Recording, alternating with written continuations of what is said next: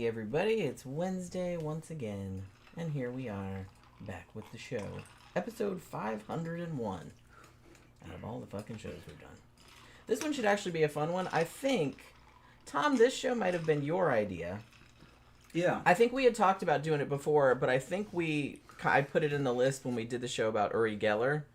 Because remember there was kind of a big thing with Uri Geller, and James Randi was on, and he got kind of blindsided because, you know, Johnny Carson and James Randi wanted to see if he could actually do psychic shit. They knew he couldn't do psychic shit and kind of wanted to trip him up a little bit. So I think that we talked about Johnny Carson a little bit then, and then Tom's like, oh, we should do a whole show about him. Because he actually is, it's really hard to overstate, especially to people who are younger, how culturally ubiquitous Johnny Carson was. Everybody knew who he was. He was a huge, huge star. And almost everybody watched The Tonight Show. And it was on for 30 years. Yeah. From 1962 to 1992. And everybody talked about it. Everybody talked about his monologues. I mean, obviously back then, you know, most people only had 3 channels or, you know, 4 if you had a local PBS or whatever. So you didn't have a lot to choose from. But I feel like he was really, I don't know if I'd say like pioneer, because there were a couple people that had done it before him. I mean, he wasn't even the first host of The Tonight Show technically. But he was definitely the one that like took it into the stratosphere and made it like culturally indelible. See, there was no social media. No. The closest thing to social media that united everybody in the nation, you couldn't unite the whole world. You could just unite the United States, was through television. Yeah. And television was fake as fuck. Nobody really listened to radio other than just music in your car. Maybe your local DJ. And they were fake as fuck too. Real stale. They were like fake fun and animal noises and just stupid shit. I think some like radio stations still do that shit. Yeah, like Morning Zoo type shit. Yeah, you look at it now and you're like, what the kind of shit is this? The closest thing to social media that kind of united everyone was The Tonight Show. And Letterman a little bit later on. But Yeah. the main one, and Johnny Carson was behind that too. But the main one, if America had an original national social media, pre-internet, it would have been The Tonight Show. Tonight Show reached across pretty much every age group too. I'd be sitting there for the summers in Mississippi. My grandma sitting on and we're watching The Tonight Show. My dad would be on this side, and we were laughing our fucking asses off. Yeah, like everybody watched thought it. the shit was funny. I watched it with my grandma too. And later on, you leave home and fucking you're trying to survive on your own in these little fucking jobs or whatever. Not so much when I was in the Army. We didn't have access to television. You didn't think about it. But at the end of the night, miserable fucking day, you could be soothed by the fucking Tonight Show. It was almost kind of like a religious mantra in a way, or like fucking McDonald's, where it was always the fucking same. And it was like everybody would be in this, it would sit there and it would just kind of lull you at the end of the night, and was kind of like settling all the issues of the day. Yeah. So you could go to sleep. Like making and jokes laugh, about whatever the news what that happened that day. Yeah. Then the guests would come on and it was all funny and it was kind of like... Yeah, and you go, oh, this bitch is on. Yeah. Oh, man, the fucking great fucking Carsoni or whatever the name was, is fucking Carnac, the great Carnac. Carnac the Magnificent. Carnac the Magnificent. Just these little skits that he would do every now and then, you know. And he'd have his friends on and fucking celebrities. And then, you know, he'd be talking to the fucking band. Fucking Ed Big Man, who was like his host. Yeah, they know each other for a long time. Yeah. They actually came onto the show together, which I'll talk about in a little bit. Ed would just be laughing. Ho, ho, ho, ho, ho. Yeah, that was like his sidekick. You could hear him, yeah, and he'd be and it was very routine in a way. Sometimes he's kind of phoning it in, but sometimes it's just off the chain. Sometimes it's really good. But it just depended on what he felt like that day, because he did that shit 5 days a week. For a while. I think until like about 1979 or 1980 when he went to 3 or 4 nights a week. Yeah. Because, I mean, it was a long show. It was like 90 minutes. I think they'd play a repeat What they would normally do, like after which we'll get into like in more detail later, but after he renegotiated his contract, I remember it being on every weeknight. It was to start in the 70s. And then like he was like, look, it's the show is like the most successful show. It was like 20% of all of the entire network's ad revenue. It was a massively successful. Like I said, most people watched it, and like he was like he didn't want to do 5 nights a week anymore. So what they would do is that they would have a guest host on Monday nights, and then Tuesday night they would do like a compilation like Best of Carson. And then he would do Wednesday, Thursday, Friday nights, like after like 1980 or something like that. Because I remember in the 80s it was on every night, weeknight of the week. But some of them were repeats, I think. Yeah, that's right.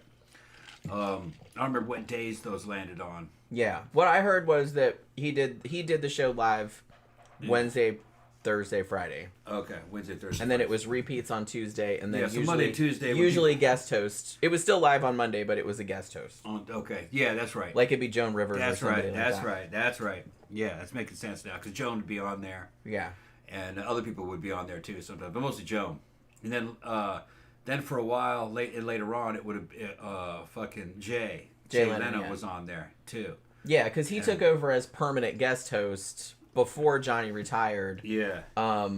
Even though I've heard like differing stuff about this, I had heard that like Johnny Carson didn't really want Leno to replace him. He liked him okay and everything like that, but he would have rather had Letterman. He actually produced David Letterman's show, like they were friends. And the executives wanted Jay Leno, so they put Jay Leno in. But then, on the other hand, I've also heard that Johnny Carson told the executives, that's y'all's decision to make. I like Letterman, but whatever. I'm not going to get involved. So I don't know which story is true. We got a super chat. Yeah, he said this is your network. It's not, Yeah. I don't know which way is true. Because I tend to not believe network executives when they tell a story like that. Because I've heard other stuff from Johnny Carson saying he really wanted Letterman and was kind of pissed that Letterman didn't get it. But I don't really know what the actual story is. What did the super chat say? Zach said in super chat, thank you very much. I think my fave old-timey talk show host is Dick Cavett. How sad is it that I know who that is? He was good too. I like Dick Cavett also. That was kind of like he was more mellow. It was slightly hipper, I feel. Yeah. Dick Cavett actually was a direct competitor, I think, with The Tonight Show. He wasn't on as long. It wasn't as culturally, everywhere like The Tonight Show was. Because I kind of feel like because The Tonight Show was so successful with Johnny Carson on it, later on, other networks obviously started doing their own versions. I think one had Joey Bishop and one had Dick Cavett. And people watched them, but they weren't as popular. Yeah, Cavett was, I remember him being more chilled out, more mellow. He was good, though, too.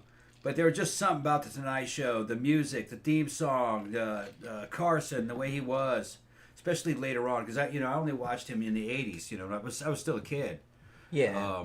And I think by the time the 90s rolled around, I think it was Jay Leno doing it in the 90s. I think Carson was over by then. Yeah, Johnny Carson retired in 1992. Yeah, 92, okay. So, and prior to that... I was in the Army during that time. And prior to that, Johnny Carson had only been doing, a couple days a week. Yeah. And so Jay Leno was doing it, every Monday night or whatever it was. So then after he retired in 1992, then Jay Leno... It was kind of like... The Tonight Show is kind of like America's version of the internet and social media for everybody.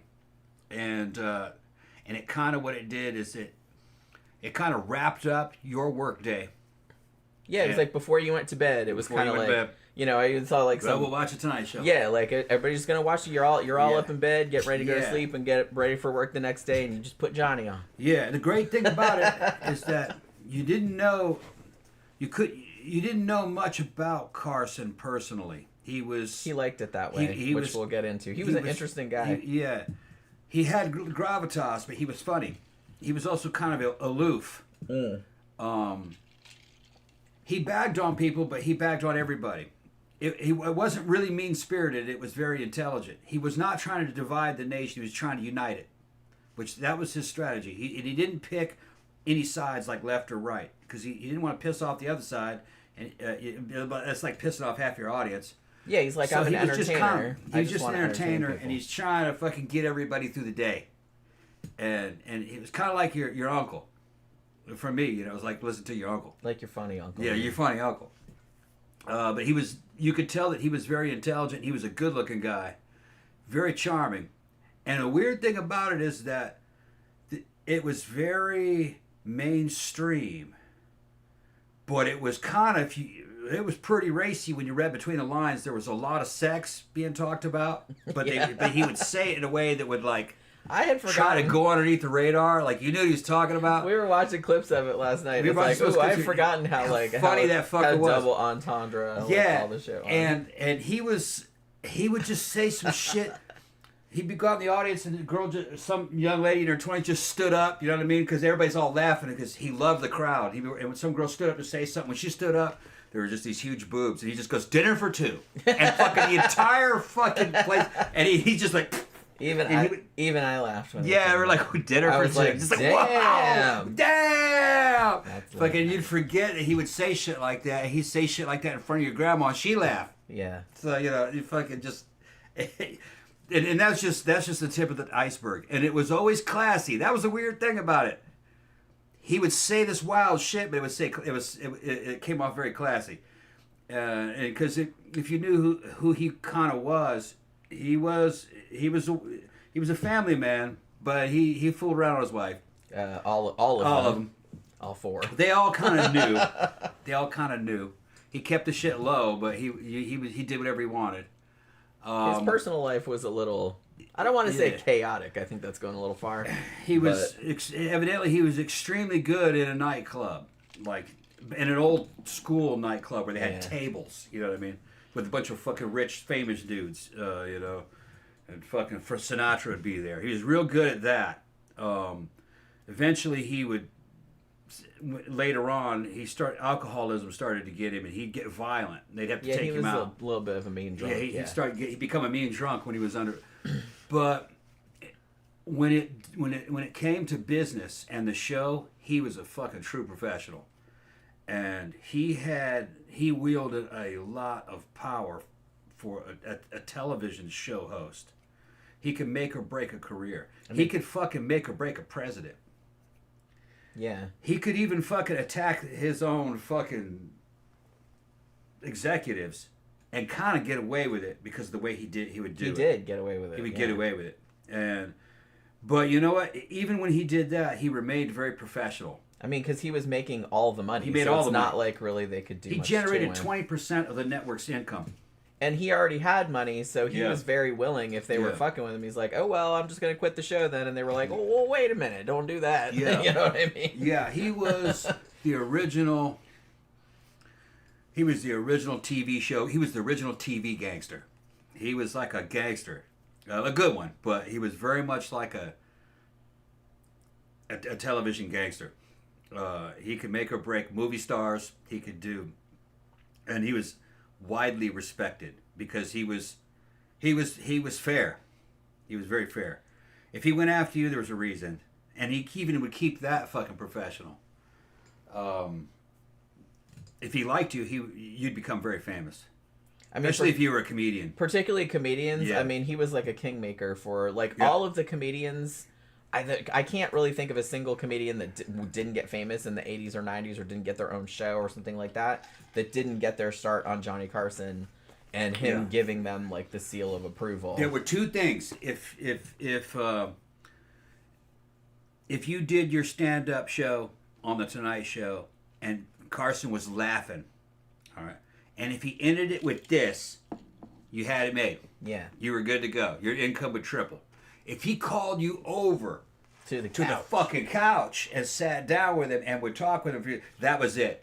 You were going to be the next fucking big hit comedian because you got called over. Now, and that was not anything official. It's just that everybody noticed that if you got this, you got Johnny to laugh. After your thing, like you're good. You know, your income tripled. If he called you over to sit down, you just hit the jackpot. You're now the top comedian.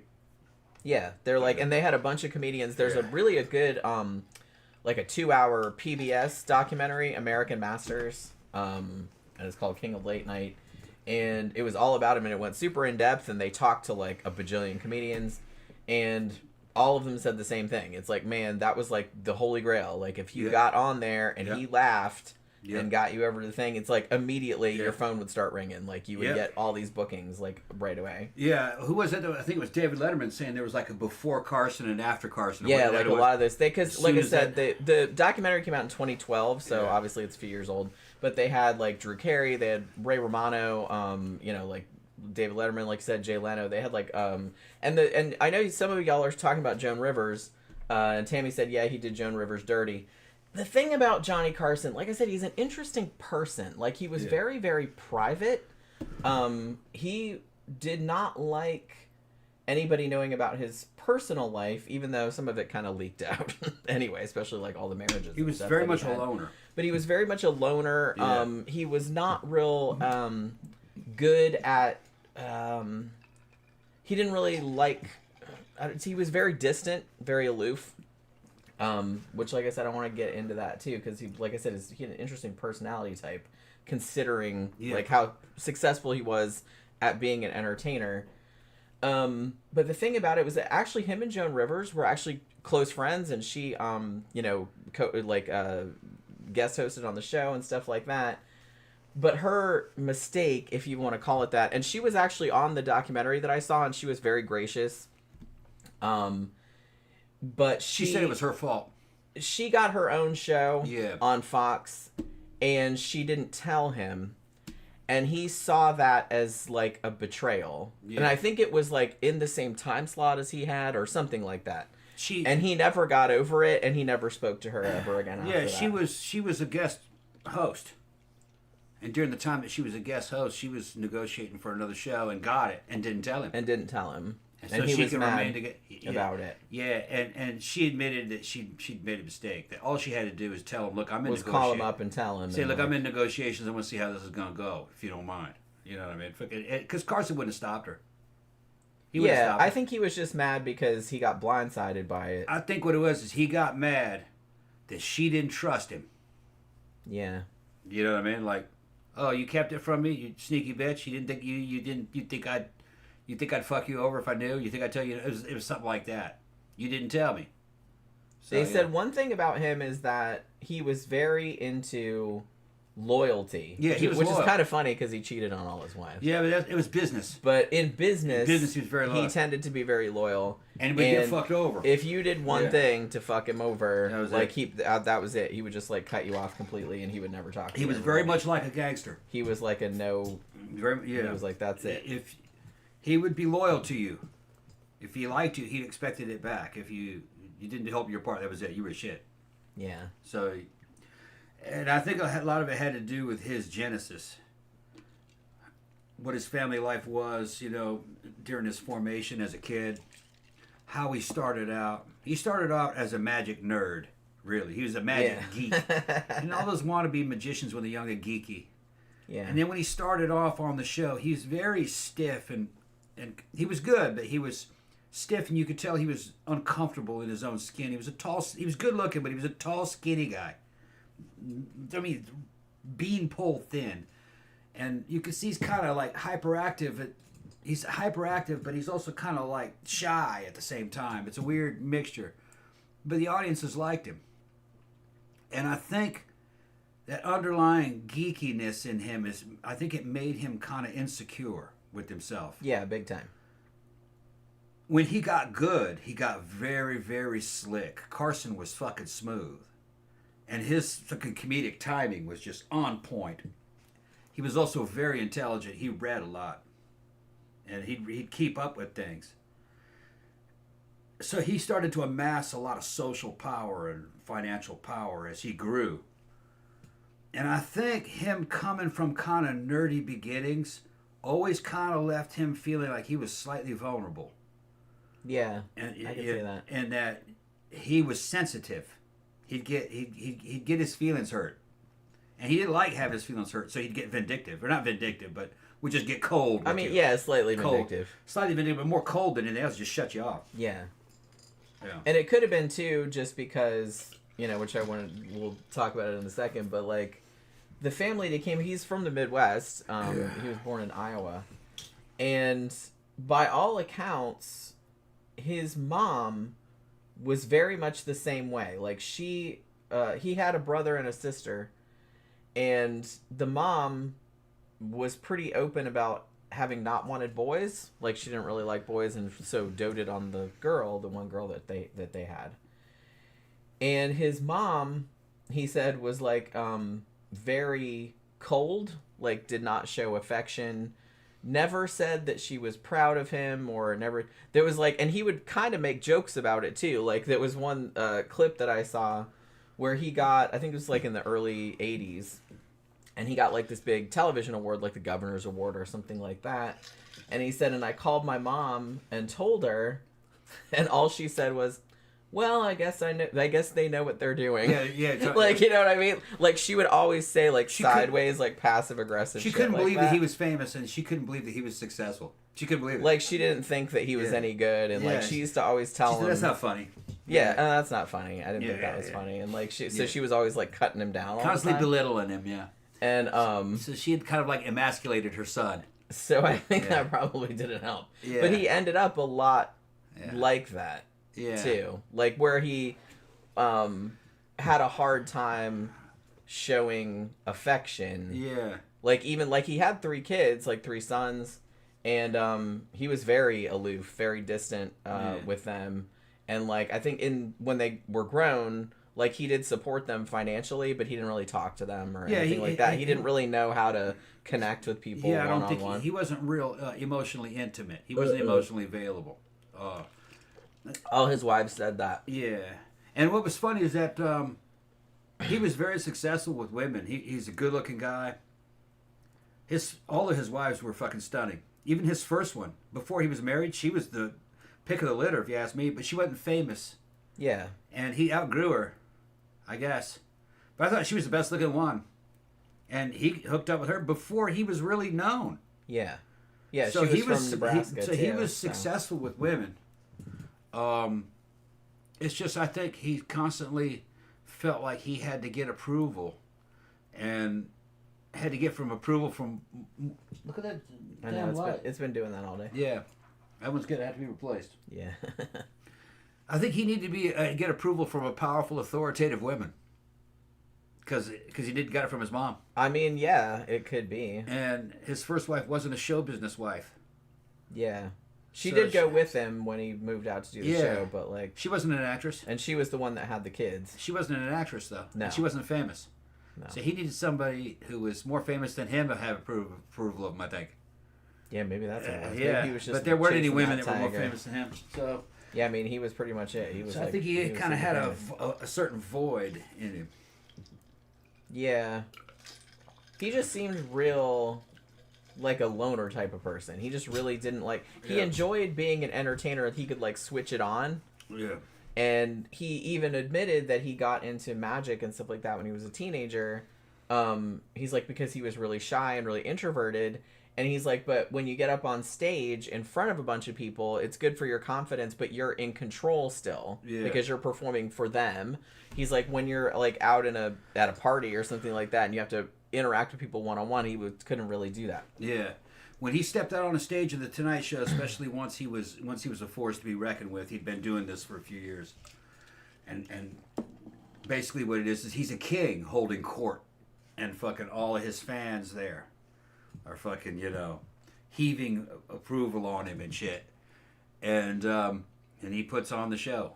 Now, he also was very, I've done live performance, and there is something to the instant gratification of live performance. That's why live streaming is so much easier for me than it is doing a recorded show. Because I can look down and see what everybody's saying. Yeah. So you know you're headed in the right direction. You know what the crowd's thinking. If it's live and you can see everybody, it's even better. Because it's something you can play on. He was addicted to that. He loved that. Now he eventually tired of it. We're going to get into that. But he could tell when a joke didn't land during his monologue. And he was a master at making his reaction to his bombing a gag. Yeah. Because really, if you go by the book, if you bomb, you're supposed to just move on. Don't acknowledge it. He would tell a joke about just that last joke bombing, and it would fucking be a hit. Yeah. It'd be even better had that joke, because his comedic skills, He was a master. He was very, very good. Now, he had his own style. It was a show host style. It wasn't a Richard Pryor. That's a totally different kind of stand-up. Yeah, he didn't really do stand-up. He was more a reaction to comedian, like a straight man more kind of thing, or like, you know, a host or skits. Yeah, he did that kind of stuff. But he was very, very good at that, and nobody got tired of him. Yeah, I mean, he was on for 30 years, Doing it for which 30 is fucking years. crazy to think about nowadays. Carson, some shows it would be kind of like, yeah, this one's okay. He kind of phoned this one in, but you were satisfied because you saw your uncle. Yeah. You know what I mean? And he wrapped up the evening. Yeah. You know, it's like even if he wasn't like on fire, even if he wasn't particular on fire, night, right? It still didn't matter. He knew how to play the gig that he had. It was always still like fun and kind of comforting to watch though. Like I said, I always used to watch it with my grandma, especially in the summertime, like when I was off of school. You know, what I mean? Because you couldn't go to school because you could stay up late. Because it was on late and it was long. I had forgotten that the show was like 90 minutes. Yeah, and it had musical guests. Yeah. Musical guests, whatever. You never knew who was going to be on there. Billy Idol could be on there. Although I think he did Letterman. I think Billy Idol did Letterman, but I don't think he did the Tonight Show. Yeah, but comedians would be on there. They'd bring on the animals. The animals were fucking hilarious, Joan man. Rivers, yeah. Animals pissing on Johnny Carson's head and shit. Yeah, that marmoset peeing on his head was pretty fucking funny. Yeah. Lizards running up and shit. His reaction to getting fucked over by a lizard, the crowd would be laughing. Yeah. And then he'd do the fucking great Carnac where he's reading the letters. Just all these fucking... That was my favorite character that he did. That was really the main one that I remember. I know he did a bunch of other ones, but... Now with social media and the internet, you know what I mean? You have everything's at your fingertips. You can see, you know, old music videos or just whatever. Easy to see anything. But back before social media, you could only see what was on that night, what was on the TV guide. The world's changed. I think it's better now. But there is something to be said about having something like the Tonight Show at the end of the night. That everybody in the whole fucking nation is watching. This is something that, say, Gen Z, they could never relate to this. They don't have anything like this. It was like a cultural anchor. Yeah. It was something that everybody did and everybody had in common to see that fucking show. Yeah, like the next day at work, it's like, man, did you see what's his name on Carson last night? That shit was so funny. Right. Or whatever. You could make a joke about what was on Carson the night before and people would laugh because they saw it too. Yeah. Everybody saw the same, which, like I said, in today's world, that's mind-blowing to think about. But, like, back then, you know, we didn't realize it at the time, I guess. But, like, back then, everything, all entertainment had, like, guardrails. Yeah. You know what I mean? There was only so many tracks that you could go onto. Yeah. Whereas now it's just fucking everywhere. All over the place, and you have no idea. Because there's 40 million streaming services and 40 million movies and 40 million this and that. And, like, people could be into literally anything in some tiny little obscure niche that you know nothing about. You're right. And there could be millions of people into that and you've never even heard of the shit, you know what I mean? Yeah. You didn't really have that as much back then. Even the confines of the show itself were certain guardrails. It had to be TV friendly, so there were words you couldn't use. There were things but you could play games with the limitations. Yeah. You couldn't say, man, them some big ass titties. You couldn't say that, but you could say, dinner for two. And the fucking whole crowd, everybody immediately knew what he meant. They knew exactly what they were talking about. Because she was not wearing a bra. She's not wearing a bra. She had big old boobs. She's probably about 25. And fucking, she's a skinny girl with big old boobs. She was not wearing a bra. Dinner for two. And fucking the entire fucking nation and she laughed. She's like, you could get away with a lot more back then because it was everything was good spirited. And if you were there in the fucking audience of the Tonight Show, you were a fan. Johnny could do whatever. Because that was like one of the hottest tickets in town. Yeah, right. They had people lined up around the block to get in that shit. Yeah, Oracle says it's hard to imagine someone being king of late night in the current era. Yeah, like I said, I think it just couldn't happen anymore just because, like I said, changed. Audiences are just so fragmented. It's not like the old days where there was only 3 or 4 channels, and so most people were watching the same shit. Everything is view on demand. Yeah. Internet, YouTube. You're not limited to fucking 4 network fucking channels, you know what I mean? Or fucking 13 broadcast channels like it was back then. Yeah, like you didn't really realize back then, but it's like, I mean, now you could literally watch anything from any era for the past century or more You could go back and or watch. listen to any music from the last century or more. Yeah. It's just kind of like... I'm sure you could probably watch any of those Tonight Show episodes. They're probably online streaming. Probably every one of them. Fun fact, Johnny Carson's estate owns the back catalog of the Tonight Show. Yeah. And all of the original masters are in a salt mine like 54 stories down, under Kansas or something like that. Yeah, keep them dry. So anytime that anybody wants to show clips of him, like they have to pay his estate. Because he had, after a time, like I said, when he got really famous, he started his own production company, Carson Productions, and he's like, look, I want control over the entire back catalog. And his estate still owns it. Is it digitized? I don't know if that... I mean, I'm sure they've digitized them. I mean, there's clips of it all over the place. Like, and even there's on YouTube, there's tons of videos like, clips of like his 10 favorite guests or his 10 most hated guests or whatever, which I have like a little bit of a list about. Because this treasure trove, man. There were so many famous people had been on that show, and just so much funny shit had happened, and it only happened once. Yeah, and they only played it once. So, you could go through that show and find all... There's some of the real classic shit, that's dug up, they'll play it again. Shit that Muhammad Ali did, But some of that shit only was shown once. Yeah. Yeah. Because he had the same guests on, like, multiple times, like, especially if he liked them. Although in one case, which I'll talk about later, actually, I think the guest that was on there the most, or one of the most times, was one that he hated the most. Which one? Can we talk about it later? Yeah, I'll tell you later. David Brown says, Wayne Newton threatened to kick Carson's behind if he did not stop his mean-spirited jokes. Yes, that is true. His what kind of jokes? Mean-spirited. They weren't mean-spirited, man. I think there was... I'll get into that a little bit later, because there was kind of like a feud between him and Wayne Newton. It didn't have anything to do with what had happened on the show. It was like some... Yeah. It was something that happened outside of the show, like about some property or something like that, and he made jokes about it, and Wayne Newton got butthurt. So there was that kind of thing. Granther says it's fun to watch clips of young comedians making their debut on his show. Bill Maher, Jim Carrey, Ron White. Yeah, it's like pretty much every comedian that's famous like got their start on there, especially like back then. Like when we were watching the documentary last night, it's like they had clips of like Robin Williams and George Carlin and Richard Pryor and like all the big comedians that had, like Ellen DeGeneres, like all the comedians that had shows and stuff like in the 80s and 90s, like that had their own show later on. They all got their start on there. Tammy said Letterman was for the cool crowd, Carson was for your mom's crowd. Yeah, I kind of feel like as time went on, because like I said, I started watching him in the 70s, like with my grandma. And Letterman, when did Letterman start? Because I feel like that was like a little bit later. Like that was 80s, right?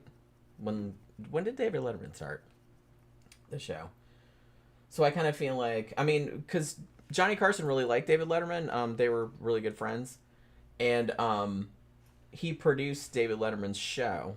And like I said, he actually wanted David Letterman to take over after he retired in the 90s. But the executives would rather have Jay Leno. Tammy thinks it's funny that I said that Johnny Carson was successful with women, and that means he was cheating on them. Yeah. Yeah. Exactly what that means. Successful with women in the sense that you can pick them up easily. You can pick them up, dude. Yeah. Yeah. And, yeah, he was extremely popular with women, and he but was like I said, good with them. He had a hard time.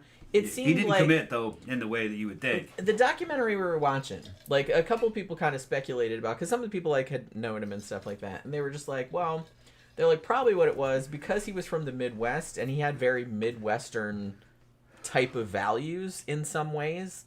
It's like he almost always felt like he should be married, but he just had a really hard time. He didn't like it, yeah. Like, with commitment. Yeah. And he really had a hard time, like, emotionally connecting with another person. Yeah. Like, it seemed like he liked having fun with women, but when it came time to have, like, an intimate relationship with a wife or something like that, like, he struggled. He, also with his kids, he was, like I said, he had 3 sons with his first wife, and, he was always real distant. Yeah, when we were studying and watching some of the source material, I was trying to put myself in his shoes and see what it was he was going. Like I said, all of his wives were stunning, you know. So it didn't have anything to do with shit. What this shit here, man, is driving me crazy. It's just I'm used to it because it's been doing that all day. Been doing that all day? Yeah. Yeah. All right. I don't know why he got married. Yeah. He would have been good as a single man. Just living the Playboy Living life. the Playboy life, because that's really what he should have been doing. That's probably what he wanted to do. Yeah, that's what he should have been doing after the divorce from the first wife. But he married again almost instantly, and I'm thinking, this dude's getting married because he thinks he has to be married. Should, yeah. Yeah, because I'd be like, I wouldn't have got married again. He already had 2 or 3 kids. He had 3 kids, yeah. He had 3. What do you need another wife for? You already have a family made. You've done your duty. You're retired now. You could just have girlfriends for the rest of your life. Because there are women that'll do that. Because you can break them off too. Retire. But like you said, it's like I kind of feel like because of where he was from, he was very Midwestern. Yeah. Like he felt, well, that's what you're supposed to do. Yeah, I and he couldn't really get past that. I was under the impression that he felt it was always the proper thing to, if you were a man, to be respected, is that you had to be married. Yeah. If not, then you weren't really like legitimate. Yeah. So I think he was doing it for social legitimacy. Now, it didn't mean that I don't think he didn't love his wives. I think he did. But he loved him in the way that a guy loved girlfriends. Yeah. You know, he loved him, but love's temporary when it's just girlfriend. Yeah, I mean. You know, and he was young. That's another thing. I looked at Carson when he was talking about retirement. He's 57. He was my age. You looked at him, man, he looked like he was 67. He looked like an old man. Age, spots. Probably all the smoking and drinking. He drank a lot, smoked a lot. And there was just something about the genetics, and you know, he did play tennis, but he didn't do any physical training. Yeah, he didn't get fat. I will give him that. Fat. But it's just kind of. I mean, he was in good shape. Yeah. But yeah, it was funny, yeah, because when they showed him, and he said he was 56, I think, when he married his 4th wife. Yeah, he was in her 33, and she was in her 30s, and and they showed him, and it's like 56. I'm like, ooh. God, I was like, he looks like an old man. Yeah. I'm like, he had age spots. That's younger than me. Wrinkles and everything. Yeah, age spots over his head's gone. He was skinny, but kind of pot-bellied, I could tell, but not real bad, but a little bit. And carried himself as an old man. Yeah. And then his 33-year-old wife looked more like, to me, like 53. Yeah. I mean, still good looking. Like a good-looking 50-year-old. Yeah. Like, she didn't look old, but she looked older than 30. Yeah. We got girls at the club that we see as kids that just turned 40. Yeah. That looked younger than her. Yeah. That you'd look at, you know. Well, we mentioned her a couple days ago. But Susan, I showed a picture of her. Susan's 40. You wouldn't know it by looking at a picture of her, though. Yeah, she still looks like about 25. She still looks like a child to me. Yeah. Yeah. And I know that, like, the older you get, like, they still look like, but she still looks very young. We have friends that are in their early 20s standing right next to her at the club, and they're the same size, same shape, same clothes, same face. You would not know that one's 40 and that one's 25. You would know that one was twice as old as the other one. You wouldn't know.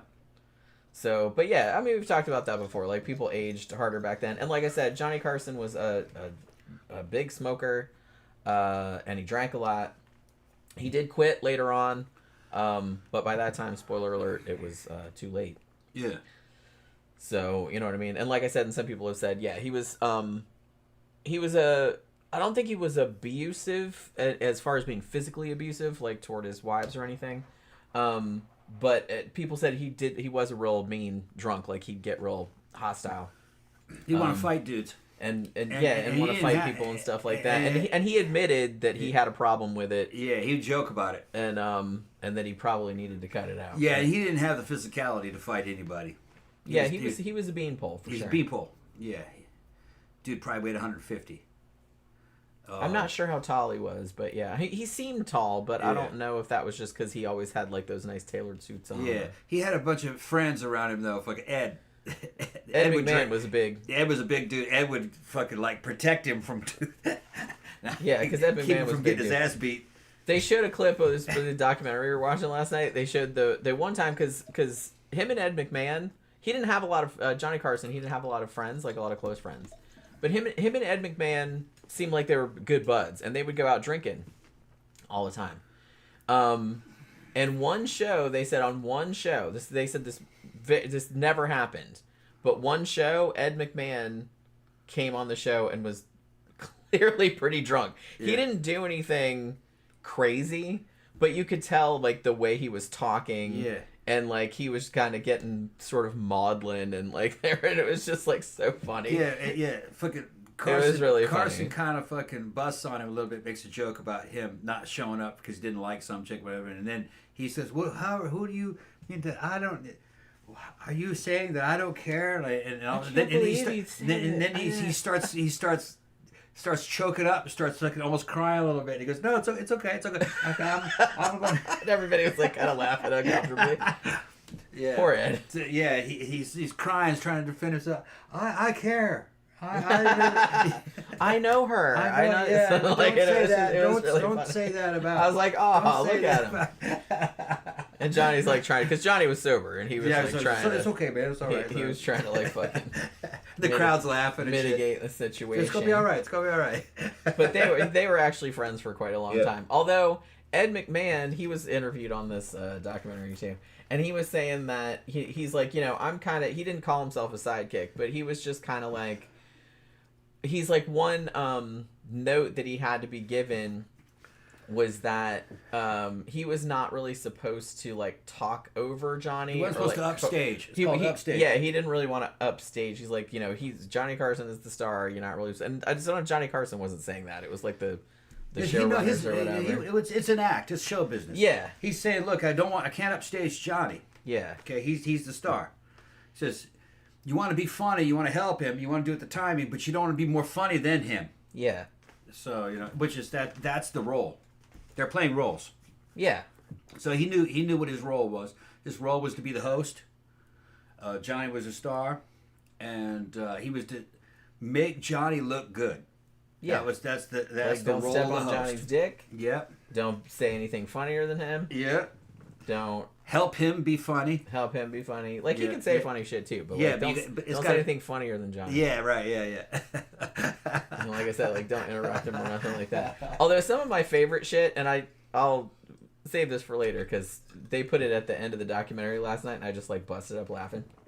It was one of the Carnac, the Magnificent clips, and I loved it so much because they said it, and they write jokes and shit like that ahead of time, so I don't know if they're just hearing it for the first time or if they'd heard it or whatever.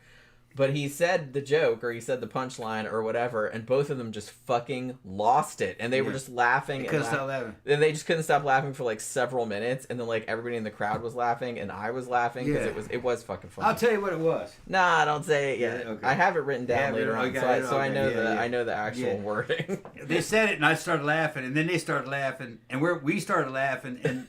Because they kept laughing. They couldn't stop. Yeah. But they were trying to keep going, and they couldn't stop laughing. It was a good one. It was really funny. And what was funny is that it was a clean joke.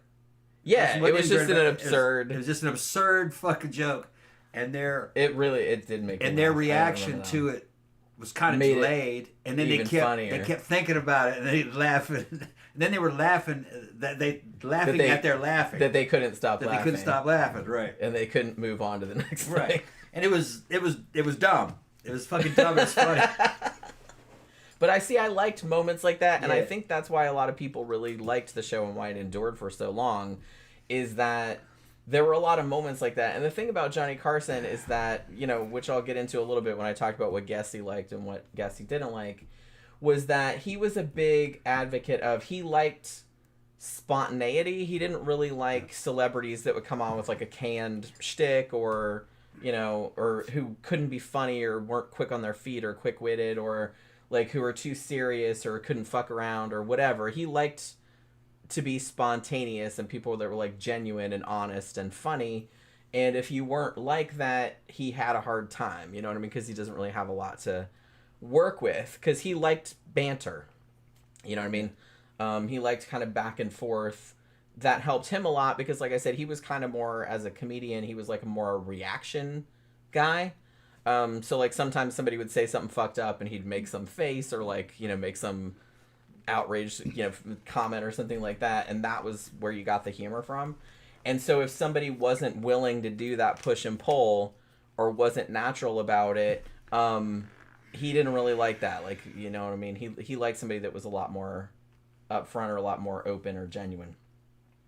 So if you came on there, like I said, with just some canned spiel or jokes that you wrote beforehand or something like that, like when you were being interviewed, I'm not talking about if you were doing like the stand-up or whatever, but he didn't really like that because he felt like you were like fake, and he didn't really like that because he couldn't really. Dave Brown said that booze and cigarettes age you pretty hard. They do, yeah. The thing is that I didn't drink as much as these dudes, but I smoked for 20 years. You did. I started when I was about, I don't know, probably started when I was 16 or 17, and stopped it when I was about what, maybe so more than 20 years. I must have been about 40. Yeah, I thought it was longer than that because you quit. Probably what, like 10 years ago, 12 years ago, more than something that. like that. It's maybe 12 years 13 ago. years maybe. Something like that. You quit. And I was able to quit because of vaping. Yeah. Vaping got me off cigarettes. The day I started vaping is the day I stopped smoking. Man, I couldn't believe it. And I couldn't. That was the best thing I ever done in my life, is to fucking start vaping. And eventually, I just started to vape with zero nicotine. Yeah, just work the nicotine. Just work it down. I was just vaping near it. I'd be fucking blowing big old fucking clouds and shit. I was making my own mechanical mods and fucking regulated mods and Yeah, fucking we used to doing vape on the show, coils. if you guys remember. And I could just make a big old fucking. I loved it. And I think the reason why I liked smoking was just to have oral fixation and something fidgety with your hands, and just, I think it was just part of your. So you feel like you're doing something when yeah. you're just sitting there. Yeah, and eventually though it just became inconvenient to carry all that stuff around. So I'll leave it at the house, and then it just slowly. And then you just didn't notice it anymore. Didn't I had notice the same thing. Yeah, sometimes I see other people vaping, and I'll take a hit and I'll cough. Yeah. And I'll go like, I wouldn't mind having a vape every now and then, just zero nicotine vape. But then I forget about it. So why do it if you don't think about it much, But quitting smoking was fucking key, man. Yeah. I mean, that's one good thing is, like, people really don't smoke like they used to at all. And that's a good thing. I mean, everybody knows how shitty it is for you. But I think that was one thing that contributed a lot to, like, how much older people look back then. Because, man, people used to smoke like fucking chimneys. And you couldn't, everywhere you went, people were allowed to smoke. They could smoke in hospitals and airplanes and shit like that. Like, everything was covered with a film of yellow tar. It was fucking disgusting. And we drink 3 times a week, but I don't think it's anywhere near the amount that these guys drink. It's nowhere near the amount that would say, like, British people drink. I feel like we drink a lot for Americans. No. Well, modern Americans. Yeah. But I think as far as Americans in the past and maybe Europeans today, I don't think we drink as much. We go to the club, we'll have about 6-7 drinks each. They're pretty strong. Like once a week, yeah. Yeah, that's once a week. Then when we're here, we'll drink on the show, but we usually only have a couple. Yeah, and you can see we're not fucking we're not staggering out of here at the end of the show or anything. No, like sometimes we'll get like a we're little pretty bit kind of inebriated, but it's not not that fucking crazy. I think these guys just drink a fucking. And honestly, even at the club, we never get so hammered that we're like barfing or falling or anything like that. We're still coherent and walking around. And I can drive. Stuff. There's been a couple times when she'd fucking slap me and shit. Wake up! And I'm like, oh, yeah. Because I'll start to fucking kind of. Thankfully, there's nobody on the road at that time. Yeah. But like, and we're on country roads. You know what I mean? But considering how much people used to drink, even though I think I probably drink a lot, but I don't think I drink as much as people used to. Yeah. And when I was in the UK in the 90s and the 2000s, I didn't drink as much as that. Because those people drank every day. Like, even they'd get up and drink. I was like, Jesus Christ, I can't do that. Yeah, but to see Carson at 56, and I'm just like going, whoa. Yeah, he looked like an old man. Yeah. Like, he didn't look like a 90 or anything like that, but he looked like he was in his 60s easily. Easily. 70s maybe. Yeah, he looked like a very well-preserved, maybe like 70, 71. Yeah. He'd be like a good-looking 70-year-old guy. Yeah. But if you'd say, well, he's 70 there, he goes, oh, yeah, he's doing pretty good. Yeah, I wouldn't have batted an eye. I would have batted an eye. Yeah, he's doing good, though. Yeah.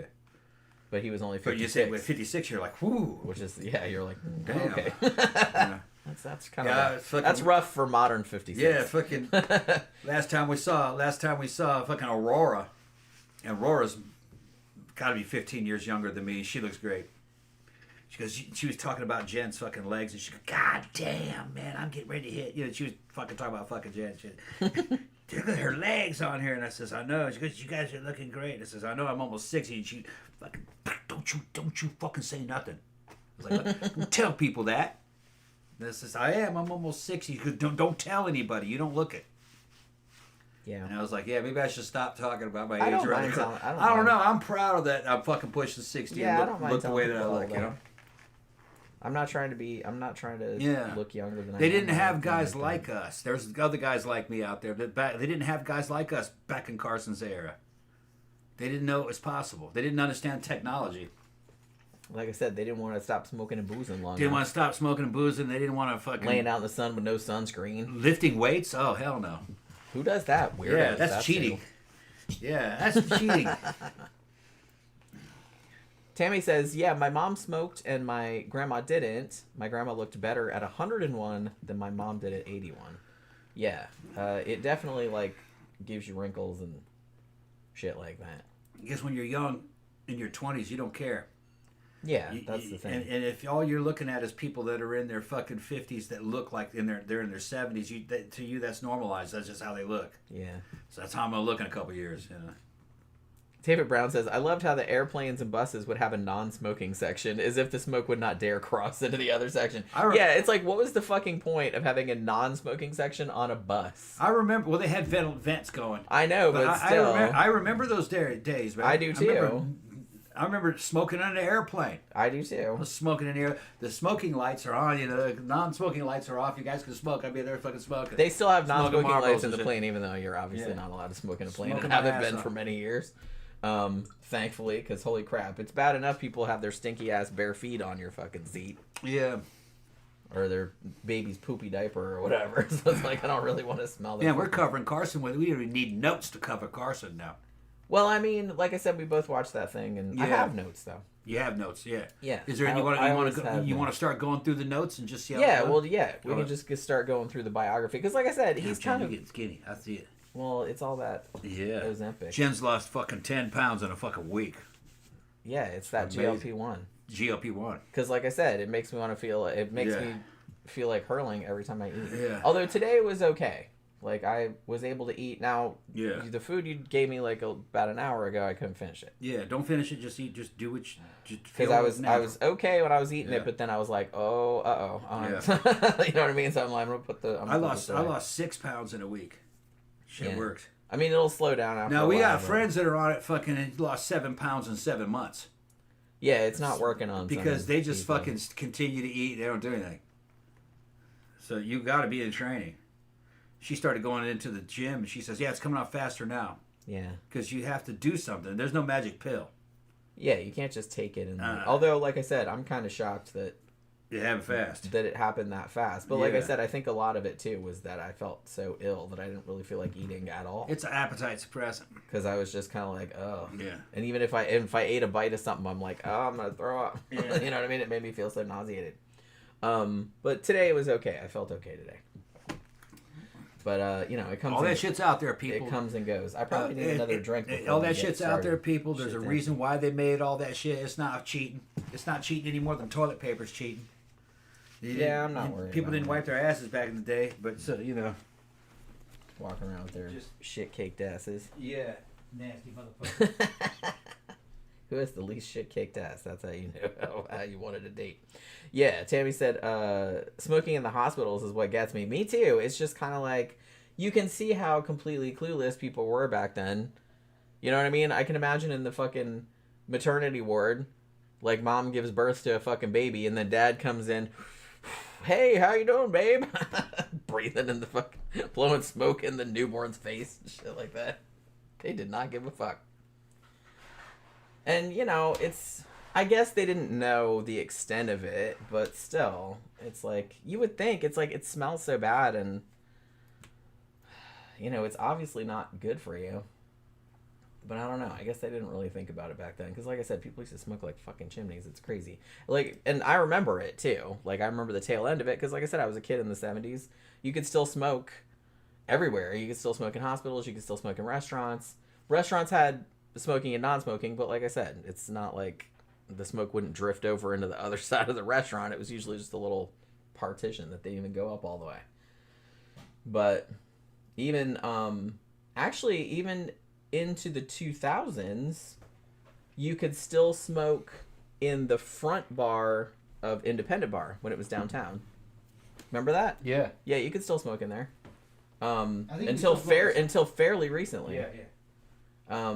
But then finally they phased it out. And I don't think you can smoke inside anywhere anymore. Maybe a bar here and there, but not usually. Yeah, Oracle says, yeah, back when I worked in a hospital, they had just declared it a non-smoking facility, and this was a long time ago. Yeah, it's... Like I said, the only thing I can remember recently where you could still smoke was the front bar of iBar. You could only smoke in the front bar. You couldn't smoke in the back where the club part was. I can understand getting rid of smoking. I don't understand why vaping. Why people worried about vape? There was nothing in that vape, just glycerin. Yeah. Glycerin mist. It's harmless. And they were treating that like that's some kind of deadly fucking... No. Nothing's being burned. It's the same as a fog machine in a nightclub. It's that exact same thing. If you're not going to cry about a fog machine... If you're not going to cry about the fog machine, then why are you crying about shit. that? It's that same fucking thing. Like I said, whether it's good for the person doing it is another issue, but it's not really... It's not doing anything to anybody. It's nowhere near as bad as smoking. No. Nowhere near. And some of them actually smell quite delightful.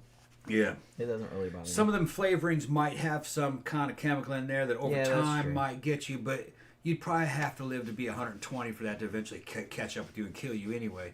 Yeah. They had one that was like the flavorings that kind of smelled like butter or popcorn type flavors. That there was something there that might do something to your lungs, but none of that shit was ever fucking proven.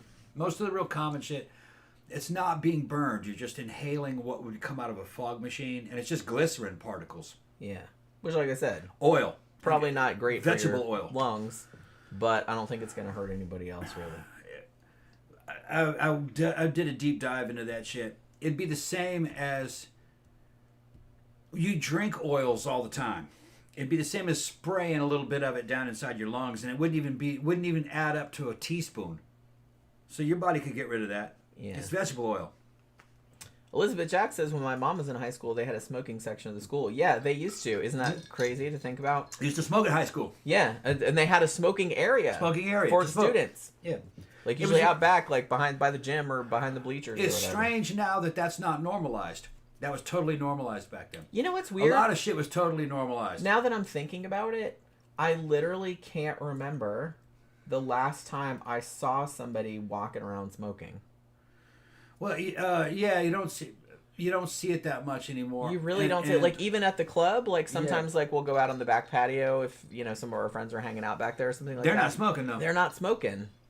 They're just going out there to talk because it's quieter or whatever. You might have or to somebody get vaping. some fresh air. You might have somebody vaping. Yeah, every now and then somebody's vaping, but it's like I don't remember the last time I saw somebody smoking a cigarette. Yeah, the people that I really don't. People that vape, most of them are doing fucking mods, drip mods, and fucking they're not mechanical mods. I have mechanical mods. Those things would blow up on you. Be careful with those. But regulated mechanical mods tasted good though. Yeah, shit tastes good. They did taste good. Some of the flavors. Yeah, but those. I wouldn't mind setting up another set and getting another rig every now and then. I bet you they're a lot cheaper than they used to be. But then they got to worry about getting a fucking vape juice. They wanted a lot for that. So I was making my own. Yeah, it's not a cheap habit. It's not a cheap habit. It's cheaper than cigarettes, but it's still not cheap. But it's still not cheap, yeah. Especially if you want the good shit. Some of the best vape juice I ever tasted wasn't even ours. It was like a friend of ours. Yeah. Who had it. He had it at iBar. And it was this... I don't remember what the name of it was. He told me, like, what brand it was. But it was kind of a fancier... like expensive kind of blend, designer, and it tasted exactly like Thai coconut soup. That's what it was. Exactly. It was Thai coconut soup. This shit was. It was like super savory. I'm like, holy crap! It was just like it was just like in Willy Wonka and the Chocolate Factory where she had the gum that was like the 3-course meal. It was like that. I was just kind of like, holy fucking shit! It tastes just like soup. And for like 20 milliliters of the shit, which would last me about a week, they wanted like $50. Yeah, it's like $50. It was expensive. And you don't know what was it because I wanted some of that, but I was like, I looked up how much it was, and I was like, okay, I don't want it that bad. And you could get it with any nicotine concentration you wanted. At that time I was using 0. Yeah. Yeah, it doesn't have to have nicotine in it. It doesn't have to have nicotine. We started out with a small amount of nicotine to wean off cigarettes, and then you just zero. It actually tasted better without any nicotine in it. It did, yeah. All right, so you want to get started on? So now that we've kind of done, we've covered some of the stuff. Yeah, but I think we've given a good overview. We'll get into the notes and everything like that. So, like I said, Johnny Carson, which actually is his real name. He was John William Carson. That was his name. He was born in 1925. He was actually born in Corning, Iowa. Now, is this the Corning that was like Corningware, like where that was invented, or was that a different Corning? I thought that was in Vermont or something. I don't remember. But that's where he's from. But he only lived in Iowa until he was about 8 years old. And then he moved to Nebraska, like with his family. Like I said, he had an older sister and a younger brother. The younger brother, Dick Carson, also went into television. He was a producer. And I think he actually produced like the Merv Griffin Show and some other things like that. But he obviously wasn't as famous as Johnny Carson, but he was in the similar line of work, interestingly enough. So, as we mentioned, the family dynamic was, like, I guess, like the stereotypical Midwestern family. If you're not from the United States, a lot of the Midwest was settled back in the old days by German and Scandinavian immigrants. And they tended to be, or they had a reputation for being, very stoic and, like, not comfortable with showing any emotion type of thing. There's even, like, isn't there, like, a long joke about, like, from Minnesota or something like that, where it's, like, some farmer saying it's, like, he loved his wife so much he almost thought about telling her or something like that. And, like, it's funny there because they're like, yep, that's us. You know what I mean? I lived in Michigan for a while with grandparents. We went to high school together. Went, fucking Trenton High in Trenton, Michigan. And I had a lot of friends in Michigan. But Michigan it's part of the Midwest, and just it's a similar culture throughout the entire Midwest. He'll tell you the same as I'll tell you, fucking. And it's not a slight on them. They tend to be kind of boring and reserved. Yeah, reserved. That's a good way of reserved and boring. They tend to be very collectivist. I think it's because they tend to be from like unions and the union culture probably not around anymore because all the big business is gone. But you could tell they're kind of like German and Scandinavian. They have that fucking kind of collectivist, non-individualist kind of sameness to a lot of them. Now, like I said, that's a stereotype, It is, obviously not everybody's like that. It's a super stereotype. Fucking, he wasn't like that. I wasn't like that. Steve was definitely not like that, but we were kind of the rogues. There was a generic motherfucker there. Very much so. Well, there's a generic motherfucker in all the regions. Yeah. It's just that the generic white motherfucker in fucking what you call it in the Midwest he's just a certain kind of dude. Just loves sports. Fucking big into fucking Bob Seger. This is the generation we were in the day. They were just kind of like I don't know. Gramthers could probably explain it better. Gramthers says, in the Midwest, we epitomize being a normie. A normie. That's just how we roll. Extreme normie. I think for me, I'm not from the Midwest, and I've never been there. Yeah. I think one of the things I find funniest, and why I'm such a big fan of Mystery Science Theater, who are almost all from Minnesota, is that they're very aware of these stereotypes and like to make fun of them. And like sometimes they do like little skits. Yeah. Like kind of poking fun at the stereotypes, like about these stoic, emotionless Midwesterners, and they always like crack me up because even though I've never been there, like everybody knows the stereotype, so it's like kind of funny to me. Like they'll do some crazy shit, and then one of them will be like a Midwesterner going, "Well, that's different." Yeah, you know what I mean? Like shit like that. So it's like I don't know why like I relate so hard to like a very specifically Midwestern comedy show, but they do like do a lot of Midwestern kind of shit like in there. Gramthers called it the epitome of normie. They're very much. And if because we did kind of alternative shit. There's a real good goth scene there, a good industrial scene up in Detroit. you stand out even more there. Yeah. Because you're even more alien to the fucking normie way of life. You know what I mean? Fucking square pizza. Fucking just square pizza. All pizza's watching good. the Lions. I don't care. Fucking what shape just it just all pizza's good, but Michigan pizza is just kind of it's a thick crust pizza with a light airy crust. It's just there. I like Michigan pizza though. I like all pizza. Like I Yeah, said. yeah.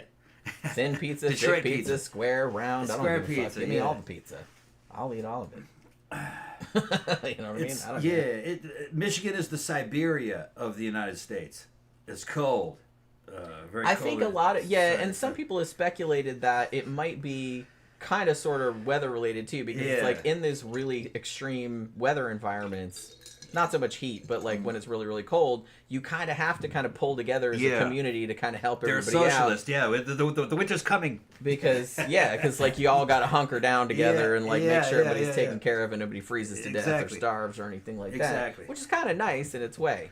But like I said, they tend to be Midwesterners tend to be nice people, but there's like kind of traditional, and I don't know if this is true. Like I said, because I've never been there, but there is a thing called Minnesota nice, where it's like kind of passive aggressive. Midwesterners tend to also be kind of passive aggressive. Because they don't want to outright call you out, like, hey, you're being a dick, because they're not, you know, on the East Coast, I feel like New York, stuff like that, they're very blunt. Like, if you're pissing them off, they're going to tell you, hey, you're pissing me off, you're being an asshole. Whereas in the Midwest, they don't want to do that. So they, you know, they want to still be polite, but they still want to let you know that you're doing something that displeases them, so they tend to be very passive aggressive. Michigan, high school there, the white girls were very white, very Scandinavian, very Czechoslovakian. There's a lot of Czech influence in them, Slavic nature to them, and very normie. If you were an outgoing personality, fucking Krabs doesn't tell you, bro. Fucking the crowd that we ran with, if you're an outgoing personality, you could run the field on them because you were different, and they love entertainment because it's kind of boring there. So people are the source of entertainment, which that's kind of the way it should be, though. Just before the internet, you know what I mean. And if you could entertain, you had a good time, you ride around in cars and do shit. We had a lot of fun in Michigan. We had a lot of fun there. It's a different battlefield. The war is different there. The way you play it is very different, especially back in the 80s. But still got friends there, though. It probably hasn't changed that much. You know, culture's changed kind of slowly. Internet probably changed a lot of it, though. Well, yeah. You know, I think it changed everywhere. Even the South is very different because of social media. Because everybody has access to ideas, foreign ideas. Outside of Mississippi is fucking foreign. What are we talking about? But, David Brown says, go to Oklahoma sometime. I was engaged to a woman from Oklahoma in the early 90s. They do not like anything unlike themselves. Exactly. Yeah. Well, the South and Oklahoma is extremely South, all right? That's like Mississippi, all right, and Alabama, Oklahoma, parts of Louisiana, Tennessee. Our culture here is, the baseline is xenophobia. They're extremely xenophobic. Doesn't mean that they won't like you. Doesn't mean they're not hostile. You can make friends with them. It's just that, it's what do you call it? It's ethnocentric and xenophobic. Yeah. Especially my father's generation and my grandparents' generation. Oh, yeah. Oh, big time. Fuck. My grandparents were, yeah. Yankees were hated. They were absolutely the enemy. Yeah, they still were rabbiting on it. Oh, yeah. And my dad's generation was a little softer about that. Yankees weren't the enemy. They were just kind of inferior. They just didn't understand that. But no, anything that wasn't Southerner was an enemy, basically, kind of. It's really weird because, like I said, my dad's side of the family was super, super Southern. Yeah. And then my mom's side of the family she was from Baltimore. They were from, like, the Baltimore, D.C. area. So, nowhere, like, really a super, super regional personality. And, like, so I feel like I didn't really get any regional thing in particular. I do have some Southern isms because... we all have them. Because I spent a lot of time with my Southern grandparents. Yeah. But I didn't get a lot of the shit that they had going on. I've lived in several different countries, and I've lived in different regions of the United States. And actually grew up a lot of times, half the time, in California. Jenny's very southern. She just doesn't realize it. If she were to I know. If she were to go to Massachusetts, she'd realize how different people from Massachusetts are. They're a lot less friendly. But the thing is that Jen would probably be very popular there. And it's because I don't think I'm particularly friendly either. Not in the sense of like just going up to random ass strangers and stuff. I'm actually very introverted. You don't openly insult people you don't know. No. Yeah, they do in because I'm a nice Boston. person. Right. That's not the situation in Boston. I don't really talk about people behind their back either, unless they really did something to piss me off. I did well in Boston because I was open minded, and I was in the goth scene. And I made friends with people, they're very cold and snotty in Boston. It's just a very different culture. It's something more like some weird snotty place in Europe or something. It's kind of like that. Like I said, I always vibed more with New Yorkers because I like New Yorkers. Because they're very blunt. I mean, you know where you stand, and I like that. Like I said, I like honesty. Yeah. You know what I mean? I don't like people being like catty or passive aggressive or anything. They're not like backstabby. No. New Yorkers, if they don't like you, you know they don't like you. They know. You know where you stand. A lot of our northern friends here that we have here in Michigan are from New York. Imani, Little Swole, they're all New Yorkers. And man, they love the South. They fit in with the South very well because the South is like that. I can go to New York and just, they're not scared of you. They're in our culture. They're not scared of you. You can talk to them, and it's eye to eye, face to face, man to man. You know, they're honest with you. They're not backstabby, catty, bitchy. You know, which I really don't like anybody like. That's kind of more like what you had in Boston. I didn't like that. I don't like catty anything. Oh yeah, they're like that. But no, New Yorkers are kind of like honorary Southerners to me. Okay, they're tougher. I like that. Anyway, we ought to just go ahead and move on with the show. But you were just talking about the regional differences. Yeah, and and I kind of feel like him being from Johnny Carson being from the Midwest and coming from a very Midwestern family, I feel like that maybe explains some of the shit that he had later on. Because like I said, it was very common that there was really no affection in the family. Like obviously it wasn't universally true across the board, but it's a stereotype for a reason. Like they just were not comfortable showing affection.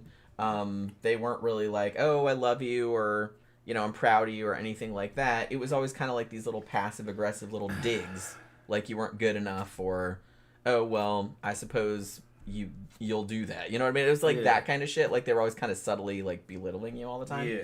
And I feel like from everything that I read about his mom, that she was kind of like that. Now, he did love his mom, but he had a complicated relationship with her. Because, like I said, he wanted to, from a young age, he knew he wanted to be an entertainer. And she kind of always low-key, maybe not even, like sometimes she kind of just told him outright, that she didn't think he was funny enough or she didn't think he was good enough to do that. And the weird thing is that even later, when he got like super famous and like everybody in the United States like knew who he was, it still seemed like she was always trying to undercut. Like it still wasn't good enough. But the weird thing about it is they said, like, and they said this on the documentary, they said after she died, in her personal effects, they found this big box, and in this box was like all of these newspaper clippings and cutouts of like everything he'd ever done and everything he'd ever won. So it was like, it seemed like she was proud of him, but like she didn't want him to get a big head, or I don't know what her reasoning was. Like, so she kept all this stuff. She wanted to reverse herself, is what it was. But she would just keep like picking at him all the time. Johnny kept that fucking box of all of his newspaper clippings that his mama collected. He kept that in his closet until he died. Yeah, and I think that was this. He knew that his mom cared about him. Yeah. And was proud of the things that he had done. It's kind of messed up that it's like you only figured that out like after she died. Yeah. Like, that's kind of messed up. Well, I think she didn't want to reverse herself in front of him. Yeah. You know what I'm talking about? She said, well, boys are not getting good. They're, fuck them. You're not that funny. So she kind of belittling them a little bit. But she was proud I mean, of that really wears on your fucking shit after a while. I don't think she realized what effect it was having on him. I actually think that she thought that he didn't care. Yeah. Well, yeah, I could see that. I think it was kind of a... Because like I said, that was a very cultural, like a Midwestern culture thing where it's just kind of like... I think she was insecure. I think she felt that women were kind of like downtrodden, and that she was kind of like I don't want to say like a feminist, but kind of like a feminist. That boys are bad because they're always picking on the girls. Oh, fuck those. She thought they were dirty. She thought they were... Well, of course. Well... Dirty and loud. In Islam, girls messy. are dirty. In Islam, girls are and they dirty. were too much trouble. Dirty like, that's whores always flashing their pussies. I think she meant literally dirty. That too. Like rolling around in the mud. It's sexism. Like having to wash their clothes and stuff. It's sexism. It's misandry. Just like, saying that about women, that's misogyny. Fucking these dudes, women are dirty, let's cut their clits off. They're dirty fucking sluts, It's that, they're attacking us, men of purity, with those fucking legs and that booty. We have to protect ourselves from their aggression. You know what I mean? It's the same backwards ass thinking. So yeah, it is the same. Yeah, it's backwards ass thinking. She was not approving of boys, but she did approve. She just didn't want him to know. She just didn't want him to know about it. Yeah. Now Oracle makes an interesting point. She says every Midwesterner has at least a touch of farmer in them, and farmers are very superstitious because they're at the mercy of forces greater than mortal men. So you don't want to be too happy or too proud about anything because God may punish you for it. That was something that's a good way of looking at it. That's a Scandinavian thing, though. Yeah, that's a Scandinavian thing. Of where anything that good, I think it might have something to do with Presbyterianism or some kind of weird. Where anything that good comes your way is an omen of bad because you'll have to pay for it.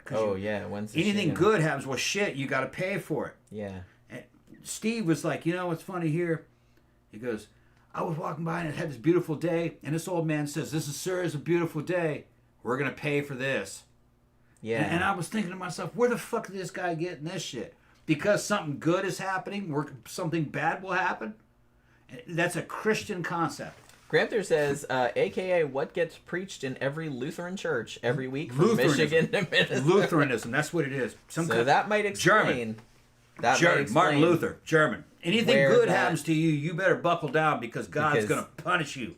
It's like, hey, here's a little good thing, now bam! That's probably why the BDSM scene was so popular in fucking Detroit in the goth scene. That would explain a lot. Oh, yeah, you like sex? Well, you're going to have to pay for that. Yeah, that's probably... Have some pain. Here's some pain for that pleasure. Yeah, so that's just... I get it now that you explain it. Like I said, I am not religious. That's I was not raised religious. Yeah. But when it's explained to me in that contest, I understand what I don't have that mindset, so it's kind of seems weird to me at first. The South is more Celtic. It's more Scots Irish. The Ulster Scots, and it's more like it's barbarism, basically. Like something out of Conan. The author of Conan was the fucking same thing, Southerner. Life is now. We live now. If it's good, it's good. Enjoy it while you got it now. Because it might get sucky. Because it might get sucky, and that's but that doesn't have anything to do with it. Not because it was good later. It was random. It was just random. It's random. Which is actually closer to what actually happens. Right, yeah. And then you better be ready to fight because they hate you. They want you dead. Don't trust anybody. Don't trust any authority. Only your kin. Your kin and your clan. That's what it is. Well, like I said, I'm more of like, I'm not particularly superstitious either, because like I said, I wasn't raised religious, but I'm kind of more of like a realistic, random ass motherfucker. It's like if something's good, I'm gonna enjoy it. You know what I mean? It doesn't necessarily mean something bad's gonna happen later on, to balance it out. Yeah. That's not a thing. What I was gonna say earlier is I said that Jen would probably do well in a place like Boston. I did well in Boston, being Southern. I kind of let everybody know that I wasn't. They could probably.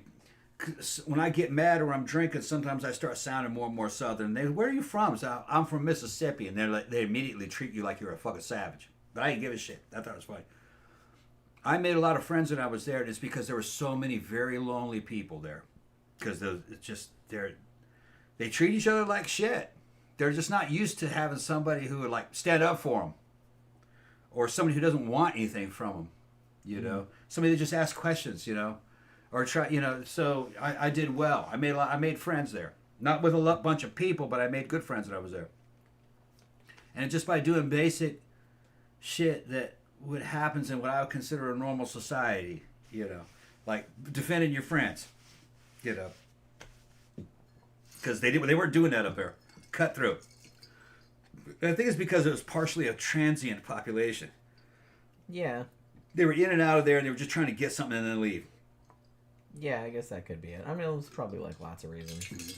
Because I mean, nowhere's more transient than Florida. But like I said, down here you don't really get. There's not really a. I mean, yeah, there's Florida man memes and stuff like that. The atmosphere here is. But the thing about it is that it's a lot more chaotic down here because just people are from everywhere. Like you don't really meet a lot of people that are native Floridians. The atmosphere is much more positive here than it is in Massachusetts. Though it never gets cold, so you never really snowed in. Everything looks like a party. It kind of is a party, the way it's painted up. Everything looks very nice. It's very upbeat. People tend to be in a good mood here. It's upbeat. So I think it's... You can come here and the good times are kind of a little bit contagious. Yeah, except for the heat, which in the summer everyone's just kind of like, I'm gonna go. Well, you still have a good time though. I'm gonna go hibernate. It's so much worse in the winter though. The winter's just. Oh, I don't want to discuss it. Jen loves cold weather. I grew up in that shit. And it's very depressing in some ways. See, I don't find it depressing. I find hot sunny weather depressing. No, I know it's just me and I'm a weirdo, but like you know, you haven't had enough of it. The winter gets depressing after a while. Yeah, but like I said, it's like, and I don't mind. You can't go anywhere. You can't do anything. I don't mind. Well, I don't usually go anywhere or do anything anyway. Like, you know what I mean? No, we go to the club in the summer. I know, but like you know, that's only like once a week. You know what I mean? So it's not like I have to go. Well, it's just you're working. It's not because, but it's still nice outside. Yeah. It's not dark all the time. Yeah. Move your ass up to fucking Norway and shit, where it's dark half the year or whatever. No, it's not. That's not even Norway. I think it wouldn't even bother me. It'll get to you. I don't think it would bother me. What country is that where it's dark half the time? Well, anywhere in the Arctic Circle. Anywhere in the Arctic Circle, yeah. All right, so let's go, because look, I'm only there. Yeah. We did a good Carson show, though. This is good. Let's go talk more about Carson. Yeah, okay. Good. Because he's only 12 years old at this point. He's only 12 years old at this point? Well, like I said, we don't have to go into like every super thing, and we covered some of the stuff already. But so when he was about, like I said, he always knew he wanted to be an entertainer of some type. And he said that it was just because he was shy and he wasn't really good around people. He was really introverted. And so it was kind of a way to boost confidence, but also have control over the situation. Because if you're performing for somebody, then, you know, they're out there, you're up here, and you can control the situation. You don't have to, like, interact with them, like, one-on-one. You know what I mean? So he tended to like that better. Now, the first thing that he got into was magic. That was actually, like, his first love. He had a book on magic when he was about 12 years old, and he got a magician's kit. And his mom did actually, like, buy him, like, one of those, you know, one of those green cloths that you put over the table that you do the cards out on and stuff like that. Yeah. She did buy him one of those. So, like I said, she was low-key supportive, I guess, but she was always kind of, like, trying to cut him down at the same time. But he loved doing magic tricks and would do it, like, for everybody, like his friends and family and stuff like that. And his mom did make him a cape also, so I will say that. So he actually had his first official, I guess, performance as a magician. He called himself the Great Carson. This was when he was 14 years old. And he did a little magic show at the Kiwanis Club.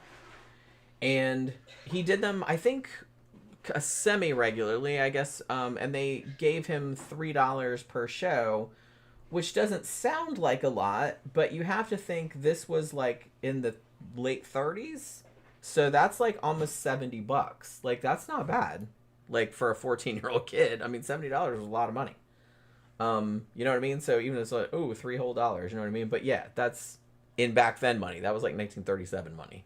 You know, in today's money, that's like $70. Which, shit, man, not bad at all. So he did that for a while, just doing little magic shows and things of that nature. Now, he did actually join the Navy in 1943. He didn't really see any combat because he was assigned to the USS Pennsylvania, and he got on the boat the same day that Japan surrendered. So he didn't really he said the worst thing that happened to him when he was in the service was that like before he had got onto the ship, like there had been a torpedo attack and it was all fucked up and like some people were killed, and he had to like help clean up, like remove the bodies of like the 20 guys that were killed. And he talked about how awful that was. But like I said, but the war was like getting to be, later on in the war, like when he joined. So he didn't like see any like action or anything like that. So he actually went back to from the boat, like he went back to Seattle, and then he was just supervising a train like for soldiers coming back from the war. And then he went to Guam and decoded like encrypted messages there. But that's like what he did in the service. He also did some amateur boxing when he was in the Navy, and he did some magic tricks like for his superior officers and stuff like that, because he said that at one point like his superior officers had asked him like if he was going to continue his Navy career, and he was like, no, I'm going to be a magician. So he actually wanted to be a magician when he started out. So because he had been in the military, obviously you get a lot of like educational opportunities, go to college for free and stuff like that. So he actually went to the University of Nebraska. He was in a frat. And he still kept doing magic shows. At this point, he was being paid about $350 a gig, which again, not bad. His first major was actually journalism, and because he wanted to be a comedy writer. But then he decided that he wanted to maybe go into radio. So he changed his major to speech and drama. And he even did like a thesis on how to write comedy for radio. So he actually got a degree in radio and speech. And he had a minor in physics, interestingly enough, which I guess kind of explains why he had like Carl Sagan and people like that on his show like much later on, and was really interested in scientific topics and whatnot. Which that's weirdly like a lot of magicians tend to be. You know what I mean? What are you doing over there? Pooh was trying to tell me there was something there, but I didn't see anything there. But she was like, I know saying, her body language. Maybe there's a bug or something. Maybe there's a bug. Yeah, she was trying to tell me something's over here, but I didn't see what she was looking at. What were you looking at, Pookie? She saw something over there. She's good. She's good at like guarding stuff. Yeah, she's like, hey, come over here. If a palmetto bug got in here, she'll go. She'll be like, there hey, it is. Hey, Daddy, get it. Yeah. She's not gonna touch it. And she went brr, brr, brr. And when I shone the light over there, she ran over there. She's like, yeah. Yeah. So not too long after he graduated, he actually got his first job in broadcasting, 1950. And he started on radio, but then he moved to TV, which obviously in 1950 was a medium still fairly in its infancy, right? And he worked at a TV station called WOW-TV, Wow TV, in Omaha, Nebraska.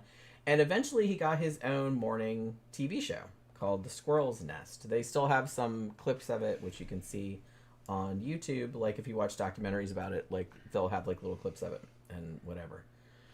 And so he did that, and then he would like MC like local events at churches, and like I said, he still did magic shows and things like that. And interestingly, at this stage, there was a guy who was a politician in Omaha, and he had a radio station, or he partly owned some stock in a radio station in Los Angeles.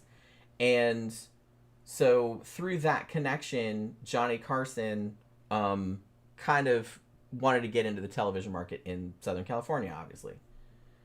So he actually ended up getting a job in LA for a CBS-owned TV station, KNXT. And then, so he did that for a little while. And then Red Skelton, who, old people will know who it is. He's a very, very famous comedian. He was actually kind of a fan of Johnny Carson's, comedy show. Like, it was very low budget, you know what I mean? But he had seen it, and it was called Carson's Cellar. He had that for a couple of years on the LA station. And so he asked Carson to come in as a writer on the Red Skelton show, which, was kind of a big success. A year after that, interestingly, Red Skelton was doing a bit, or was coming in to, like, do a sketch, like, on the Red Skelton show.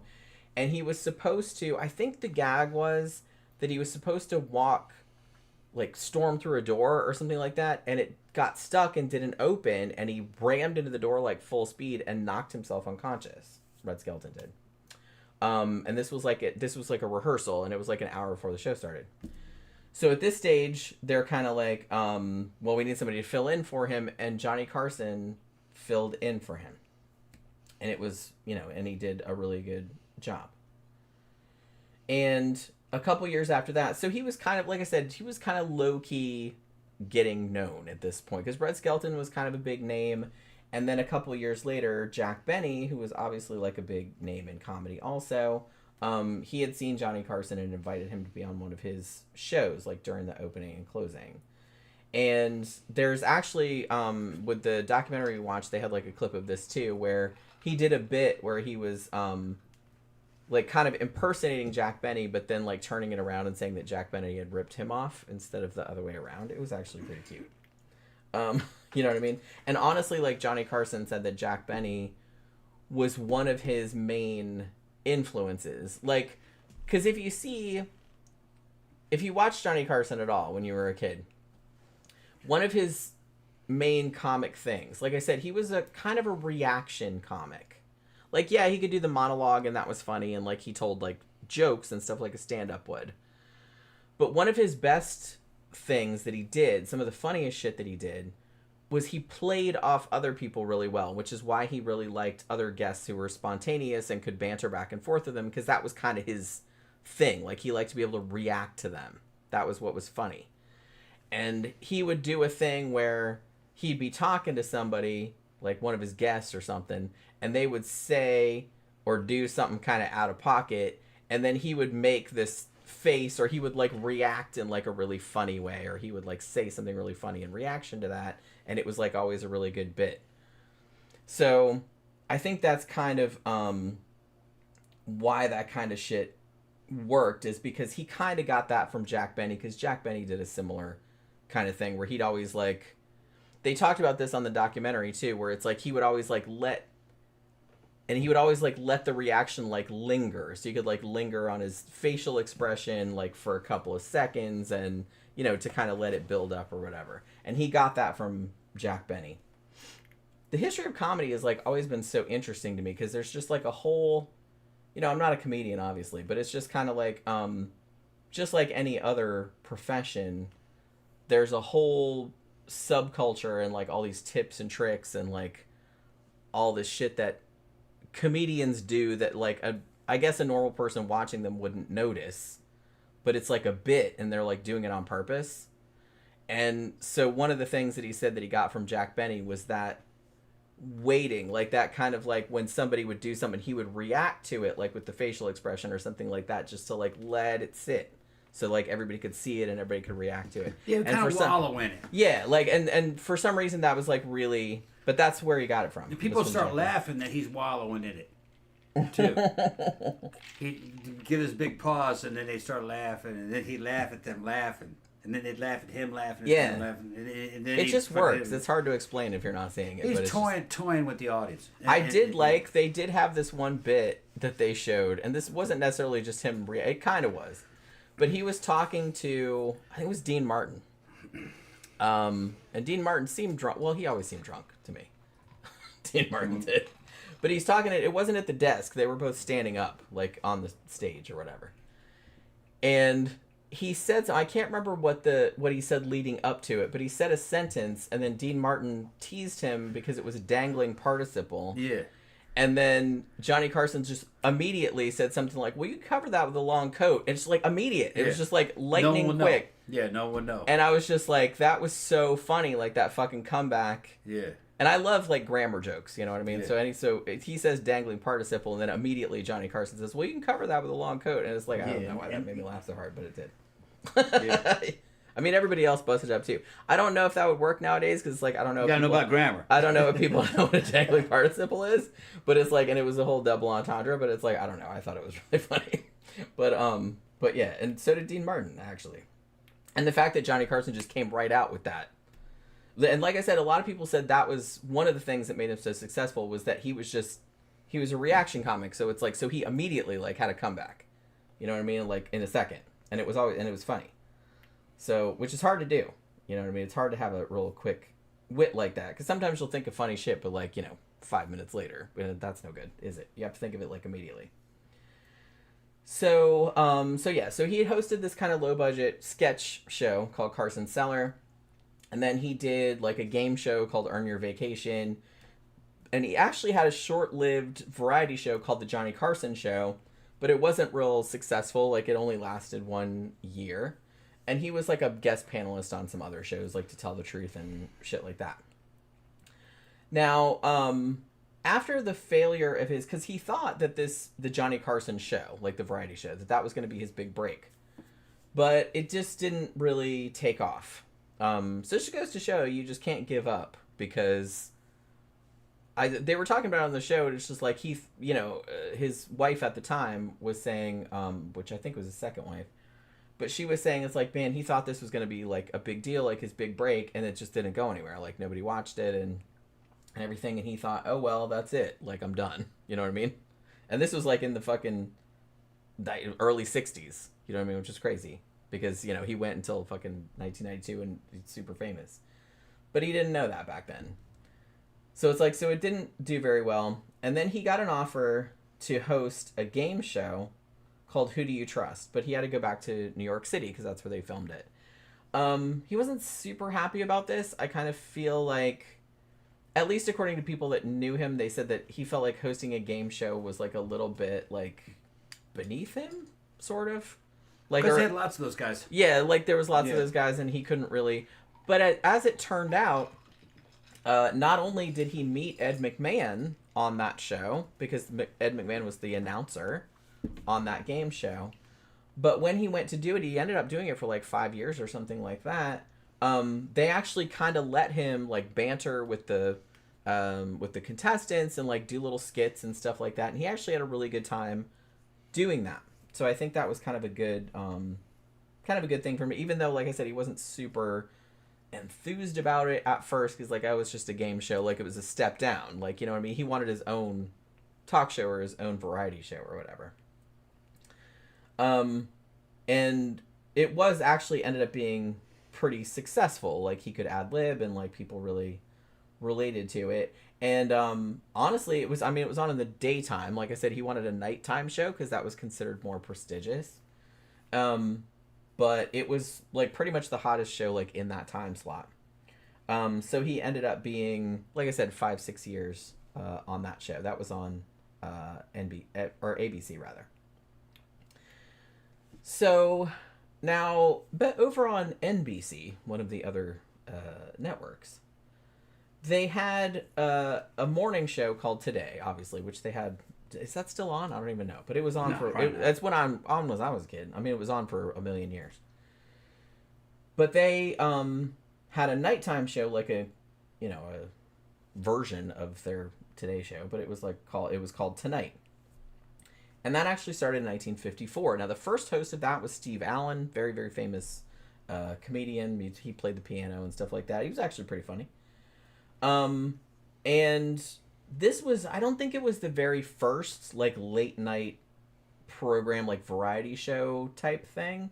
I think NBC had one prior to that in the early 50s. But this was kind of the first one that was sort of like a big success.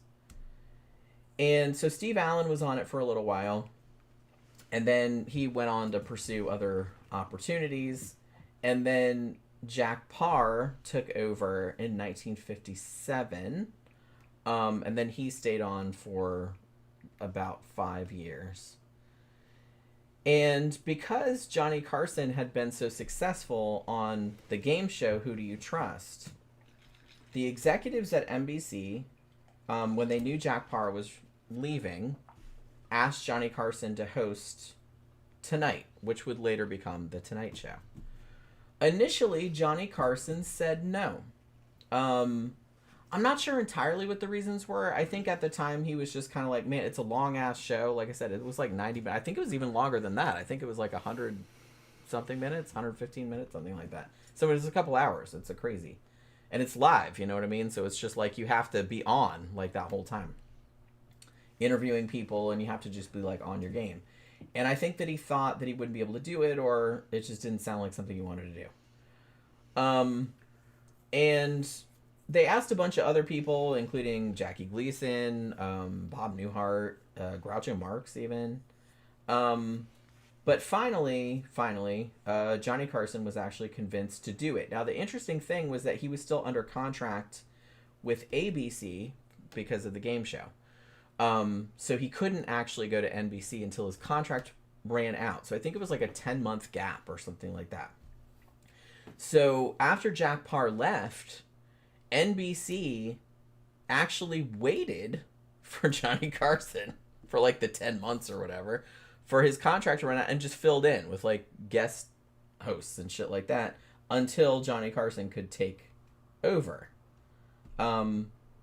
Which is kind of interesting. I don't think they would do that nowadays. Like if you said, no, I don't want to do it, I think they would probably just be like, oh, well, fuck you then. There's a bunch of other ones. So I guess that just goes to show like how bad they wanted him. Because they were willing to wait that long and just fill in with guest people like Merv Griffin and people like then Jerry Lewis and shit like that until he was able to come and be on the show. So Johnny Carson finally became the host of The Tonight Show, which was originally just called Tonight, but then they changed the name later to The Tonight Show starring Johnny Carson, which is what it was called up until the 90s, in October of 1962. Now, as crazy as this might sound, considering what a huge success the show was later on, it was not a big success at the beginning. And like Johnny Carson was kind of like, man, like Steve Allen was so good, like Jack Paar was so good, as I can't fill those shoes. You know what I mean? I think he wasn't really confident to think that he could really do that, even though he'd been working in TV and radio for a while at this point. And even some people said, because they interviewed some people on this documentary that we watched that had worked on that show. And they said the first year, they're like, even people were kind of whispering backstage like, man, this guy's not going to make it. You know what I mean? Because they said at first he was just, you could tell he was kind of uncomfortable. Like he was a little bit stiff. You could tell he wasn't real confident, like in his abilities. And they didn't think it was going to work. Like, I don't think they thought it was going to be like a disaster or anything. But I think that, you know, they just didn't think it was going to fly. You know what I mean? And they're like, well, we might have to get another dude. You know what I mean? But the thing about it, though, is that after he kind of found his groove, I guess, and kind of got into his confidence, the show started to get I mean, the show was already successful under the two previous hosts. Like I said, even before Johnny Carson got there, I believe it was the top earning show on the network, which it continued to be for many decades afterward. But it took him a while to find his feet. But when he did, he just took the show into the fucking stratosphere. Like I said, Ed McMahon had come with him from Who Do You Trust, the game show in New York City, and came with him to be on The Tonight Show, which, like I said, very famously, and he was the one that came up with that whole "Here's Johnny" thing. You know what I mean? Which is culturally indelible at this point. Like I said, I kind of feel like even people here that are maybe too young to remember the Johnny Carson show, if you've by any chance seen The Shining, where Jack Torrance like does the axe through the door and says, "Here's Johnny," like that's what talking about. That's what he's talking about. He's talking about Ed McMahon introducing Johnny Carson. Everybody knew what that meant. You know what I mean? So that was kind of the thing. So they would do the format of the show. He would introduce Johnny. They had a band in there. It was usually big band or jazz because that's what Johnny Carson was into. He was also a drummer, which actually Tom did not know. Yeah, I had no idea. He could also play guitar. Buddy Rich gave him a drum set, and he called himself an amateur drummer, but he was actually quite good, I thought. You know what I mean? And he could play guitar. He could sing also, which I didn't realize. But like I said, that was kind of... I think that was more common in the entertainers back then. I don't know. I guess it's still pretty common. If you're like an entertainer, like an actor or something like that, usually you can do something else too. You would sing or dance or play an instrument or whatever. And like if you're multi-talented like that, that's obviously going to be a big plus. But yeah, he could... they had some clips of him from a really early show he was on, like kind of playing guitar. He's not Eddie Van Halen or anything like that, but it's just like, he could pluck out a tune, and he actually had a pretty good singing voice, which I didn't realize. I don't remember him singing on the show, but maybe he did. But yeah, so he would do his monologue, which was usually like 15 minutes, and he would always like make jokes about, whatever the main news of the day or whatever was going on in the culture or whatever. And then they would do like sketches, and then they do the interviews, and then sometimes they have a band or, musicians and stuff like that. Now, for a long time, The Tonight Show was taped or, broadcast from good old 30 Rockefeller Plaza in New York City. And after a while, they decided to move it to Burbank, California, just because more celebrities lived out there and they thought it would be easier, like to have access to more celebrities that they could interview because they'd be closer by. You know what I mean? So that was the main reason why they decided to move the show out there. And that was early days. That was like 1972 when they moved it from New York to California. Now, like I said earlier, because the show was so successful, and so many people responded to Johnny Carson so quickly, he got paid quite a bit because the show was making so much money. And he also very steadily accrued like a lot of power, a lot of leveraging power. So after he'd done the show for several years, he kind of decided that the workload was too much, as I mentioned, because he was doing the show 5 nights a week. And like I said, for a while it was live. And then for a while, I think when they were doing it in Burbank, I think maybe they taped it because it was on tape delay or something like that. But, it doesn't sound like much, I guess. Like, it was a 105-minute show or something like that every night. And, but you have to be on for like those couple of hours. And, and it's not just being on for those 2 hours. There's like all this preparation, like, because he had to write all the jokes, and he had a team, obviously, but he was in there, helping them and reading the paper and being like, hey, can we joke about this and blah, blah, blah. And like figuring out the guests. He had to research, their movie or their book or whatever it was. So it's like, so he had to know what he was talking about. So it wasn't just doing the show. So he was kind of getting a little bit, I don't want to say burnout, but it was a lot of work. And he was just kind of like, look, can I only do the show like 3 or 4 nights a week instead of 5 nights a week? And eventually they did let him do that. Like I said, for a while they would do Monday nights. He didn't do it on weekends, but like Monday nights they would have like a guest host, and then Tuesday nights they would do like a compilation, like Best of Carson compilation, and then he would host it Wednesday, Thursday, and Friday nights. So yeah, and the thing about it, like I said, the show was like super successful all this time. 1979 though, because they were kind of fucking with him a little bit, he said, okay, well, I'm gonna leave. He'd been on the show 17 years at this point. And also at this point, like I said, the show was generating almost 20% of NBC's profits, like through the advertising revenue. So he was kind of playing hardball with them, like negotiating. He's like, well, I'll just fucking leave then if you're not going to give me what I want. But eventually they did cave, and they gave him what he wanted. And they reduced the show to an hour and let him do 3 nights a week. Now, like I said, in the early 80s, from 83 to 86, when he had the guest host on Mondays, for those 3 years, it was Joan Rivers. Because like I said, they were friends until later, the falling out they had later on.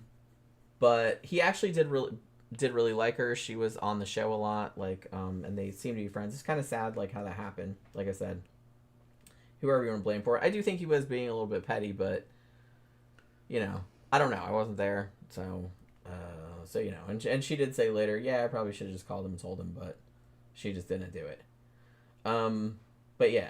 So sometimes they would use rotating guest hosts also. I think George Carlin did it. Gary Shandling did it. But I thought Jay Leno didn't become, like, the guest host, like, the permanent guest host until 87. Like, that was, like, 5 years before Johnny Carson retired. Now, so they did that. And he was making the equivalent of, like, almost $20 million a year. Like, you know? And so they were even asking him at this point, like, and this is, like, late 70s, they were even asking him to, like, be in movies and stuff. They even asked him to be in Blazing Saddles. Mel Brooks did. Imagine that. Which, yeah, he was like, nah. They asked him to be in King of Comedy, which that would have been interesting. I don't know how much of an actor he would have been. He might have been great. I don't know. It's hard to say. He probably would have been good. Yeah. Yeah, he'd have been good. I can't see anybody other than Gene Wilder in Blazing Saddles, though. Playing that role? Yeah. That was the role he was offered, yeah. Yeah, he probably could have done it. Yeah. It just would have been different. It would have been a different movie. Yeah, it wouldn't have been the same. No, it would have been the same movie. No. Well, like I said, Johnny Carson and Gene Wilder are funny for different reasons. And I can't quite put my finger on... I don't know if I could articulate it if I had to. But their humor is slightly... Very different. Is different. Gene Wilder's a madman. Yeah. He's a madman. What are you talking about? Fucking Carson is very controlled and smooth. Yeah. He did some wacky shit too. But yeah. like, in the beginning, maybe he was... Well, in the time that Blazing Saddles was coming out, fucking Carson was already pretty smooth by that time. He wouldn't have been good in that. Wilder was the way. I don't think it was the same. Maybe when he was young and wacky. Because Carson started off kind of young, awkward, kind of wacky kind of guy. Yeah. Almost kind of remind me, to say kind of guy, almost kind of remind me of fucking, what was his name? Dude from The Jerk. Steve Martin. He's a little bit like Steve Martin when he first showed up. Yeah. That and fucking Pee Wee Herman. He was... not quite as weird as Pee Wee, but... He had that similar build. He did, yeah. Fucking skinny, gawky kind of... Yeah, if you see, like, really old clips of Johnny Carson, like, from, Carson, what was it? Carson's Cellar and, like, The Squirrel's Nest and, like, his really old shows. Yeah. He had that, like, slick, like, Brill-creamed hair. I guess everybody had that back then. And he was just, like, and he was real skinny and, kind of gawky and kind of awkward. Gawky, yeah. And, the humor back then is kind of over the top and sort of, like, not funny nowadays, really. Yeah. It's very vaudevillian. Very old school. But, I mean, there was some funny bits in there. But you could tell that it seemed slightly try-hard, but I kind of feel like a lot of comedy. The medium they were working in was very different. It was the early days of television, which is kind of almost like radio. Everyone was kind of figuring it out. Yeah, they didn't really know what they were doing. Carson would have not have flown in social media today. He would have been too artificial, too fake. That world was gone. Yeah. The world that he was in, everything was kind of fucking an artifice. It was a production. Very much within certain guardrails. And that was a packaged product that they liked from that generation. That generation wouldn't have liked YouTube. No.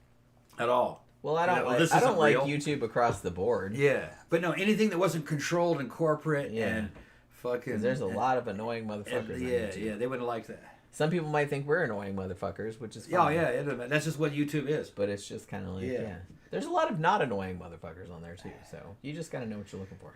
If you look at what the algorithm wants, the algorithm actually kind of wants division, controversy, and fucking hyperbole and fucking... I was just... I was reading insanity. I was reading a Reddit thread about, because I related to this really hard. This is why I clicked on it. Is that people were like complaining about those fucking thumbnails with someone making a face like. Yeah. It's constant over the top. And it's like obviously those work because everyone does them. Yeah. But still, like, everyone seems to hate those. I'm like, well, then quit clicking on them then. Because obviously, if you're clicking on them, then that's why the algorithm is giving you that. Because I hate that shit, too. And then the titles are like, we're fucked. Yeah, it's over. Just kind of like, it's over. Through. Yeah, and somebody even said that exact thing. Yeah. And the thing about it is, like, when I see those, why do you think these young kids are so mentally fucking I'm like, no, it's fucked not. up. Fuck off. Everything is clickbait. I immediately do not want to watch that. Yeah, immediate clickbait. As soon as someone's like... And what's funny is it's fucking stupid. It's huge established channels are starting to do that now because it's the only way they could because survive. It works. It's the only way they could survive. Like, I understand like why you want to do it, because like some of the people even commented, it's like, oh, I used to like this show or whatever, and it's like then they started doing it too because they were trying to get revenue, because it works. But I'd have to be really desperate to do that kind of shit, because man, I hate that. I don't think I could ever do it like seriously. It just makes me so angry. Here's the thing. When we started this show, we never intended to make any money on this show. We never intended to That's not why we started it, honestly. It's not why we started. We never intended to make a living off of this show. No. We just wanted to do the show really as a means of promoting Jen's books. It's like, well, we could maybe sell some books that way, and we'll have fun. Yeah. You know what I mean? We might get some super chats. We didn't really think it was like a big deal. But they didn't have super chats back when we started. Yeah. And when we started, the show wasn't even live. It was so much easier to do the show live. It is much easier. And it was just something that kind of organically, we're like, oh, fuck it. We'll just be like online friends. Yeah. If they like us, they like us. The people that like us will stay. If people don't like us, they'll fuck off. It doesn't. I don't care. It was because we were, even when we started the show, we were looking at what was actually winning. It sucked. It kind of sucked. It was shit that fucking like a 12-year-old would like. You know, fucking. Which is probably who's mainly watching it. Yeah. Well.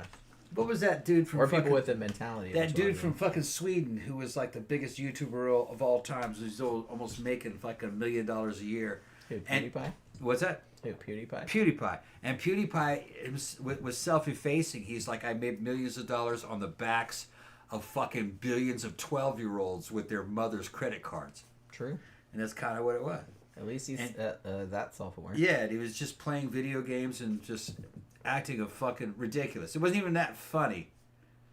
But they liked him. And that's something that Carson said. He told people, he says, you're funny when they like you. If they don't like you, you're never really going to be funny. You just go out, if they like you, you're going to be a success. And that was Carson's success. People liked him. Yeah, and because they liked him, the shit that he did was even funnier. One of the things that he said, and I'm just paraphrasing because I can't remember the exact quote because it was kind of long. But he was saying, and I think this is true of a lot of comedy, is that he's like, you have to have empathy for your audience and they have to like you. Yeah. If they don't like you, then obviously nothing you do is going to be good enough or is going to be funny or anything like that. But it's like, if they do like you, then you get... Well, and like I said, that was when he was out doing his monologue, and sometimes he was, he was on the show for 30 years, right? So he would write the jokes, and like he had a team that would help him write jokes and shit like that. And they were all like they'd write them in markers on cue cards across the front of the audience, and he'd be reading them. And sometimes they would tank, you know what I mean? Sometimes they weren't funny or just landed wrong or whatever. But he was really good at just kind of turning that around and being like really self-effacing. Like he'd pull down the microphone and be like, clean up on aisle 4 or whatever, you know what I mean? Because he knew that it bombed. And like he could still get a laugh out of it by being self-effacing about it. Yeah. Which takes a lot of confidence. Because like I said, in comedy, generally they tell you if a joke flops, just keep on going. Like, don't acknowledge it. Don't draw attention to it or anything like that. But he did draw attention to it, but he went back and made it funny, which is harder to do, I feel like. And you can really only do that if you have the audience on your side. If they're already hostile toward you, there's nothing there's nothing you'll be able to do to save it, because now they've already turned on you. Yeah. But if they like you and they know you and everything like that, then you're gonna fuck up something. You're like, I fucked up. You know what I mean? And they're like, it's okay. That's how Carson was such. That's why Carson was king for fucking 30 years. Everybody liked him. You liked him, and you had the feeling that he would like you. Yeah, his persona was very likable. Yeah. Like I said, whether he was like that in real life, it didn't really matter in the end, because he was kind of like all on. That was like his persona. When he was off, he was off. He didn't want anything to do with anybody. He would go hide in his house. Yeah. You know what I mean? But it's like, but people liked that persona, and that really helped him sustain for that long. He would just do a show and get in a groove, and he was doing his role. And his groove was he was kind of like a friendly professional guy who would make you fucking laugh. He knew your pain. He was trying to get you through it to the next day, so you could get some sleep and then wake up in the morning and go back to work. That's all it was. And they said he would wrap that shit up at the end of the night. And they said that all the shit that he said about himself, because he would make a lot of self-effacing jokes about himself also, which is another good thing that a lot of comics should do. Yeah.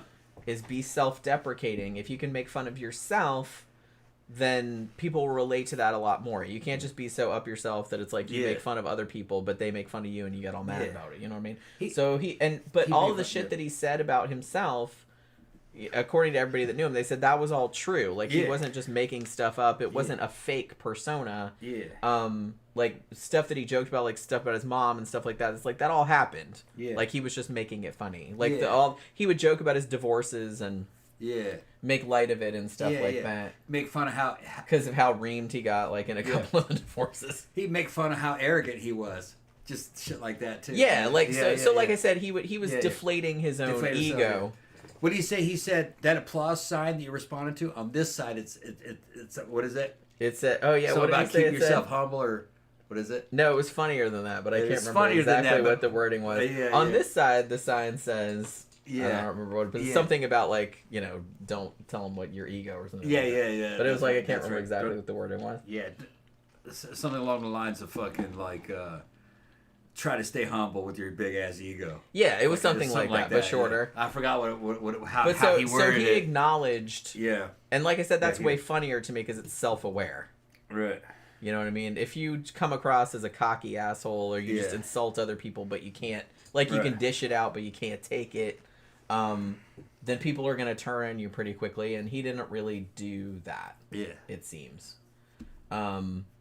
In some cases, like, I do feel like some celebrities, it kind of depended, because there were some celebrities that he would make fun of and they got really mad about it, which they probably shouldn't have. But the thing about it was one of his favorite, which I kind of want to talk about right now, like some of his favorite guests. And I kind of feel like one of his favorite guests was Don Rickles, even though Don Rickles was famously an insult comedian. I mean, essentially that was his thing. He roasted people. Yeah. But in a funny way. And for some reason, like, Johnny Carson just thought that shit was fucking hilarious. And he would let Don Rickles do it. You know what I mean? Rip on him. Because he knew it was, like, not mean-spirited. Yeah. And, like, Don Rickles could take it back, too. Like I said, if you're going to be like that, you have to also take it on the chin. Because nobody likes somebody that can dish it out but can't take it. Don Rickles was the shit, bro. Don Rickles is pretty fucking funny, I'm going to say. But yeah, so let's talk about some of the guests that he liked the most. I might not be covering all of these. And he was Johnny Carson was fairly professional in, like, I don't really think, I don't know in all the time, like, if he would say to some of the crew or whatever, it's like, man, I hate that motherfucker or whatever. But, it was mostly, like, his kind of lists of, like, best loved and least loved celebrities. That usually comes from people that knew him or people that worked on the show or something like that. Not necessarily stuff that he would say, like, directly. One of his favorite guests, strangely, was Jimmy Stewart. And he said that why he liked Jimmy Stewart was because he was just like a laid back, very genuine, folksy guy. And he's like, whenever Jimmy Stewart was on, he would just let the guy, because he had kind of like a slow, like, he would tell a story and it was kind of slow, like I said, very folksy.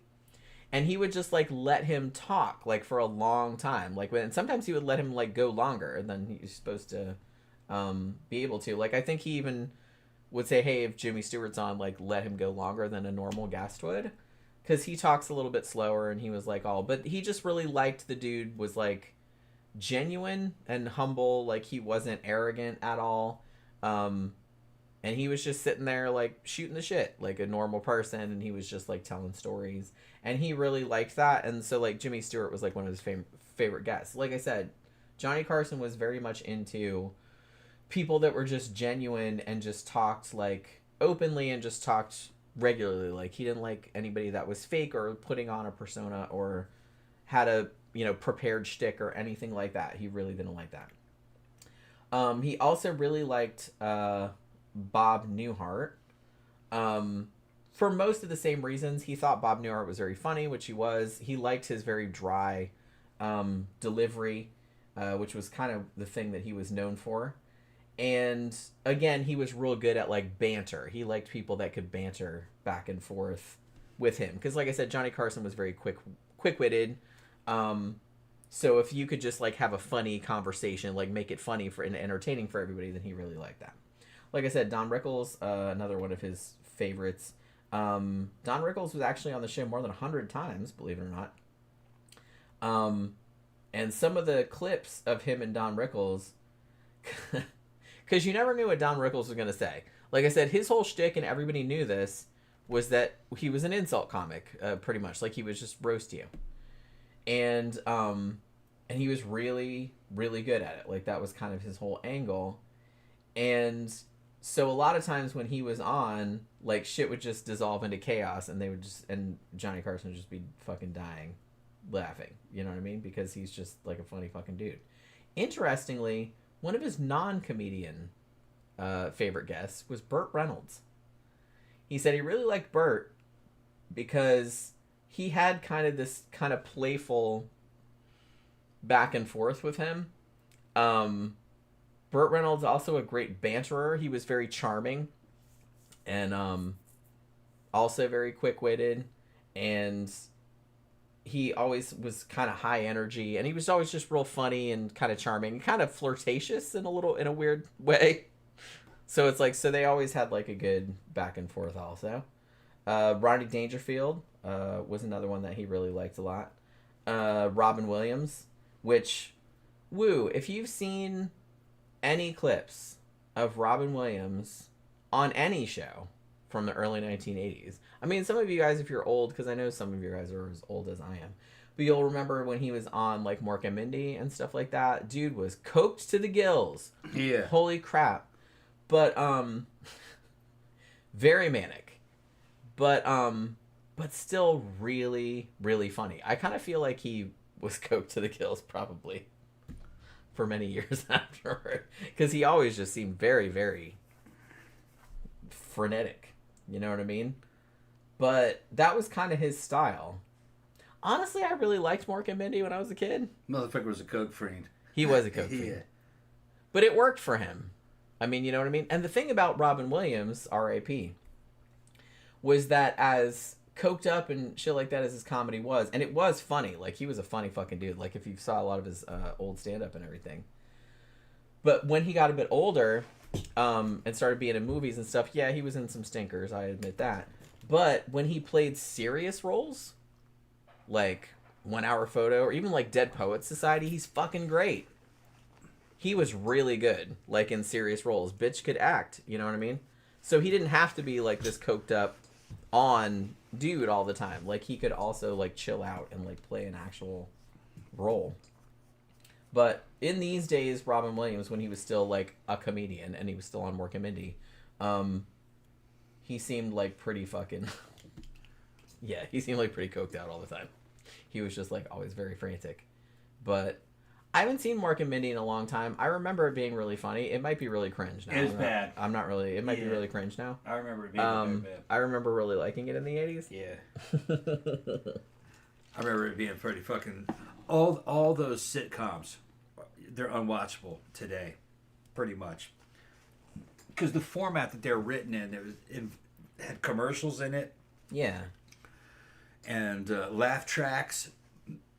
The jokes weren't funny, but I mean, it's pretty formulaic. Comedy tends not to age well. It's kind of like stale. You can tell they're going through a scene, and it just none of that shit works in the modern mind. I can understand why young kids just see that and go, "That's horrible," because it's just not in a. It's not in a framework, or a, you know what I mean, that is conducive to fuck. It's not convenient or fast.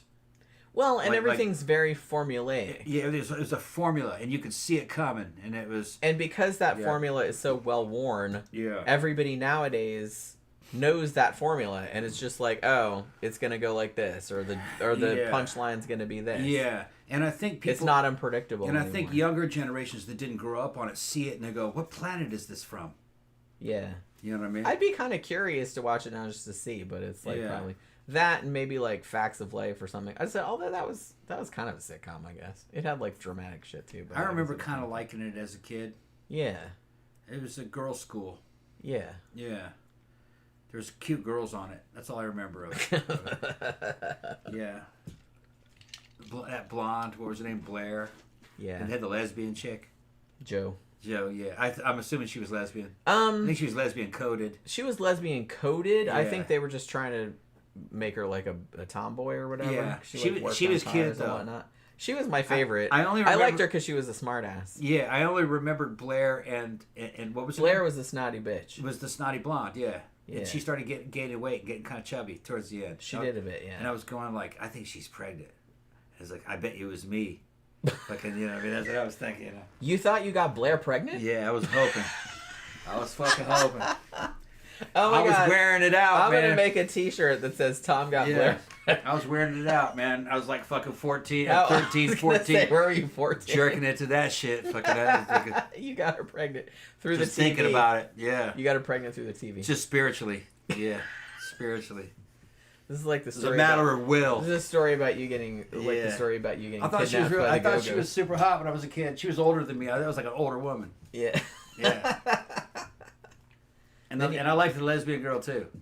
Yeah, she was Joe was my favorite. Yeah, I thought Blair was a twant. Yeah. But I thought Blair was it was cute.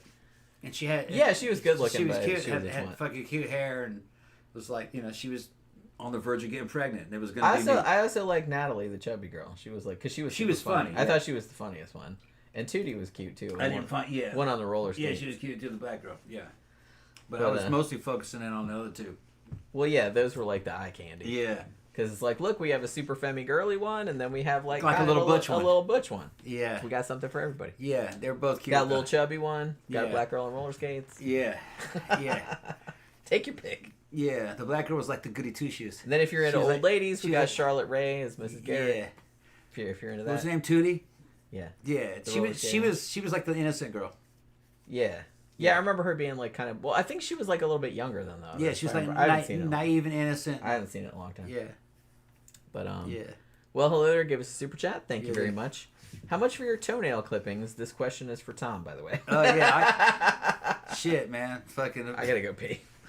You negotiate a price for your toenail clippings. Sorry. $10. I give you $10. A fucking toenail. That's fucking funny. Who asked that shit? Man, I'm fucking building this fucking awesome 6-pack in my late 50s. You worry about toenails? Fucking all the gay dudes I know, they want fucking photos. Fucking, I got the Angry Gay Pope. Fucking, you remember this? Remember the guest we had, Angry Gay Pope? Yeah, he's on my friends list. He's always trying to get me to post pictures and shit.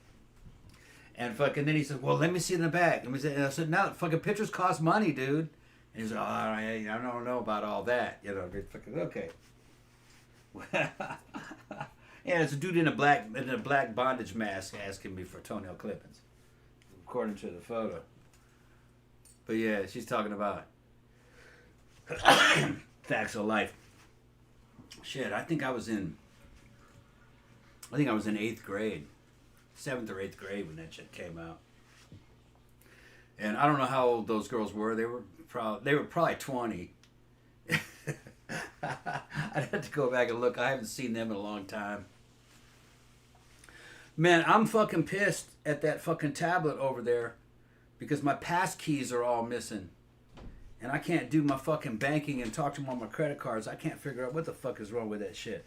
I'm complaining about that. I got passwords were saved on all the other shit, but for some reason, and then it says it wants me to sign into one of my Gmail accounts, and I can't sign into my Gmail. It doesn't know it's me. I can't figure out how to do it. Uh-oh. I'll figure it out. Doesn't seem. I think it has some. Maybe Gmail is. Maybe there's an error with Gmail. Is that possible? Anything's possible. Anything's possible. Maybe it will correct itself. I don't know. Shit just glitches out. Yeah. I haven't been having problems with my Gmail, but that doesn't mean anything. My Gmail's not letting me sign into shit. It doesn't. It's not seeing me. But then we'll try to figure it out tomorrow. David Brown says I got Wonder Woman pregnant. Yeah. From jerking off toward the TV. Yeah. It's fucking that. Shit'll fucking hit the ground and just crawl away. And you can't keep track. Yeah, like a David Cronenberg movie. Yeah, then just fucking a week later, fucking you got mail. Fucking next thing you know, there's a lawsuit against you. It's like I don't Your know how it DNA happened, comes but up. it's like, yeah. I never saw her. I was thinking about her. I never saw her. Yeah, It's a spiritual pregnancy. yeah, spiritual. I just shit. laughed that you just like came up with that you thought you got Blair pregnant. Well, you didn't even say that you got. You said you didn't even say you thought. I was hoping. Okay. You No, just said I I fucking got Blair pregnant. No, I was just. I remember fucking. I remember watching that program, off and on, and then I hadn't watched it in a while, and I saw her again, and I was going like, "Shit, she's gained weight." Like she's pregnant, and I was thinking like, that was me. That was me. That was me. I did it. My bad. Oh, shit. That was me. I did that, and that's how bad I was. I was like in 8th grade. Thinking that. It was either 7th or 8th grade. I was like, I got her pregnant. I thought that she was hot. Camp Guy says the Bob Newhart driving lesson is really funny. It's a recorded bit. Yeah, I've heard parts of it.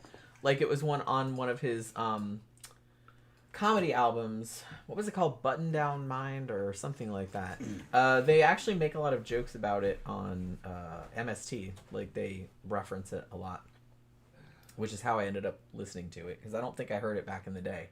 I had some, or my dad had some comedy records back in the day. I think we had like George Carlin and maybe Richard Pryor. I don't think we had the Bob Newhart one though.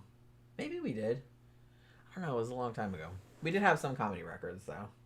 But like I said, comedy tends not to age as well as some other things. So yeah, like a lot of sitcoms from we were watching the other day for some fucking reason.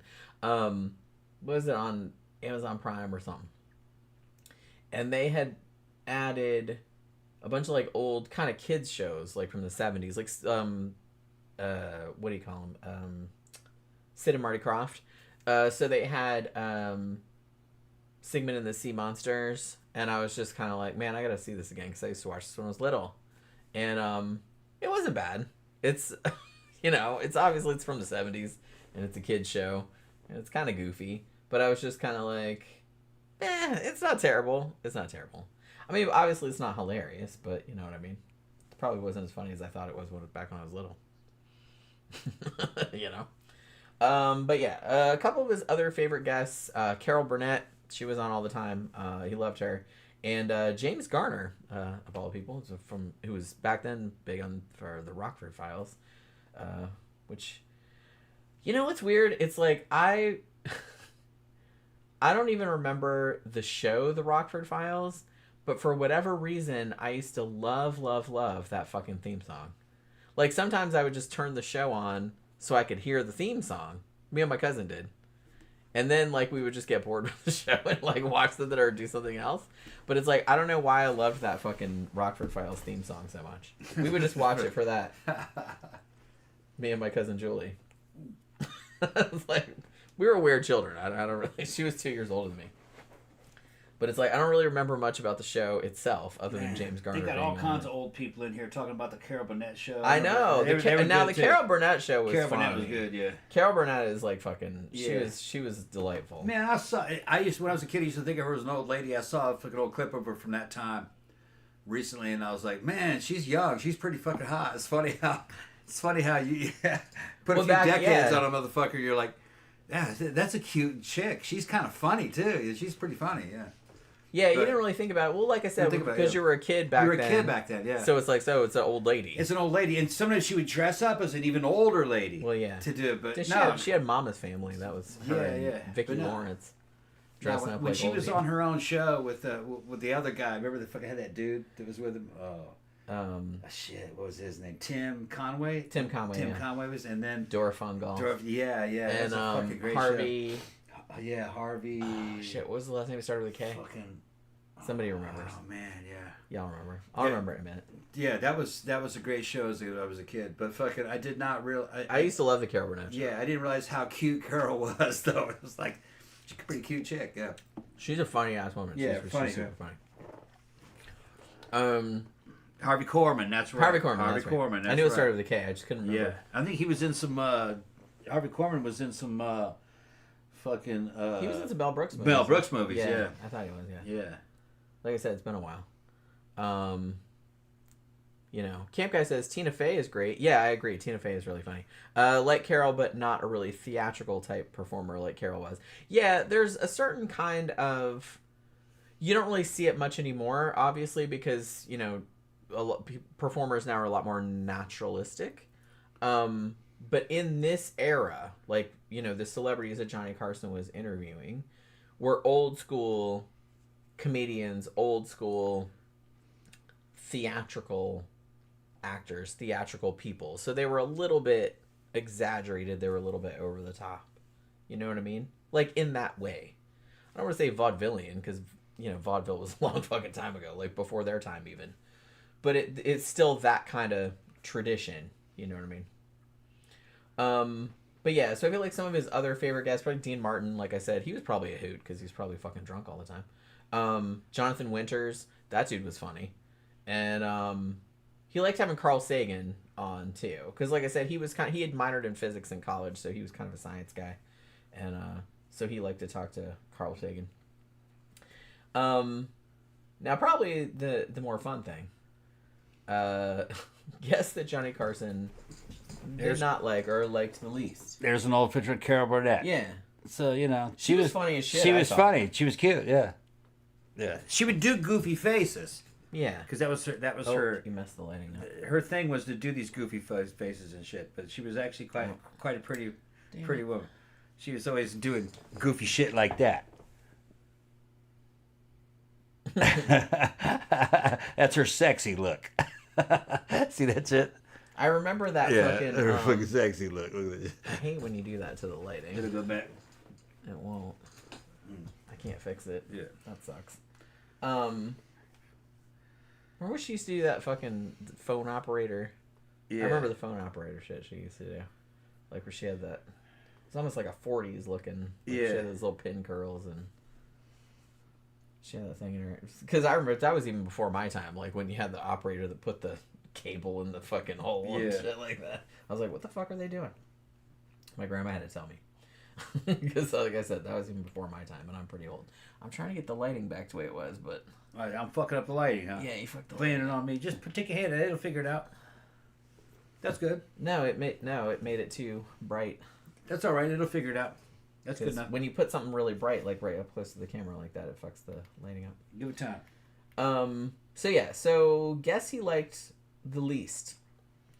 Like I said, he was not a big fan of anybody that was very scripted, that had come there with a prepared shtick, like I said, or was not spontaneous, or, was kind of being difficult or phony, or, just wasn't willing to engage in like a natural back and forth. You know what I mean?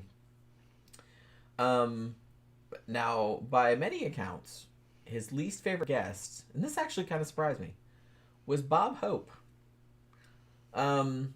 Bob Hope was actually, I believe, on the show more than any other guest. He was on like about 130-ish times.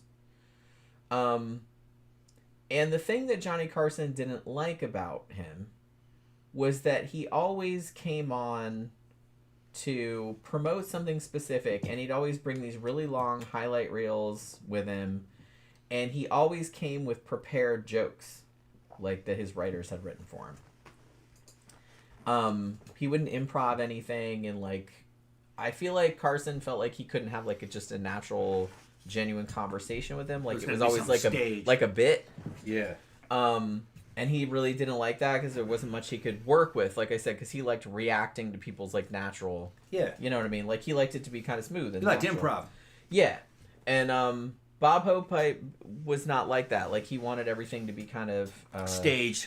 Yeah, like, kind of curated, I guess. He was canned. Yeah. And Carson even said, I mean, kind of graciously, like, later on, he's like, look, you know, I admire where he is in show business. Like, he's obviously a big deal and everything like that. But... he wasn't a great... And reportedly, people on the show said that whenever they would book Bob Hope, you know, because he was a big star, and, you know, if he had something going on, like, yeah, they would book him on the show like they would do with anybody famous. And when they would tell Johnny that, oh, Bob Hope's going to be on, he'd be like, man, again? Yeah, you know what I mean? Fucking Bob. Like he'd get, like, real annoyed about it. And they said, and actually it kind of got worse as Bob Hope got a little bit older, because, like, his hearing got bad and his vision got bad and shit like that, and... They wanted to control him even more. Yeah, so it was just kind of like... He didn't love it. And by a lot of accounts I saw that was, like, his least favorite guest. Even though he was on more than, I think, anybody else. It wasn't personal. It was just he didn't... Because there was personal... There was guys he didn't like personally. He never had on again. Or wouldn't have on. Jerry Lewis, one of them. And then he kind of banned, he banned fucking, what was the singer? Oh, shit. Gangster motherfucker. What am I thinking of? Fucking, Sinatra. Right. Sinatra got banned. Oh, yeah? Yeah. He banned Sinatra. Sinatra would always show up with his fucking entourage of fucking gangsters that would fucking ask questions and try to control everything. He's got sick of Yeah, that. see, like I said, Got sick of that. Carson was not into that. Like, he was just trying to make a fun, engaging show, and I think he wanted somebody he could banter back and forth with on a genuine level. Like, have a genuine conversation that would be funny for everybody and fun for everybody. And if you couldn't do that, then he had a hard time. Sinatra would show up and fucking... the lighting booth and lighting guys, they'd have fucking gangsters breathing down their necks watching them like they're fucking afraid they're going to conduct an assassination or something, and they're behind stage and fucking, you know, just... Yeah. They got sick, you got sick of that. Carson wouldn't have anything to do with fucking Jerry Lewis either.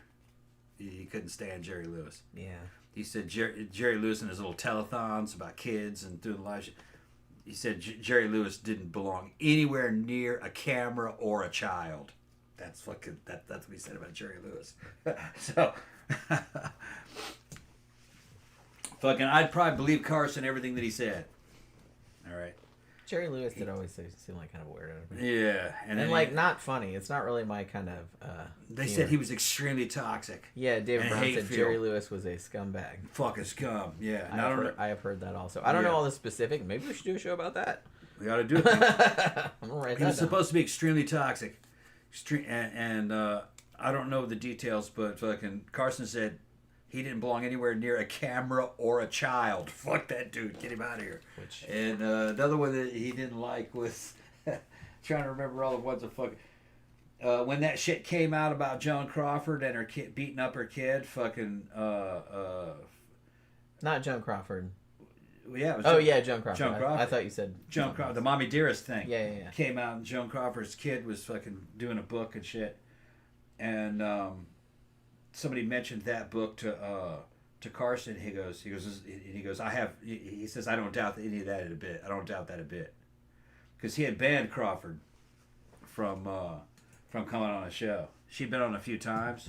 Yeah, he didn't like her. She said,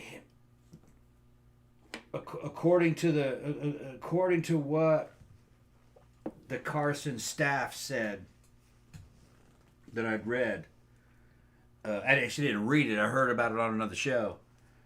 That Crawford was extremely cruel to pretty staff members of the Tonight Show. If they were pretty young female staff members, she was absolutely cruel to them. Mm-hmm. Like she was jealous of them. Yeah. And she laid into some like 18-year-old girl that worked there that, you know, was like bringing water to the people, you know what I mean? Right. And Carson got wind of that shit, and he went down there and he said, Miss Crawford, we're not going to have any of this. You're going to treat all of my staff with their due respect. So we don't do that here. Well, good for him. Yeah, that was one thing that fucking I heard. Hearing every story I heard about fucking Carson that made you respect him. He was extremely professional, and he defended his people. It didn't matter if you were a celebrity. You did not disrespect his people. Yeah, they could be a janitor in his fucking on the Tonight Show. You didn't treat anybody like shit. He didn't tolerate any of that. He was defensive of his tribe. As he shouldn't. Right. And evidently the girl was fucking like in tears and shit. He went down there and he straightened that shit right out. And she apologized. And then they did the show. And I think he had her on again. But something else happened. And he says, that's it, no more her. And then Crawford was never back on the show. Yeah. Incidentally, he didn't forget anything. Yeah. Carson didn't forget Oh, yeah, anything. he could hold a grudge. Yeah. Big time. Incidentally, I think on the opposite side of that, one of the reasons that he liked Carol Burnett so much was that Carol Burnett, when she came on the show, she remembered all the crew members' names, their kids' names. Yeah. Like, she'd always ask, oh, how's your wife? And she would remember her name and all this other kind of shit. And she was always, like, super nice and, like, super genuine to everybody. So, like I said, he liked that kind of person. Yeah, he didn't like it. He liked celebrities. He wanted to be with celebrity. But he didn't like any kind of cruel celebrity. He wanted you to be friendly, especially to his people. Carson was a king, all right? The people that worked for him were under his protection. If you attacked his people, he was going to come after you, like a good king does. And really, if you ask me, I think Carson's popularity and his power came from that kind of being that kind of a man, to stand up for his people. Yeah. You know, if he was to do, fuck her, she just does water, you know. She's just some peon. She's just some peon that fucking gives water and fucking some makeup artist or whatever. Then Carson would have been like the average motherfucker in Hollywood. Because that's the way he might have lasted a while. He'd lasted a while, but eventually he just been just like the rest of them. Carson became king because he was a good man. Yeah, like I said, his personal life was a little fucked up. But yeah, but this is all in comparison to everybody else around him. Yeah, everyone was kind of scumbag. Yeah, he was a womanizer. But his wives knew. Okay, they knew. It was kind of an open thing. They didn't love it. They didn't love it, but they knew the deal. If you were going to be Johnny Carson's wife, you're like a princess or a queen, but the king has a fucking... He has courtesans. That's just going to happen. And you're signing on for that. And he was a wealthy dude with a lot of power. So he was going to do what he was going to do. Now, to his credit, he didn't flaunt that. His ex, I saw interviews with his ex, and she goes, look, it wasn't in my face. I don't have any proof, but I know it was, you know. But he kept that shit under wraps. So he wasn't publicly humiliating his wives. Yeah, like she knew what was going on. But he kept it. But it wasn't in the It did get in the tabloids later. Yeah. But this was his second wife that was talking. Yeah. So I think that was kind of before. Yeah.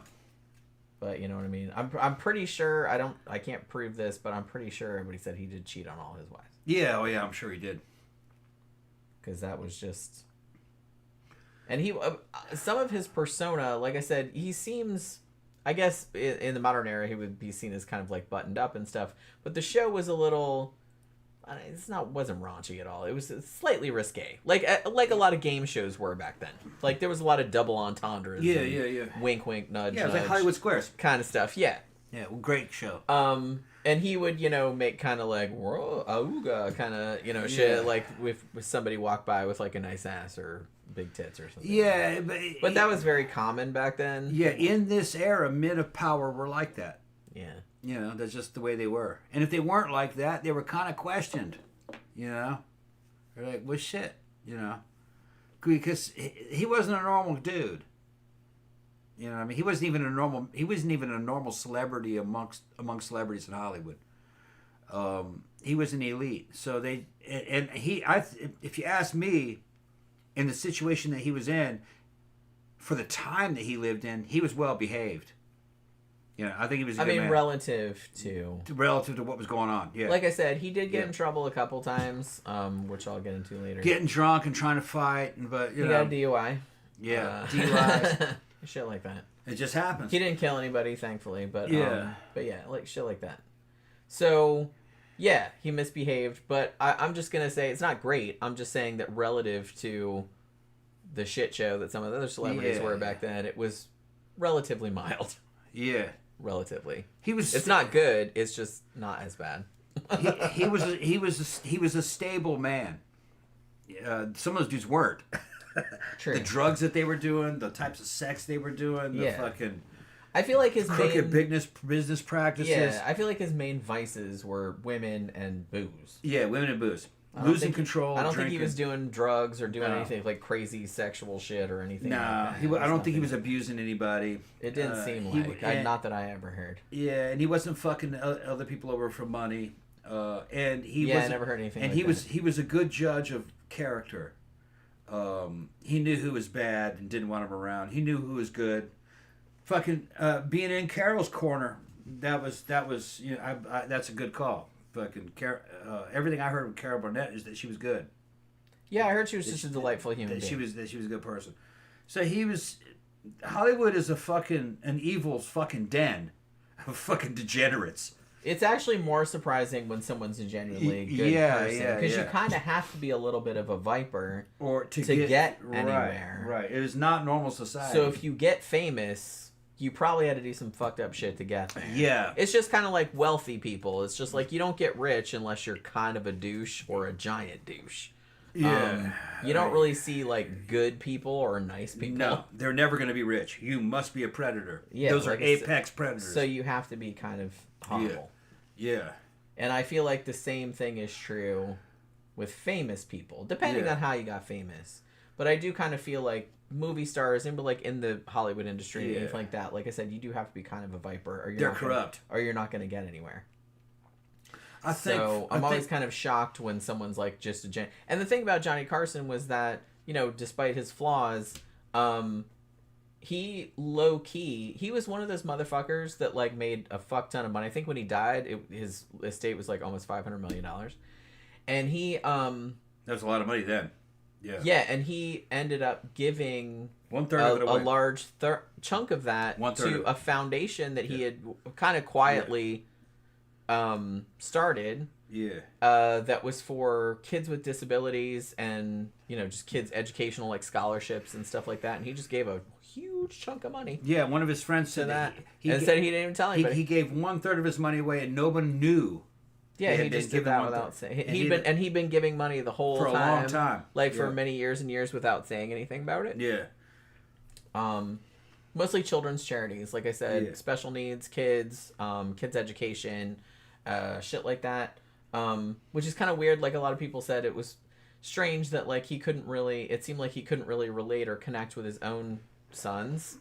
But they're like, he would pour money, like tons and tons of money into like strangers' kids, which, you know, I guess like the personality that it was, I guess it kind of made sense. But yeah, they said, but he was real low key. He wasn't like, he didn't brag about it. He didn't, like, a lot of people didn't even know until after he died, like that he had given like a fuck ton, like over like almost $300 million, I think it was, like in today's money, to children's charities, like that he left in his will, and like nobody knew, like he didn't tell anybody.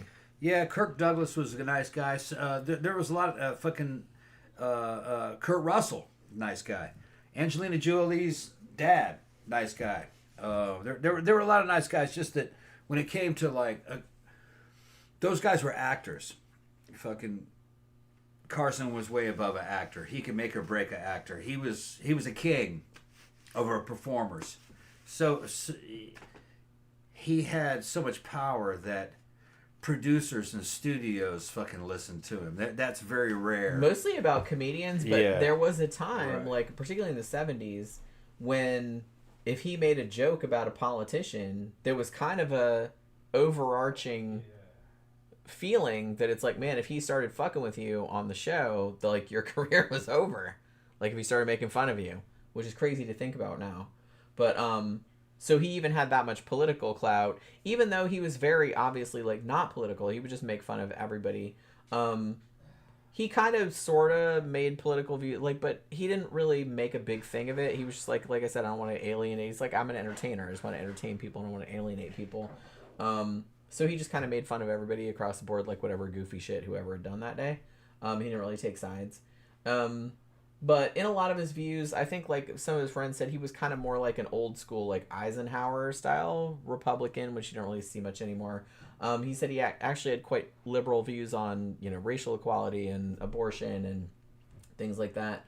But he didn't make a big thing about it. Like I said, he was pretty open about not wanting to be political on the show because he didn't want to alienate everybody. He wanted everybody to watch the show and everybody be entertained and everybody feel like they were welcomed.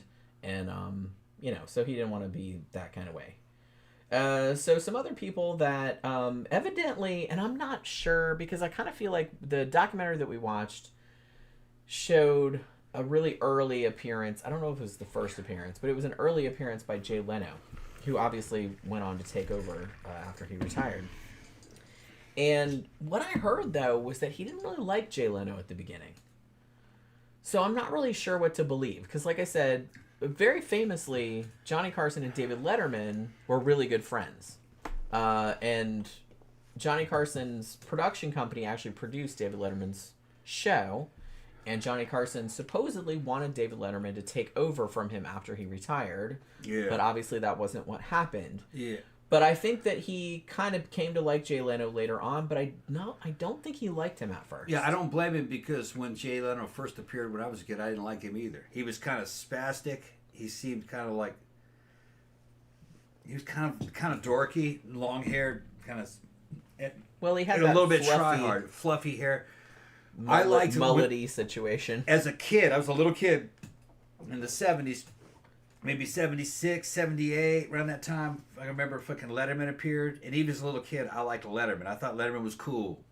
And Letterman did have a much cooler vibe to him, and his fucking comedy was fucking cooler, weirder, and kind of more like something off of Saturday Night Live. Yeah. And even Carson was behind that. Carson saw fucking Letterman coming. They were good friends, the two of them. Yeah, Letterman was right about Carson. Between the two, I'd pick Letterman over fucking Leno. David Letterman is way funnier than way fun, especially in the early times. But over the years, Leno became his own brand. I like Leno too, but Leno's a lot more chilled out. Well, and when Leno got free to talk about cars, he's got his own YouTube channel. He'll talk about all the cars in his garage and have guests over. I watch that fucking big car collector. Yeah, when you talk about cars and motorcycles, man, fucking Leno. He knows what he's talking about. Yeah, he's a fucking. I will give him. He's his YouTube. You can tell he loves that shit. Jay Leno's garage is better than the Tonight Show ever was. Well, he's doing what he loves. Yeah, he loves cars. Yeah.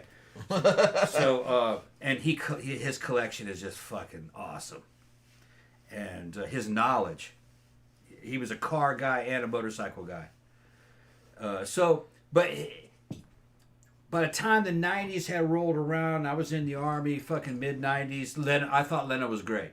I thought he was a great replacement for Carson because he settled into that. He had a chilled out kind of vibe by then. He had kind of matured into that role. And I thought he was a good Tonight Show guest. He was slightly different. Safer choice, which I think is why the network went with him instead. Yeah, he was a little bit safer. He did have his own style, and by that time, the Tonight Show was an institution, and it had to be something safe to where you'd wind down in the evening. Yeah, and they were trying to get the same vibe. They were trying to get that same vibe. Even though you're never going to recapture that because obviously they're two different people and it's a different era too. But yeah, so I thought Leno actually ended up being the correct choice for the Tonight Show. But Letterman was the correct show for Letterman. Yeah, that was very. I'm glad he got his own show. He needed his own show. It was an edgy New York show. His humor was fucking spicier. The fucking Larry Bud Melman skits and shit, and all the he would have Billy Idol on. He would have Bjork on. he would have the fucking chameleons on. He was a bit hipper. He was a lot hipper. Okay, it was more like it was like the Tonight Show, but it was kind of the alternative version of the. And I remember it was even perceived like that at the time. Yeah, it was more of the underground Tonight Show. In general, like I don't watch as much stand-up comedy as I used to, but I used to be really, really into stand-up comedy. I used to know all the ones and watched all the specials, like when they would come out on HBO and stuff. I tend to like comedy that is like more story-based, or more improvisational, in the sense that I like somebody that just come out and talks and like just tells stories, and they're just funny incidental stories. I don't really like set up punchline. I don't like that formulaic. It's not funny. It's very stale to me. And I don't like a kind of canned routine. I kind of like when somebody just comes out and just talks like off the cuff, and it's just funny. This gets to what I said earlier. This nighttime talk show shit is fucking way old. It's been dead. By the time the 2000s had started rolling around, maybe like 2004, around that time, the internet had kind of replaced it. Maybe 2006, nighttime talk show was dead. If it wasn't dead, it was dying. There's no way it was going to survive. The internet killed all this shit off. Culture was starting to change. So really, when it comes to these nighttime talk shows, some people talking about Colbert and shit. No, fuck Colbert. I like Stephen Colbert, though. He's funny. It doesn't matter, but it's just the times had changed. But you watch that online. Like, you can watch it online. Nobody watches it on TV. You can watch it online, but I'm just saying that the fucking times had changed. You were never going to have the entire attention of the nation. Yeah, like it's just not the same. It's not the same. And you're never going to get that back. It's never coming back. You know, it's just not the way it was The anymore. dude who really had the entire nation was Carson. He was the king. Even if you didn't watch the shit, most people did. Yeah. But even if you didn't watch it, you knew what his monologue was about the night before. Because everybody's talking about it. As Carson started to fucking age out, he was slowly being replaced by Letterman. And then Carson retired, and then it was Letterman and Leno for a while. Yeah. Then they had later ones like Conan O'Brien, and now you have like Jimmy Kimmel. I liked them, but they were always like fucking down the way a little bit. They weren't the first ones to do it. It's kind of the same formula. Kind of the same formula. They had Conan O'Brien on the documentary we watched, and like he acknowledged that. It's like, look, we're just doing what the template. Right. You know what I mean? That he did. And then as that started to go out in the 2000s, man, the fucking internet started to take over. By the time 2007, 2006 had come around, YouTube was starting to get fucking powerful. 2010, that was it. YouTube was strong now. That was enough to where, look, the people that watched late night television were still watching it, but the young people weren't. They weren't signing on. They were signing on into the shit that they were finding in streaming. So it was only a matter of time before the generations would start to split. And that's the way it is now. Now anybody under 50 is fucking just... they're watching streaming content. Because you can pick and choose. You can pick and choose so whatever you want to see. Whatever you want. Yeah, and on all these different platforms, they're watching Kick now. And all kinds of weird platforms are appearing. Because you see, YouTube, this is the old people channel now. It is, yeah. This is the old people. I mean, it's still the biggest one by quite a large margin. But this is all old people. But, yeah. Fucking, they got new ones out there now that have less rules, that are wilder. There's less people, but that's where all the young people are. Yeah, but that happens. It just happens with everything. Just MySpace was Facebook, and then everybody went to Instagram, and then everybody went to TikTok, and yeah. MySpace is now gone. That's like a dead mall. These kids today. Yeah. Is there even anything at MySpace.com? No, you can't get there now. Not like I've ever looked. I tried to go back to it years ago, and you could barely navigate. I tried to find my fucking profile. It's all gone. Those fucking horrible profiles that had those horrible backgrounds. with the like, music the playing. music would play. Yeah. Everything was slow to navigate. Oh, Jesus Christ. I didn't even like... I hardly... I did have a MySpace profile. Yeah, I had them. I used to talk to people over MySpace. I did, but not much. The Icy Hot Stunners were on MySpace. Oh my God. Please, if you've never seen it... The Icy Hot Stunners. Go watch... don't watch them. But, like, don't give them any attention. Yeah. But go to Wang... and W-H-A-N-G. And he does a show about... Or is it W-A-N-G? I thought... W-H-A-N-G. Yeah. With an exclamation point. He does like shows about internet culture and lost media and stuff. Yeah. And he did a show about the Icy Hot Stuntas. Yeah. Which was this terrible, super white, teenage hip-hop band. It was terrible. From and their MySpace 90s? page. 90s. And their MySpace page. It's late 90s. It's so cringe. It's like Anvil, but for white teenage hip-hop. Yeah. All their boasting. Endless boasting and so fucking funny. Selfies. Whatever happened to those kids? Some of them ended up in other bands. And then some of them vanished. I feel they're probably like all fat middle-aged dads. Yeah. I feel like. Icy Hot Stuntas. The Icy Hot Stuntas. Yeah. Spelled exactly like that. Stunta, A-Z. Stuntas. Yeah, A-Z. Icy Hot Stuntas. And it was just like the most... If you watch it now, you were like, wait, are they serious? Is that serious? It almost looks like a parody. It looks like parody. It's not, though. But evidently it's not. Because, like, Wang thought it was parody, too. I'm like, can't be. That can't be. Right? Did a whole show on them. Wow. It was pretty funny. But I didn't navigate over to that part of the internet back then. 90s and 2000s internet was fucking epic. I fucking loved it. Yeah, it was the Wild West. Crazy shit. Like and there was no social media really as we would know it. There was nothing at that point. It was just a bunch of websites and web pages. And you could put any fucking thing. Yeah, you could have anything. Yeah, it was awesome. And people didn't realize when you were just making shit up either. Yeah. And you couldn't really check. Yeah. So. But yeah, it's pretty, I still remember the Icy Hot Stunts. Holy crap. Yeah. But yeah. Everything was a product of its time. Yeah. It is kind of funny. I can see why Wang is like fascinated with that era. Yeah. Like he grew up, he's a bit younger than us, but he grew up in the early days of the internet. Yeah. So he remembers like all the old school. All the bad graphics. Internet shit. Like I was, God, made your eyes bleed. Yeah. I'm a graphic designer, so that kind of shit just makes me twitch. I had a web TV account. Yeah. Me and my first wife had a web TV. Remember web TV? Yeah, vaguely. We had computers too, but web TV was easy to use. It was cheap.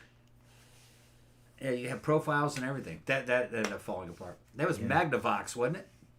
I don't even remember. I didn't have it. So it was fun to watch though. I don't know. It was just a web browser for your television. Yeah. So, some other people that Carson brought up that he didn't like. Barbara Streisand, mostly because she would call and book to be on the show and then would cancel at the last minute. Barbara Streisand, yeah. She'd cancel.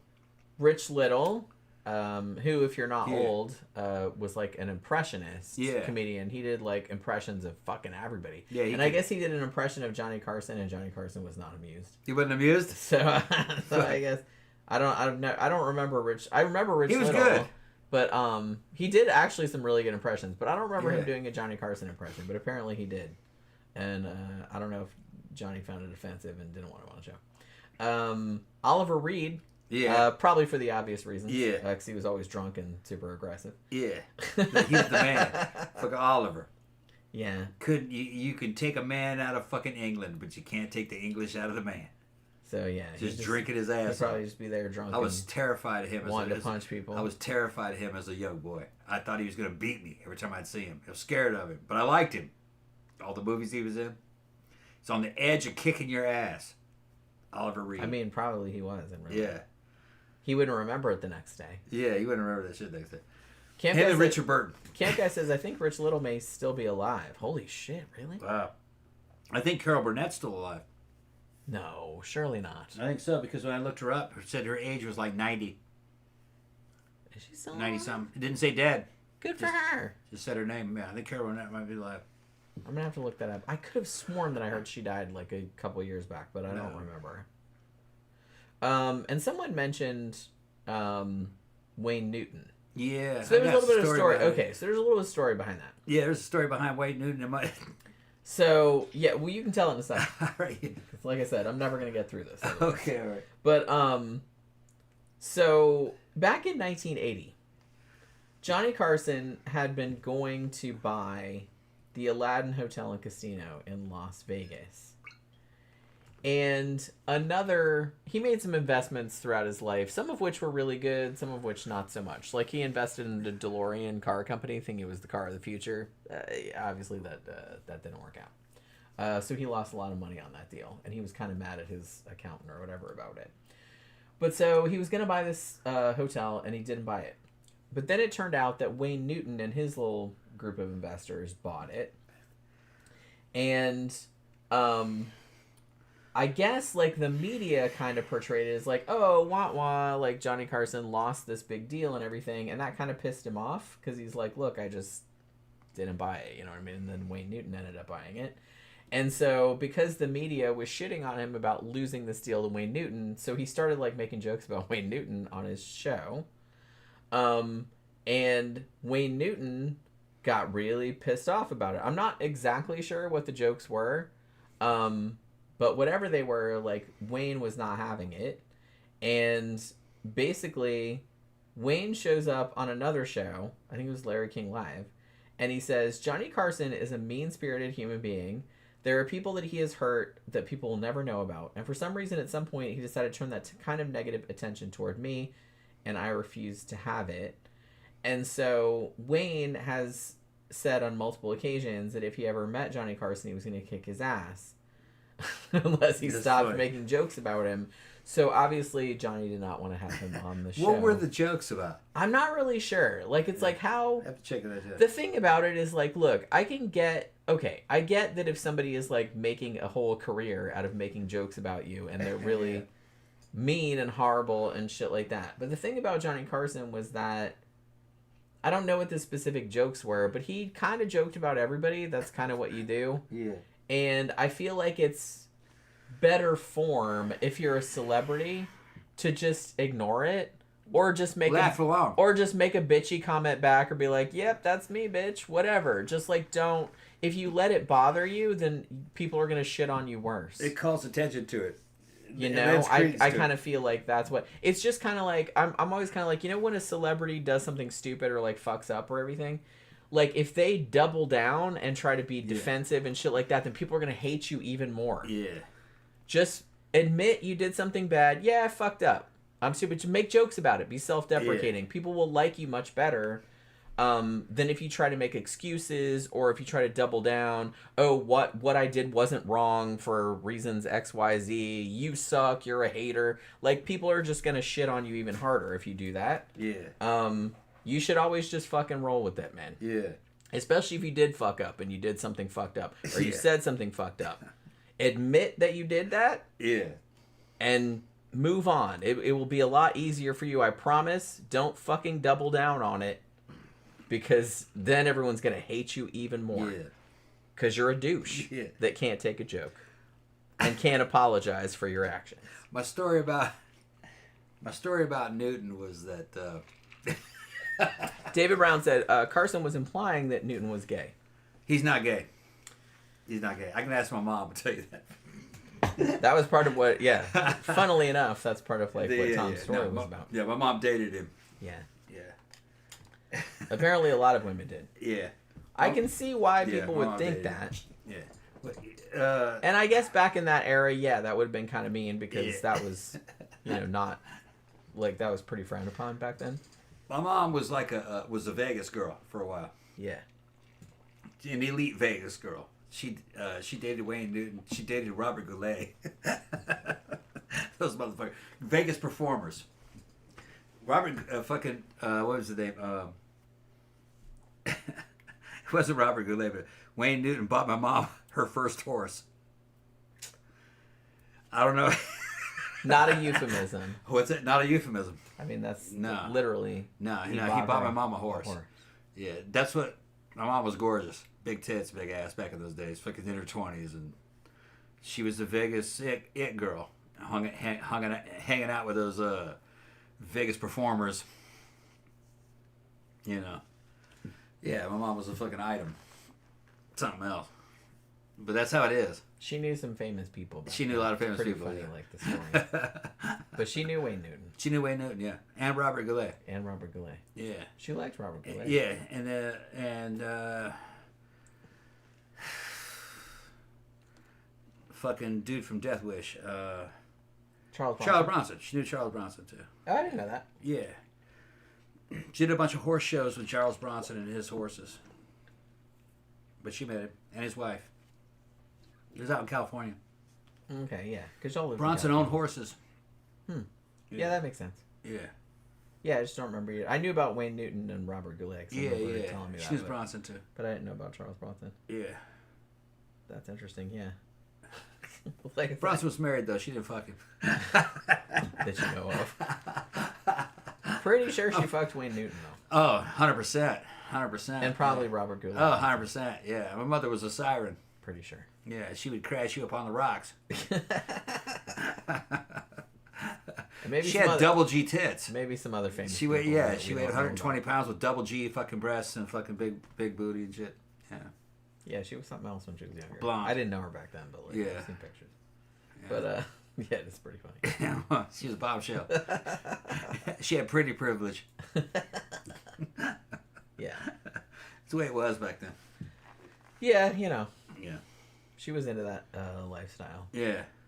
Isn't that funny that Wayne Newton bought your mom a horse? Yeah. I'm sure she worked hard for it. It's absolutely true. We're not making that up. That is absolutely true. Absolutely true, yeah. Yes. I had one of Wayne Newton's fucking scarves that he That's gave right. to my mom. I remember, yeah. And And I wore that shit to the goth club, fucking tied around as an ascot with my fucking outfit, one of Wayne Newton's scarves. This belongs to Wayne Newton. Yeah, it was monogrammed. Yeah, it's monogrammed. Wayne Newton, yeah. And probably some people like. I don't even really who give the a shit fuck about is Wayne Newton. It just is a scarf I had in the house. Literally, Don Kashane is the only Wayne Newton song I know. Go to the restroom. And that's only because it was in Ferris Bueller's Day Off. You know what I mean? Yeah, Gilded Age says Robert Goulet, street cred. Yeah. He was from Lawrence, Massachusetts. Yeah. I kind of feel, I don't know a lot about Robert Goulet, but I feel like he seemed like a nicer dude than Wayne Newton. But I don't know. Like I said, I don't really know a lot about either one of them, but I know who they are. Like, they were just kind of like,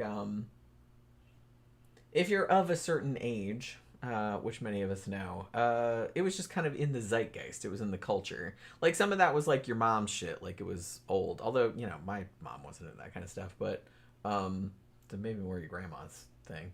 But you were aware of it. You know, it was on the TV. It was on, you know. So you kind of knew who they were.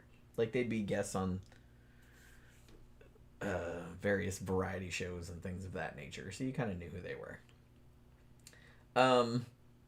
So yeah. So on the Tonight Show, they also did like some sketches and stuff.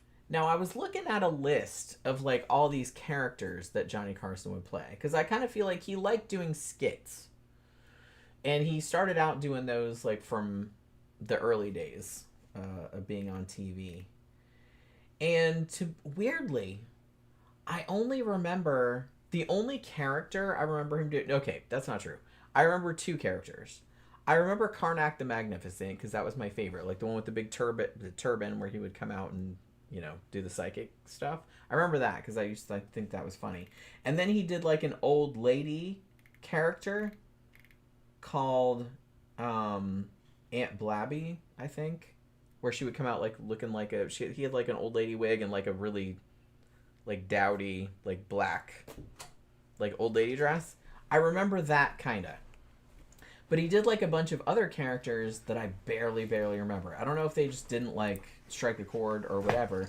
He said that his favorite character that he did, like in the skits on the Tonight Show, was Art Fern, who was like a tea time movie announcer. Like that was, and he said that was his favorite character to do.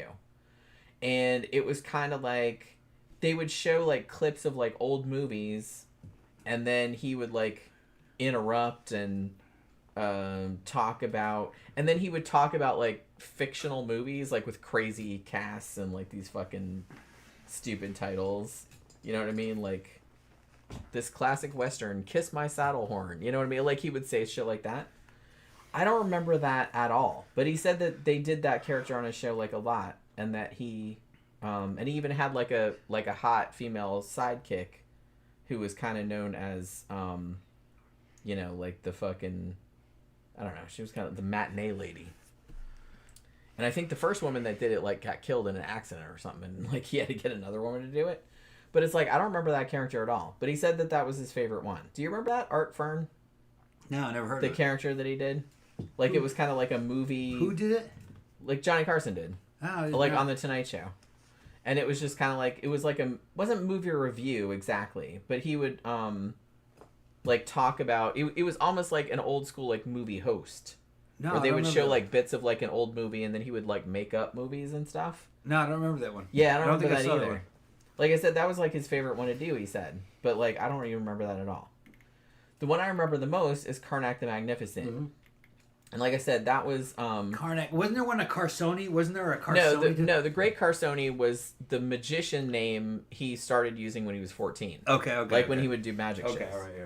That's Carnac, what he called himself. Okay. But on the Tonight Show, he was Carnac the Magnificent. He would Carnac, come out in, like, this black robe and, like, this huge turban thing. It wasn't even really a turban. It was just kind of... It's like something from India. Turban-ish. It was, like, really wide. And it was, like, kind of burgundy and had, like, all this stuff on it. And the shtick was... Carnac was great.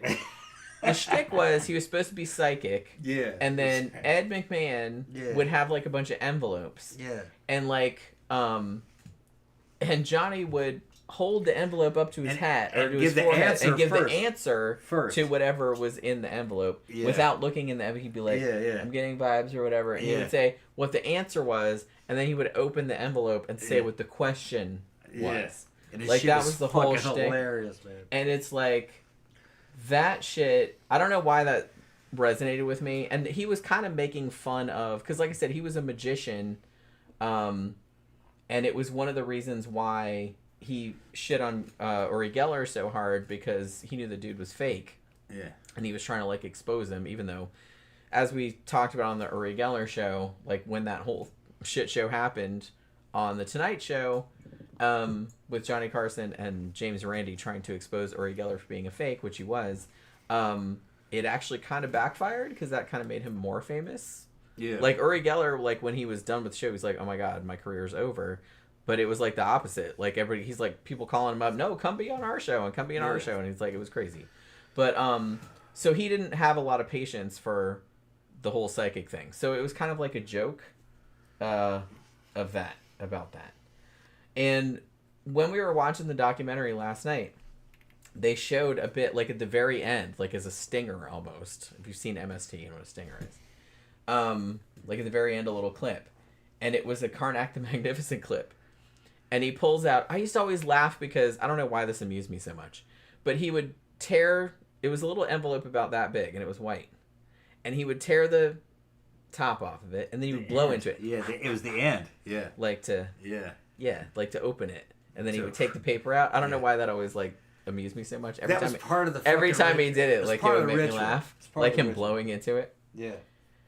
So they showed this clip at the end. This was the one, the clip that him and Ed just lost it, and we were losing it when they were. I lost it, and it's like, I'm not really sure if I can do it justice. It's, you have to see it, but it's like, so he has the turban on and everything like that, and he holds the envelope up, because Ed would have, like, a bunch of envelopes, you know what I mean? So he holds this envelope up, and the answer to the question, he says, "Sis boom ba," and then Ed would go, "Sis boom ba." That's the answer. Sis boom ba. Yeah. And then he's like, tears the thing, and he blows it, like, to open it and see what the answer is. Sis boom ba. Yeah. Then he opens the paper to read the question. And the question is, describe the sound made when a sheep explodes. And they just boom ba. Lost it. I lost it. Like, watching the delivery was just like... Yeah, and everybody else... Because I wasn't expecting it. I wasn't expecting Then they try to move on to the next one, but then they start laughing about it. But then, you know, Ed's trying to hand him the next envelope, and they just couldn't. They couldn't. The burning fuse. Boom, man. And it's a the straight absurdity of it, like just it made me laugh so hard. And it's a straight joke. It's not dirty at all. Yeah, not blue at all. And fucking the timing and just the atmosphere in which they said it. It was fucking hilarious.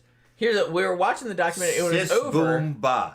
And sis, boom, ba. Yeah, like Ed Sis, boom, repeated ba. it. Yeah. So like everybody got the sound. punchline. They tell you the punchline before, and then they right. tell you like the setup, like afterward, which made it funnier to me. Yeah. Because you weren't expecting that. Yeah, right? yeah. So it just kind of came out of nowhere. Yeah. And like a sheep exploding, I mean that's kind of inherently funny.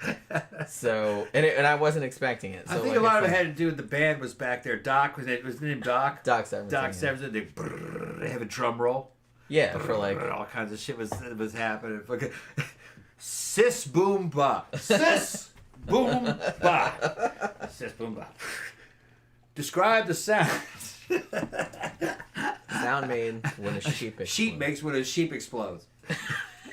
and they start laughing. And then they just and then they lost it. Yeah, they lost it for like several minutes. And it's just stupid, but it was I don't know. funny. That really struck me It was very just funny. funny, yeah. Like I like that kind of absurd, like Yeah, unexpected. And like I said, a sheep exploding is just inherently funny to me. Even though I love sheep, they're adorable. But it's like the idea of it is like funny. Anyway. Yeah. But it's like for some reason that fucking killed me. Just that whole. And they couldn't even go to the next joke, because like I said, they would do several envelopes like for every bit that they did. Yeah, Ed was. They couldn't even move to the next one. He's trying to, and he's just like, I can't. Ed McMahon was like the straight man. He was fucking big, kind of beefy. He wasn't as good looking as Johnny. I think they didn't want him to upstage, but he had this fucking booming voice, and he was funny. And fucking whatever fucking Johnny would say, he would just go ho ho ho ho ho ho ho ho. Yeah. It's just I don't know. It's just kind of funny. That's why, and like I said, I kind of feel like for a long time, and probably younger people don't know this now, but for a long time, if you told kind of a salty kind of joke or made kind of somebody goes hey-o, that's an Ed McMahon thing. That's an Ed McMahon thing. That's what he would say if Johnny said something kind of out of pocket. Yeah. Hey-o. Yeah. You know what I mean? Oh. Yeah. So it's like, so if you're reacting like everybody, like every old person would know what you were talking about. Yeah. But yeah, probably. Like I said, and they made a lot of jokes about that. Yeah, like when the chick jumped up and fucked with the big titties and he goes, dinner for two. Hey-o! Yeah, like Ed would react, like over in the booth, you know what I mean? Yeah. So that kind of became a thing, like a cultural thing, like if somebody made like a little off-color. It was nightclub humor. Well, yeah, and it's just funny how much it humor. infiltrated the culture. Yeah. Like I said, it's kind of hard to overstate how much it was like just saturated into the culture back then. Like I said, if you did that, everybody would know what you were talking about. Yeah. Everybody. One thing I did like about that was all boomer culture, you know. One thing I did like about boomer culture is that they were sexy. They would say some sexy shit, and they would kind of keep it a little bit reserved. There was a certain thing that they wouldn't go over. It was funny. It was funny. They liked sex jokes. Yeah. They were big into sex jokes. Holy crap. Like, you remember we were watching the shit last night. One of the guests that he had on a few times was Angie Dickinson, who, like I said, was, she was on Policewoman, and she was in a lot of stuff back then, in movies and stuff. She was in, what was that movie she was in? Not Body Double. Angie Dickinson. Was she in Body Double, or was it that other one I'm thinking about? But it was a movie like that. Yeah. And, she apparently, she really liked Johnny. Really liked Johnny. Yeah, she tried to so like every time she was on, she was like real flirtatious. She flirted with him, yeah. And like he's kind of flirting, but he's like, "Wait, am I flirting?" Like, you know what I mean? And she's like, "I wish you would flirt." Like, you know what I mean? Yeah. So it was like this whole thing. No, she told him she loved him. Yeah, and like she straight up said, "Man, she had big old helmet hair." Like I don't know what year that was. It was like early '80s, looked like. Yeah. But yeah, she's like, "No, I love you." No, she meant it. And then after she died, there was an interview with her, and she said, Dress to Kill. Thank you. That's what was her name? Dress to Kill. That Dress was to the Kill, movie I was thinking of. No, after he died, she was just like, no, I loved it. Fucking, it's just that she was like, we were into each other. It's just that we were always with somebody else at the time. Yeah, she said it never really worked out. Never worked out because we were always with somebody else at the time. But apparently she was into Yeah, that. she was totally into it. But you could tell. Yeah, yeah. Like they showed some clips of her on the show. And yeah, there was a lot of chemistry. Yeah, there. you could tell that she was real into it. Yeah, that she was real into it. She was ready. But like he was always hooked up when ready. she was available. He was with somebody, and vice versa. So they never. And I'm a man. I can tell another man's body language. He was interested. He liked her. I mean, he was interested in pretty much anyone with. But you don't sell the dude too short. Yeah, I know, but I think he did like her. Yeah. He probably would have. Well, she was a cool chick, Yeah, I think he would have had a good relationship with her. Would he been able to keep his hands off fucking younger women? No, absolutely not. Absolutely not. But that doesn't mean he's not in love with her, or you know what I'm talking about. Fucking it's difficult to explain to women. We understand, baby. I know. Yeah. Yeah. You see, the love of a dude is very different from the that's love what. Yeah, say it again. You see, the love of fucking of a pimp is very different from that of a square. But yeah, it was that kind of shit. Here's the thing: he was a man of another generation. Yes. Carson would have been great in a fucking in a relationship with a bisexual woman where they were cruising chicks together. He would have fucking... he would have loved that. He would have fucking loved that. But they didn't do that kind of shit back then. I mean, they did, but I feel like you have to... It would have been too really subversive. had to keep it on the down low. You had to really keep that. But if he was with a bisexual like, woman... they did some crazy shit, but I kind of feel like some stuff you still had to keep under wraps. If he was with a bisexual woman and they were cruising chicks for other bisexual chicks, he'd have been all into that. And, what do you call it? Being pansexual. Or not really yeah. Or... Well, like I said, I kind of feel like, from what a lot of people said about him, because he was so Midwestern. Yeah. Because he was so... All of his wives, as far as I'm aware, said that he was very emotionally unavailable, even for the time, which is saying a lot. Because he was like that, I think he was just into... He liked women, like, to have fun with them. Like, I think he had a hard time committing to a person. You know what I mean? I think he just wanted to play the field, which is fine, as long as you're upfront about that. Like, I don't have a problem with it as long as you're not deceiving anyone. Don't marry a chick if you're just going to be like, oh, okay, bye. You know what I mean? I'm going to go out and do this, that, and the other thing. It's just that. And I do feel like the women kind of knew. They didn't like it, though. But back then, that's just what you did. You just kind of shut up and dealt with it because no one was going to listen to you complain. Because they're like, well, that's what men are like, baby. He's a man. He was a man of power of that time and that generation. Just got to shut up and that's put just up kind of what they did. Oh well, he'll come back. That was the kind of thing. I think really he would have been a lot. He was, like you said, he was a loner. Yeah. And he was kind of liked a lot of alone time. He'd read and he was trying to separate himself from what was happening around him. I think he needed to have a strong sense of self and individuality. I think he got married because he thought that that's what you had to do. Because that's what society told him he had to do. I think with kind of more alternative lifestyles, that wasn't an option. But I think that's probably more what he was. He'd have been a lot happier with a bisexual woman where they would like predate on fucking cute chicks. And he'd probably just been all into that shit. Because, I imagine. Because when the dude's like that, he doesn't see the girlfriend as the main love interest. He sees the wife as that. And it's like something you're doing together. So it's like a partnership. It's like it's a type of fucking pansexuality, really. And he would probably outgrow it. That's what I would think. I think he would probably outgrow it after Well, a if while. you were allowed to do it and like no one was judgmental about it, you'd probably be like, all right, I'm done with that's that all it now. is. All right. It's not really a big. I had that fun. Yeah, because a lot of guys that are like that, it's because they're trying to scratch some kind of itch That was kind of suppressed. that was suppressed in them. But then once it's kind of scratched, they're like, oh, okay, this is all it is then. Yeah, You like know. once you experience the Right, reality of it, right, you're like, right. ooh, it's not It's taboo anymore. part of their development. Sure. And the reason why I'm saying this is because I have this weird feeling, based on his background and his relationship with his mother, is that he never felt that he reached full development. That's what I think happened with him. He felt like he was missing something. In that romantic. Yeah. And he was playing in the 50s, 60s, 70s arena. Yeah, I think it was with like celebrities. So it was. Yeah. It was a lot of factors. And he had a lot of power and a lot of responsibility, so he couldn't really cut loose. And I think he had a lot of nerdyism to him. Yeah.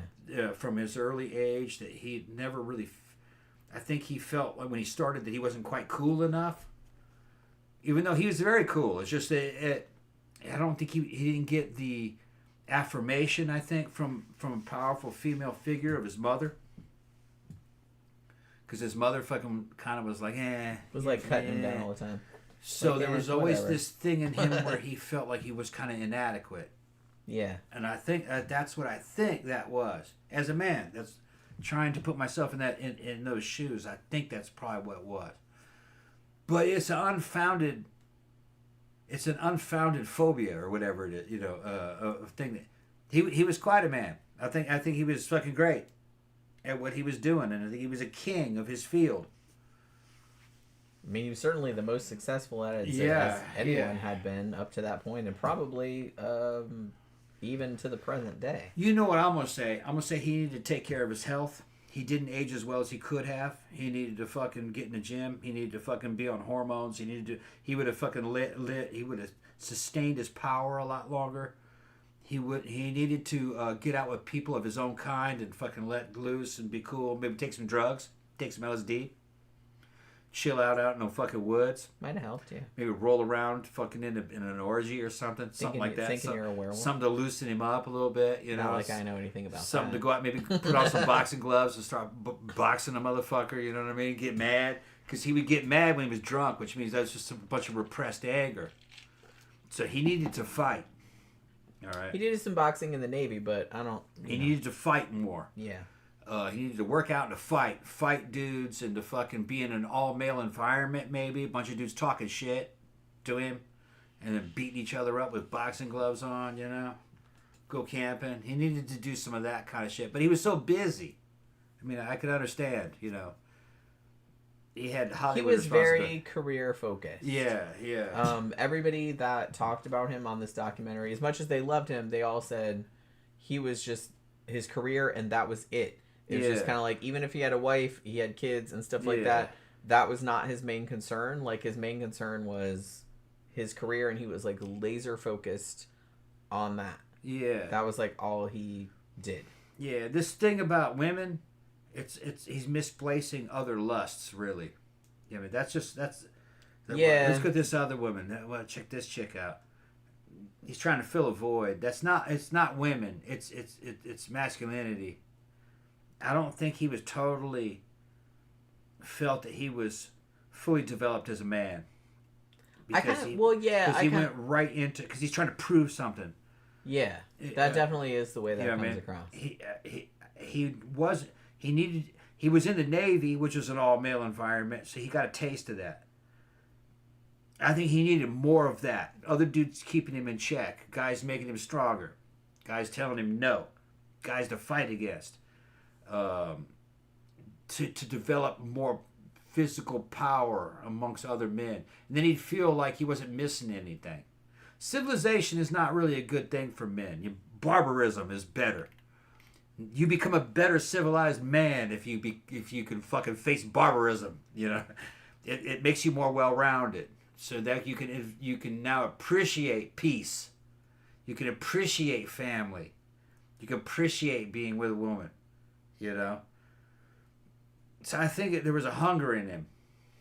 Yeah, because I kind of feel like development. dudes that grew up for whatever reason, like feeling like they missed out on something, are always going to be trying to fill that void, and sometimes it's really in destructive ways. In his case, you know, you could argue that's fairly destructive, but not, you know, obviously not as destructive. Oh no, he was like a king. Compared to I'm just saying in his personal life. I'm not talking about his like career or anything like that, because obviously he was really successful at that. Yeah. But you know, they're always going to be chasing that high because they feel like they're missing out on something. Yeah. Like, if you didn't get that when you were younger, like, it's always going to, like, kind of taunt I think you, he was missing out on high adventure. Riding motorcycles, getting into fights, being poor, struggling. You know, and fucking being around a bunch of other guys who are struggling. Having cred. Because he knew enough to know that there was more to it. Showbiz life is tough, but it's viperous, you know what I mean? It's also more professional. It's physically softer. He was good at that, though. You know? But I think he felt, in certain ways, he wasn't well-rounded enough. I would disagree with him. Yeah. You know?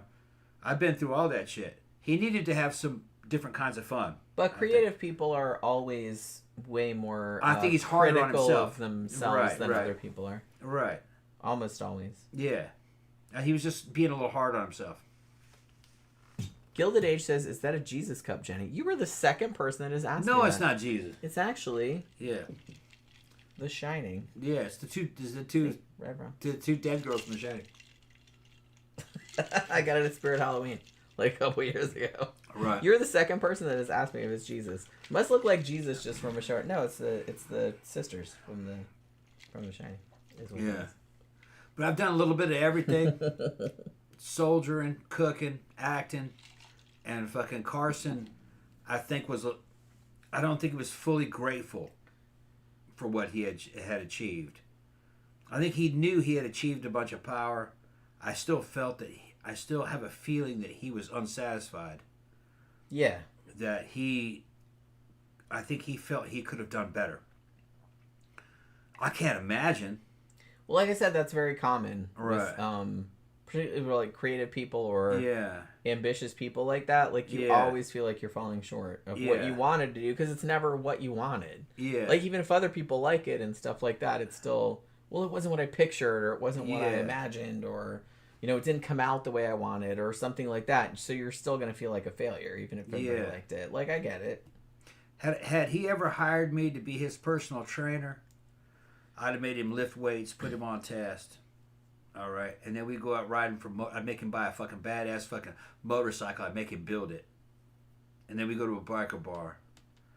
And then we get into fights and shit. We do some like primitive shit. And he probably would have liked that. You know, something that was totally the other end of the spectrum. To try to balance him out. To help him appreciate what he had. You know. Because he had a lot. He had a fucking badass fucking house out in California. Fucking yacht. He had several houses. He could have any kind of girlfriend he wanted. And they respected him, too. He just went down and met a model. He's like almost 60. Met a model, 33. Asked her, hey, you want to go have a drink with me? She's like, yeah. His wife, he met her when she literally walked by his house. On the beach. On the beach, like in a bikini. In a bikini, just went down there and fucking just. And he was like, "Hey, you want to come in and have a drink?" She's like, "Yeah, you're Johnny Carson." All right, you're Johnny fucking Carson. No, they ended up splitting up because they. Well, now his fourth wife, they were technically married until he died, and like she did get a lot of his estate when he died. But a few years before he died, they were like living separate lives. Yeah. Because, like I said, he was kind of a loner. Yeah. And honestly, the last few years of his life, you know, spoiler alert, he got emphysema from like all the smoking. Smoking too much, yeah. He was pretty sickly, but he didn't want to tell anybody because he was a very private person. So he was kind of trying to keep it on the DL that he was really sick. And at that point, I think him and his wife were kind of living separate lives. Yeah. I would have. She was much younger, so. She was a trophy wife for a 60-year-old man. A beautiful model in her 30s, even though from our point of view, she looked like she was more like in her 40s. They just aged so much faster back then. Like I said, I don't want to like disparage. She was still good looking. She still looked really good. It's Yeah. just she didn't look like she was. No, they all looked older. Yeah. She looked like a hot 45-year-old. Yeah, yeah. Funny. Because a hot 40-year-old now looks like a hot 25-year-old. Wait, she's me 33? and Jen cannot. Dang. Me and Jen. I looked like a baby when I was 30. Me and Jen go to the club and we can't tell a hot 40-year-old from a hot fucking 22-year-old. They look the same. They look fucking the same. The goth makeup helps. Yeah, goth makeup helps, but it's just. And not going out in the sun and not looking like leather. Yeah, I don't know what it is. It's just times have changed.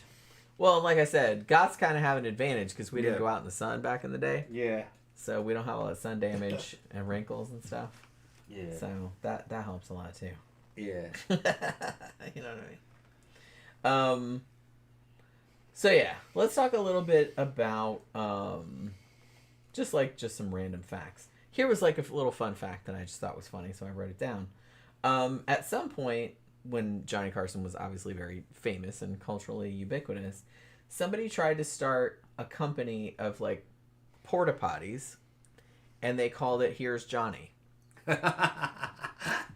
Funny, but Johnny Carson sued them, and he won. So yeah, don't fucking. Don't be using my name on porta potty. I get it. Like that is funny though.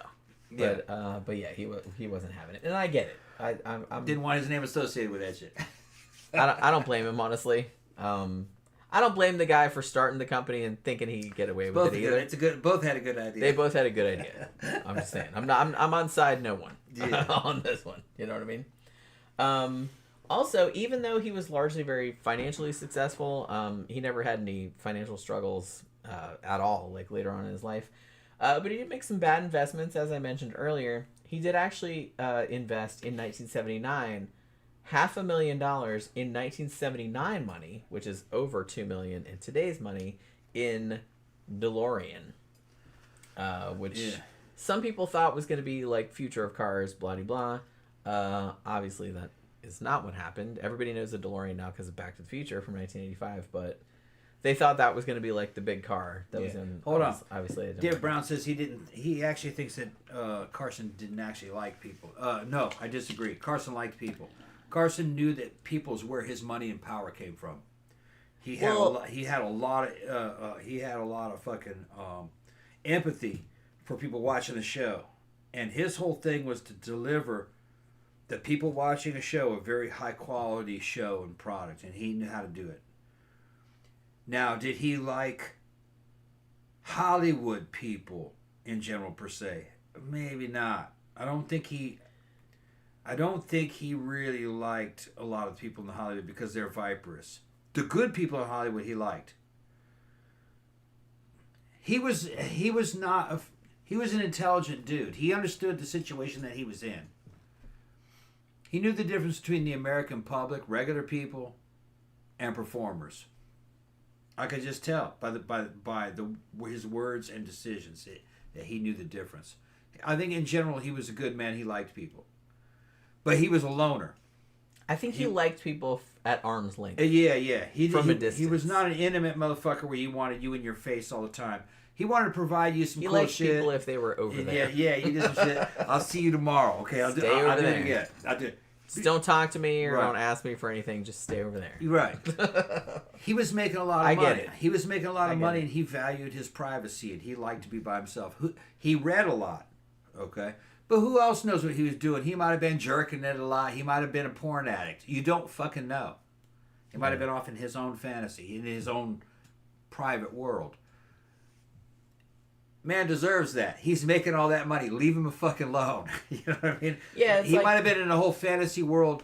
A lot of fucking famous, powerful dudes are like that. The author of fucking Conan was in his private fucking world, and from that came Dungeons and Dragons and fucking fantasy writing and Tolkien and fucking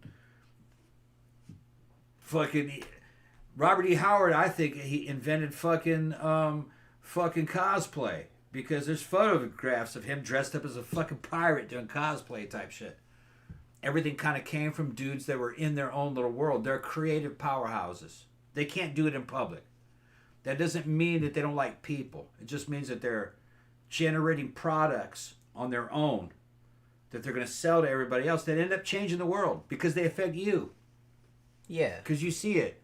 But like I said, as a kind of creative person myself, I understand. I don't hate people. I would just rather not hang out with them most of the time. You have to have your own place. You have to have your own place to make these things. Jen, look, me and Jen lived together for fucking close to 15 years, and we spent a lot of time apart. She's in this room doing her thing. I'm in there fucking watching shit, or I'm doing groundskeeping, or I'm working on motorcycles, or I'm fucking around with guns, or something like that. We're not up each other's asses all the time. We come together to do the show a lot. Yeah. This is where me and Jen talk, actually. Yeah. A lot of time. And then we'll go out to clubs, and then we'll fuck around in the bedroom. We just talk. It's just this is just part of our life. You guys are seeing part of it. You cannot be up other people's asses fucking all the time. And I fucking Carson didn't want the public up his ass. And like I said, I can't blame him. I don't want that either. That sounds exhausting. Yeah. Like I don't even want to be people I like. Yeah. That much. And I kind of understand why he had wife and kids. He says, okay, yeah, you guys. He'd do family shit, and he goes, okay, I gotta go.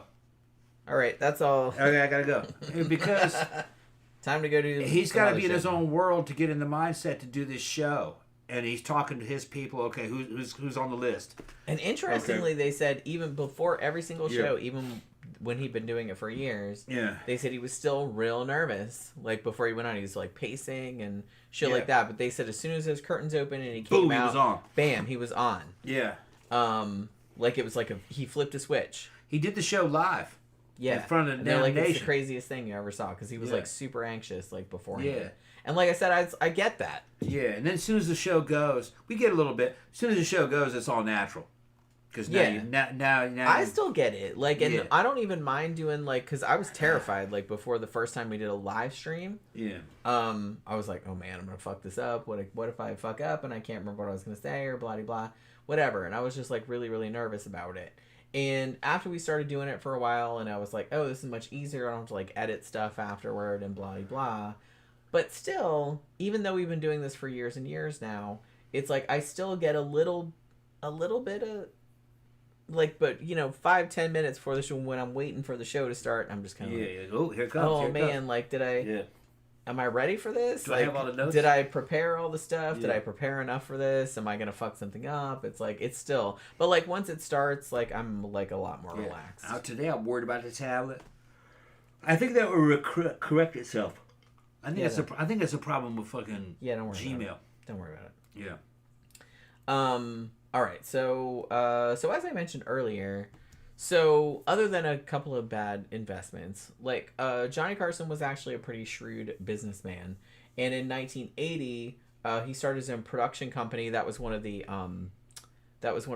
stipulations of like his new contract when he renewed the contract for the Tonight Show.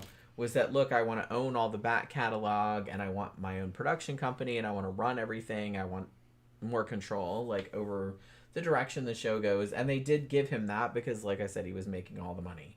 So his production company, which he started in 1980, which was called Carson Productions, eventually did The Tonight Show. Like I said, they have still, his estate has all the rights to the back catalog of The Tonight Show, which is like in a fucking salt mine, and I think it's in Kansas, I want to say. Like 54 floors like under the earth or whatever, like in this mine, and all the master tapes are there. And he also produced some other shows, obviously, like I said, Late Night with David Letterman, because him and David Letterman were good friends. He also produced like TV's Bloopers and Practical Jokes, which he co-produced with Dick Clark, and a movie, The Big Chill, if you guys remember that one. That was kind of a big movie from 1983. His production company did that as well. And one of his other investments, which was kind of interesting, I think like people were into like his cool suits and everything. Like back, obviously they're real dated now, but like, because it's the 70s and 80s. They were 70s suits, yeah. But he started his own Johnny Carson apparel, and they did like fitted, like stylish suits, stylish for the day. They look cool. Like stylish suits for the day. Like, hey, you want to look like Johnny Carson? Like, buy one of my suits. You know what I mean? And that was actually quite successful, like the catalog business that he did. So, like I said, he did the show for Tonight Show for 30 years, which is crazy to think about now. So he retired in 1992 when he was 66 years old. Like I said, Jay Leno took over. He had been the permanent guest host for a while, like about 5 years prior to that point. And he just kind of took over, even though, like I said, everything I heard, Johnny Carson said he wanted David Letterman to take over, but obviously that didn't happen. But David Letterman obviously became super famous in his own right and had his own show. So it worked out. A New York-based show.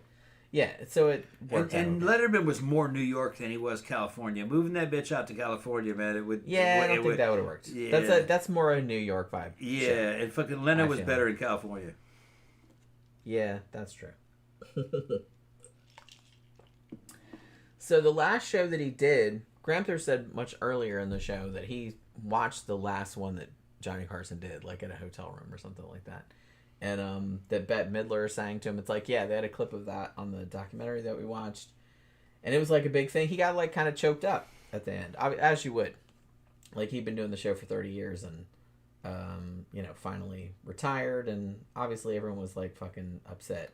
And I think like a lot of other shows even like went dark for like an hour. Because, like, in respect or whatever. Yeah.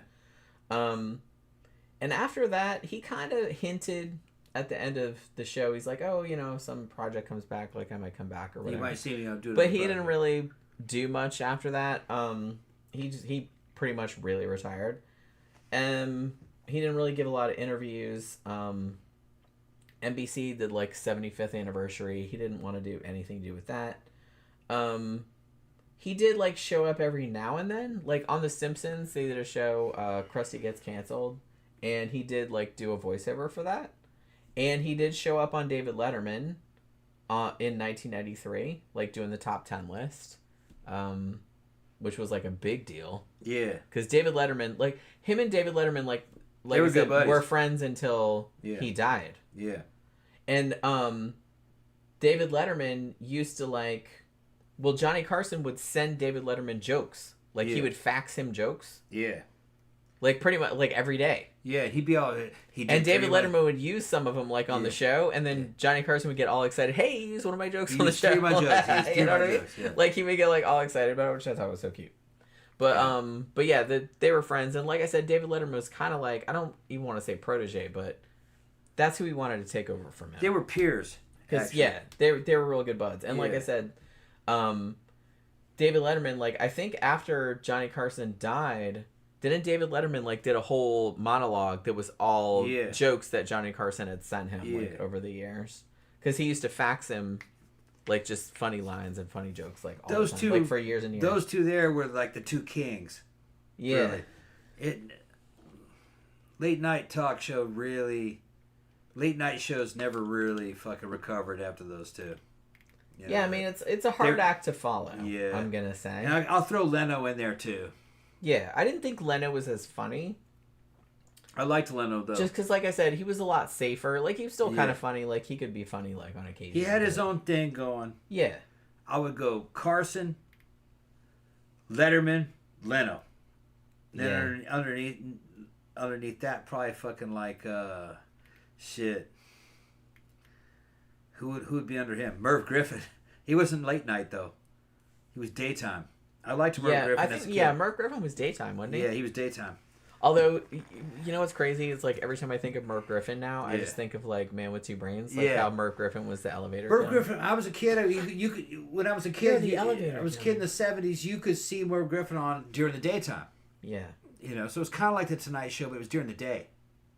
It was, so your mom couldn't tell you, hey, you should be asleep. But but if you were staying home from school or something, you could see Merv Griffin. And I liked Merv Griffin. I liked that show. It's been a long time I've seen it. I only vaguely remember. It couldn't have been just me because everybody else remembers him too. Yeah, I mean I remember it. Kind of like Maury Povich, but it was it was a talk show. It was a talk show. Yeah, It wasn't like a fucking. It wasn't like Jerry Springer. Your baby mama, I'm freeing all these black men. You know, from the. Maury Povich freed more black men than fucking Abraham Lincoln. You are not the father. You are not the father. That's right. Yeah, fuck Abraham Lincoln. Maury Povich freed more black men than you are not the father. Yeah, it's a pretty popular meme going around. Oh shit! I gotta go to the not the father. Yeah, That was a good show though too. I liked the daytime fucking crazy shows of the '80s with all that shit. But it was just another time. It was another time. Well, like I said, it's not really that different. It's just a different medium. Because just like nowadays, as we were talking about earlier with the stupid thumbnails, with everyone making these over-the-top reactions with their stupid, goofy-ass faces, and these stupid headlines that a lot of times don't have anything to do with what's the content of the video. That's kind of the same thing that daytime talk TV was doing in the 90s, I feel like. They were just kind of doing whatever what they thought would get eyeballs on them. So it's like, so they have to be as controversial and tasteless and shocking as possible, you know? It's like, yeah, me and my mom are hookers and we're sleeping with the same dude and this dude bought us an Xbox. And I was, you know what I mean? It's like, it was all that kind of crap. They loved like incest stories or all that kind of shit.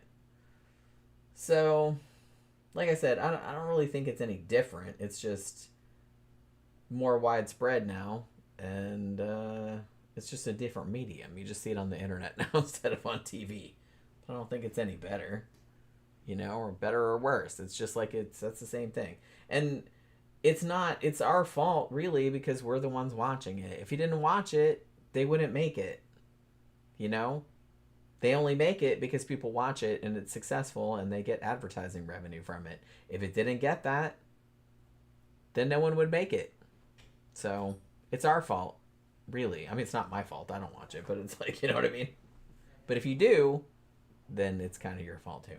So you can't complain about it because you're the one perpetuating it. But yeah, so I kind of feel like the era of... Which, in a way, it makes me kind of sad, because I kind of feel like The Tonight Show, it was just so, I don't want to say it was, like, innocent, but it was just, like, it was just a fun... It was a fun era. Show that anybody could watch. Yeah. It was a little bit saucy. You know, a little bit double entendre, a little bit, but it wasn't, like, overtly offensive. It wasn't overtly divisive. It wasn't like super tacky or tasteless. Like, they would make some kind of like off-color jokes and stuff like that, but it wasn't over the top. It was the kind of off-color sexy type jokes like anybody could watch it and kind of your grandma would titter at it, you know what I mean? It was off-color sexy kind of joke you'd hear in a fucking high-end nightclub of this era. That was the kind of joke it was. I'm sure it got even raunchier, but you could get away with this in a nightclub. And I'm talking about an old nightclub where they had tables and a fucking stage and a performer would come out. And fucking, it was that kind of shit. It was like some out of Vegas. Nowadays, a nightclub's about dance clubs. But they didn't have that. In those days, they would call what we do a discotheque. Yeah. So, you know. But which is a very old school term. I can't imagine a nightclub where you sit at a table and hear a fucking... And they just watch somebody up on a stage. Watch somebody on stage. I couldn't imagine that. But that's what they were emulating. I feel like that's like a supper club. Yeah, that's what they were emulating. That's kind of like the old school term. Yeah, they were talking. You know, they were talking about going back to fucking Lucy Ricardo and Desi Arnaz with fucking the Babalu and all that shit. Back that's what that was like the fancy club where you went to drink. You took your wife out on a date. Yeah. And like it's kind of like a restaurant. You'd sit in the. It was kind of like a restaurant, except there was live entertainment. Yeah, like a comedian or a band or both. Yeah, it was kind of like a variety show. Yeah, dancers and shit. And then like there'd be a big band playing, and everybody'd push the tables back, and you'd all go in the middle and dance. And there was all these celebrities around, and if they invited you to your table, you were the shit. In the 30s, they had whole movies like that. Yeah. Of fucking W.C. Fields and fucking fucking other actors and actresses in a nightclub telling jokes to one another while there's shit going on the stage, which I've only seen bits and pieces of those. I wouldn't mind actually seeing a whole one with, might be Myrna Loy or something in it, or fucking, what's her name? Fucking, oh shit. My girl. The blonde, gangster girlfriend with the boobs. Mae West? Mae West to be in it. And the whole silver screen movie would be taking place in a fictional nightclub. Yeah. I wonder if a nightclub like that could ever come back. Probably not, huh? where you have a You line, could, but you'd have to like frame it in a particular way, and I don't know if you'd get enough of I don't know if there's enough people willing like to go to in for like dance. the nostalgia. Yeah. Because you'd have to sell it like that. Yeah. The difference is that people go to nightclubs now, they want to dance. Yeah, I just want to get drunk and like dance. Yeah. You know? Back in the old days, you showed up with your girlfriend or your wife and went to a table that surrounded a little dance floor for performers, and then a stage and where a show would happen. There'd be dances, and because they didn't have TV, you know, so they went to the club to watch TV, and then and they they didn't have radio. Well, they kind of did have radio. Yeah, they have radio, but they were watching live music while everybody's drinking. That's a weird concept. I don't know if a venue like that would survive. That'd be like something I doubt it. That would be like something you'd see on a fucking cruise ship filled with fucking old people. Yeah, it's just a passe. It's too old. It's too medium. Old. It's like I don't really. If you did it nowadays, I don't think young people would know what you were going for. Yeah. Like I remember that format, but it was even a little old school when I was a kid. Yeah. And I'm old, so it's just kind of like late night talk, like this a night show, was based on that model. It's just that it was happening on television. You'd have comedy, you'd have guests, and you'd have music. But that's kind of what it was, and it was current events. Yeah. Yeah. David Brown says most people do not go out to clubs anymore, which, like I said, honestly, the way most clubs are, I honestly don't blame them. Yeah. Like I said, we still do. Yeah, we club. But it's niche. Niche club, goth clubs. Those are still fun. Yeah, that last one we had was a fucking blowout, and that was young people.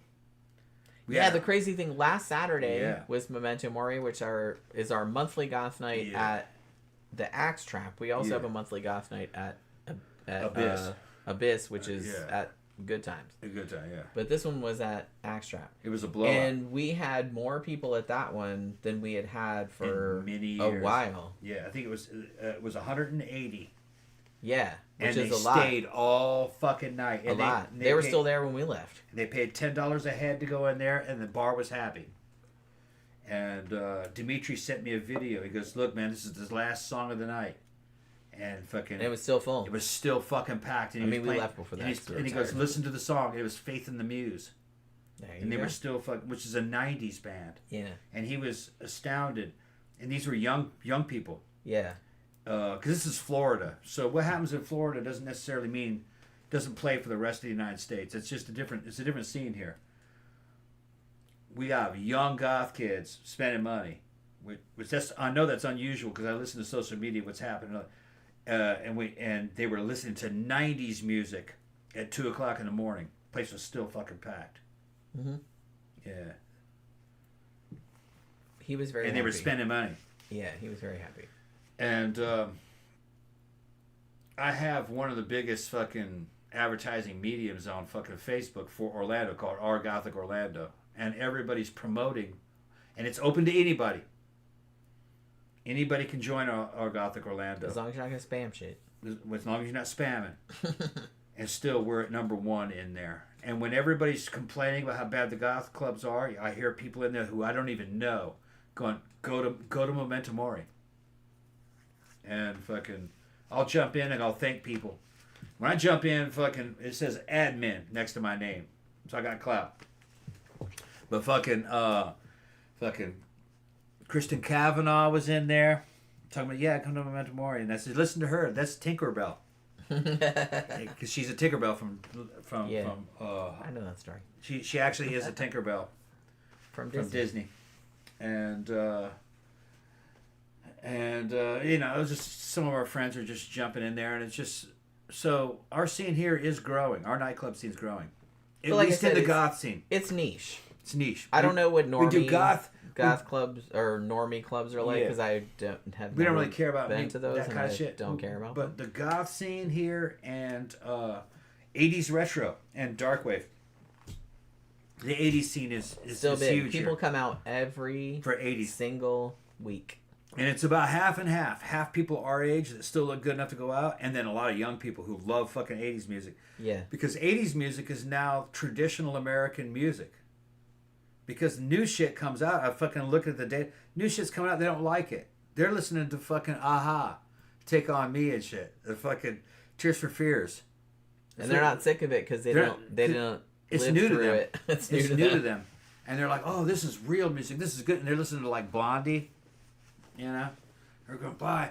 And if you look at what they're fighting against on the radio is like really earwormish, bad rap. And I like good rap. Like Public Enemy and shit. You know? Fucking. But bad, the new rap is so bad that you can't make a connection with it. And so what they're doing is a lot of the new kids, Gen Z, are listening to 80s music. And they're like listening to the lyrics and they're going, oh, okay, yeah, this is written by a person for people.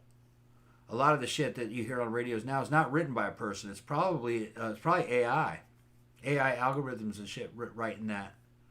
And it's just crap. Really bad. Even the country music is fucking bad. Terrible. Because it's not written by people, I don't think. I think it's written by AI. It's just soulless and repetitive. Very like an earwormish. It's like it's something's written to rise to the top of a computer algorithm. No soul to it at all. But like I said, in some subcultures, the club scene is still alive and well. Yeah, in the underground subcultures. The goth scene has always been club focused. Yeah. That's I kind of feel like similar to the gay scene in that way. Yeah. That's kind of where everybody hung out every week and stuff like that. And to a large extent, it is still like that. Yeah. We go out pretty much every Saturday, either for goth night or 80s. And it's always like there's a big core of regulars, and then there's always like new people coming in also. Some people that are new to the area, you have to kind of like walk them through shit and introduce them to everybody. But it's just kind of like, yeah, it's not huge, but you know, it's nice. We like it. Yeah. So we're still having fun, and we're old. So David Brown says 80s was my prime. I was in high school from 82 through 86. Yeah. Yeah, I was there from 86 through 90. So a little bit younger than you. There's a shit ton of horrible 80s music. Yeah, I'm not saying that. Yeah, there's a shit ton of horrible. I lived through it. But it's gone. It's been forgotten. The only thing that survived is the good 80s music. Now, I would probably say the same thing for 90s. I thought 90s actually for me was peak American civilization. They had some really good shit in the 90s. And across the board, I'm not just talking about just goth music. I liked some of the 90s metal. Good fucking 90s. There was good 90s country. There was fucking great 90s rap. 90s was fucking like the pinnacle of fucking Western civilization when it came to music.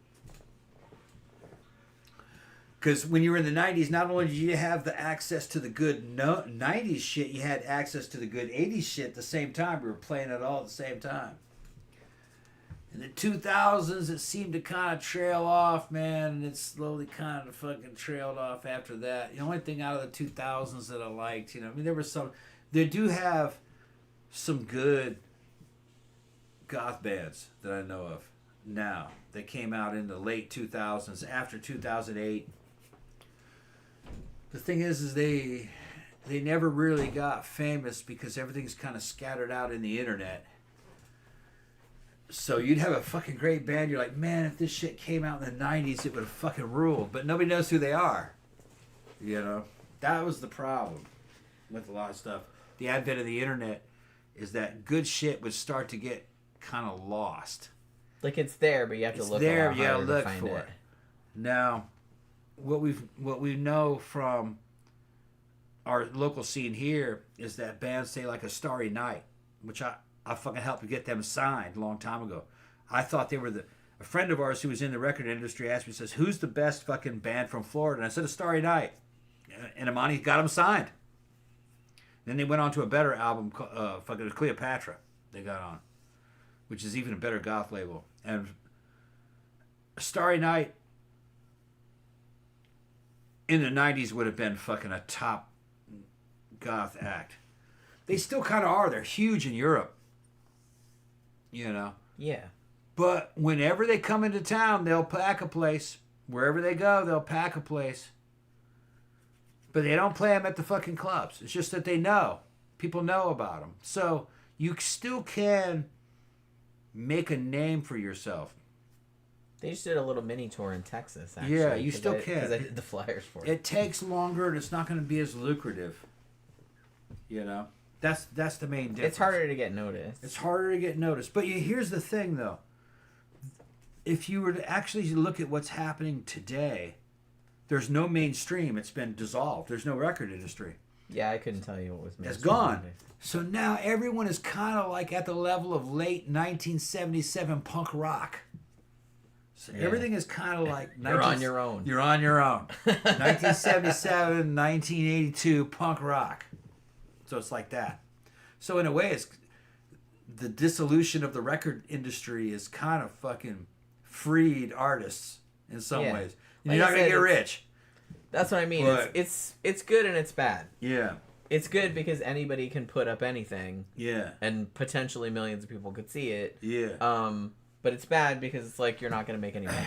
There's this band that I fucking stumbled into fucking several years back that I just absolutely fell in love with. And then I stumbled into him and met him at the fucking goth festival here.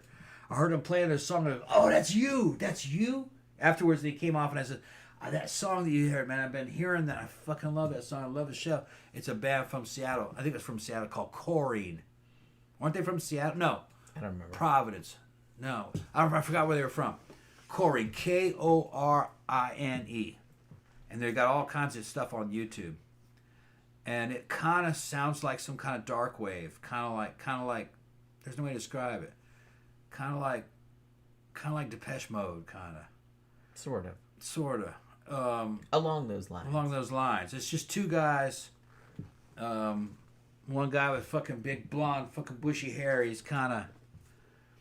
You just got to see him. A dark-haired guy and a big guy with big long... what was his name? His name's Morgie. I met Morgie. Morgie's kind of a real effeminate guy. Blonde guy, and then his partner's the dude does all the keyboard. Morgie's the singer, the vocalist, and Morgie's kind of like he's probably close to 40 now, maybe late 30s. He was a kid when I first met him. Morgie's kind of like I wouldn't say he's trans. He's about as trans as Motley Crue was. Kind of like he's wearing his girlfriend's clothes, but he's like a babe magnet. All the fucking girls love this dude. Well, yeah. And his singing is super fucking cool. So I really would recommend Corrine. Corrine and A Starry Night. Starry Night is spelled Astarrinite. Yeah, those are both fantastic bands. Miami. Starry Night's from Miami. It's mostly a Latin goth band. But the guy writing all the fucking Howard, who's the guy's writing all the music and shit, he's an Anglo, and that band is fucking rock solid. They can do anything. It kind of sounds like The Cure. Cure, Christian Death. Cure, Christian Death, Sisters of Mercy. Yeah, kind of along those lines. If you like that, you probably like them. Yeah. But they're pretty tight. They're super nice guys. Super nice guys. Like we've said. We fucking hang out in hotels with them and shit. I'm chasing away girls for them and shit, all kinds of shit. They didn't recognize me last time they saw me. Fucking Howard's like, dude, man, you become like Rob Halford. Fucking us. Rob was never this big. He goes, yeah, that bitch was never that big. Yeah, we went to Ilya and he was just like... What? He hadn't seen me in a couple years. It's you guys. It's you guys. He hadn't seen me in a couple years. Because we hadn't seen him in 2 years. Yeah, we talk online all the time, but fucking I help get him a sign. Yeah.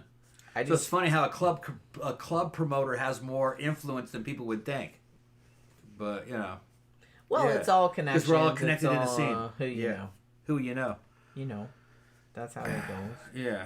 And a chick in the record industry is a friend of ours. we were going. Like I said, how do you think I ended up doing all those posters? And she's done so many. She does black metal album covers. She's done so many of them. Because I just know people that are into that, and they know I'm a graphic designer. So they're like, "Hey, can you do this?" I'm like, "Sure." Yeah, like if she's done like fucking 20 black metal bands. I do a lot of stuff for black metal. I don't listen to black metal, but we don't really listen to it. But we like their visuals. Yeah. We never even met the guys doing their album covers and shit. Yeah, I've done album covers and stuff. But that's how you do. That's how the industry works. Counterlook says, "Jenny, I'm so old. I'm having my end of night prim juice." Yeah. Really? It's gonna be all right. Even I'm not that old, but I'm having my end of night. Yeah. Vodka and that was orange Fanta, right? Yeah, orange Fanta. And orange Fanta. That's what I'm having. Yeah. That's empty though. It's almost towards the end of the show anyway. Yeah, it's getting it's like 11:30. Yeah. It's getting kind of late. Yeah. So I guess we're gonna wrap it up for this evening. It was just kind of a rambling show. We finished with. I mean, more or less. It was just kind of. Well, we tell that he did die. Well, obviously, Johnny did die. He died in 2005. Like I said, emphysema. Yeah, emphysema got him. He did quit smoking, but too late. He was out fucking swimming. Too late. He went out on his fucking yacht. He was swimming. He only swam a couple fucking strokes, and he goes, "Man, I ran out of breath. Something feels wrong." Turned out he had emphysema, and he retired. He lived about another 20 years. Well, not even. Well, more like 15. Probably like 13 years. 13. Yeah, he retired in 1992. Yeah, and he died in 2005. Yeah, and when he died, he was kind of separated from his last wife. Yeah, not officially. Not officially. I don't think he ever officially divorced her. He didn't want to divorce her. I think he broke her off a check, but they were kind of going down their separate paths. Because by that time, she got a lot of his estate. Yeah, he gave a lot of it to charity, though. He was an old man by that time. I mean, you looked at him; he was an old man, and she was still a young woman. Maybe in her 40s, 50s, maybe early 50s, and they didn't have much in common. I think she kind of tired of him, I guess, because. Hey, he wasn't in the greatest of shape by that time, Which, man, that always fucking worries me. We're all going to die. I just want to die in good shape. Fucking and healthy. I want to die. I just say some shit and the shit fucking... Isn't that weird psychic shit? I wonder if it will come back on. Oh, there you go. That's my new one, so it's like... It's weird. That better not... Yeah. What the hell's happening with it? This goes off and on, like, all the time. It has something to do with, the... Why? Turn it off and then turn it back on. See what happens now. When you die, you want to die strong. You just want to be struck down. You don't want any convalescence or waning away.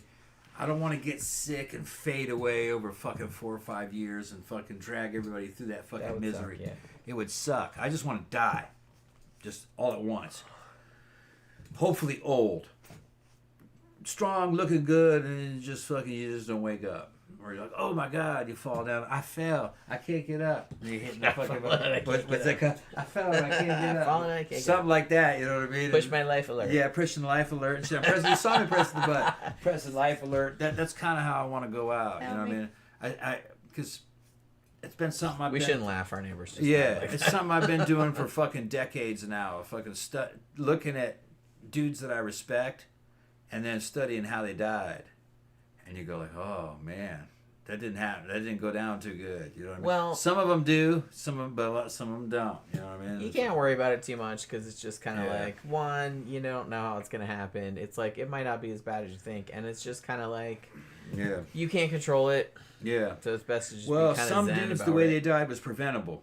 Well, like, I'm not saying that. Preventable. But if you've done everything you can do, you can't worry about it too much. My dad died because he lack of fucking physical activity and bad diet and fucking didn't control his diabetes, genetics.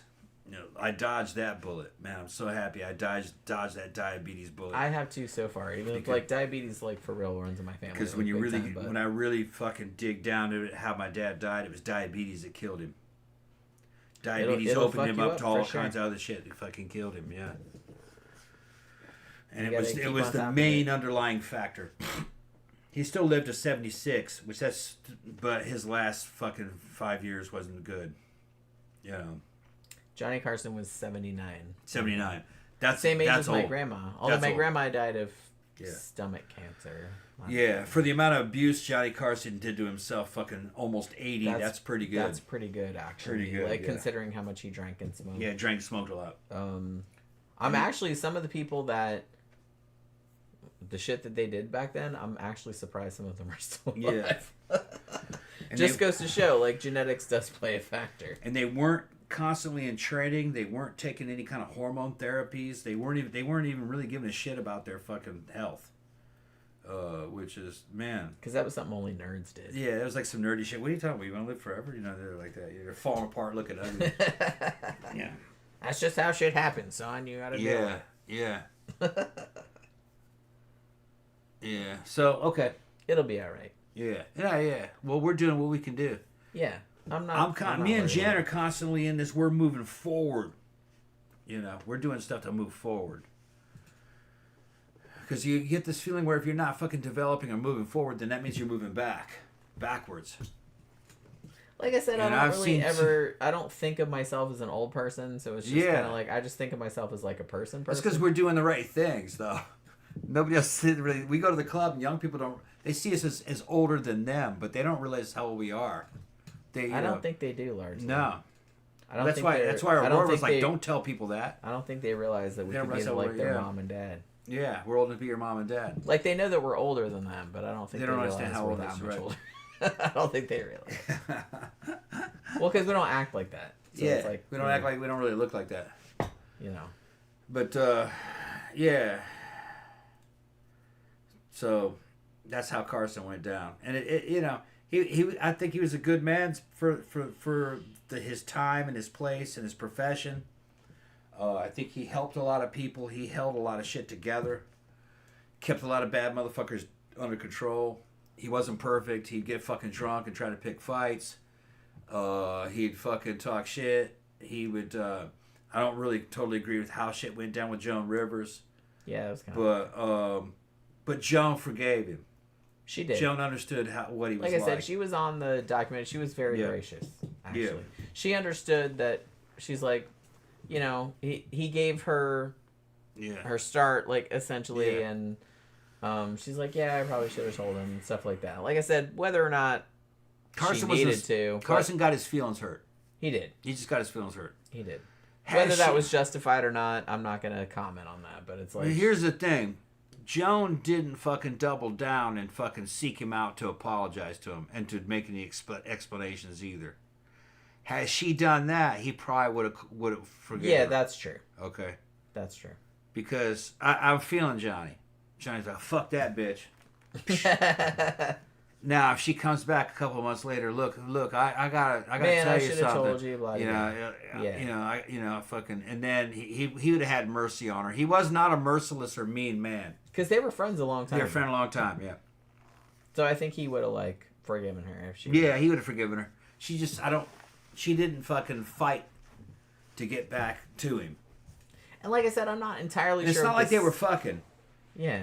So and like I said, I'm not entirely sure. I think he might have overreacted because it's like, I don't know what the relationship was between them, and it's like, I didn't really know them, obviously, so it's just kind of like...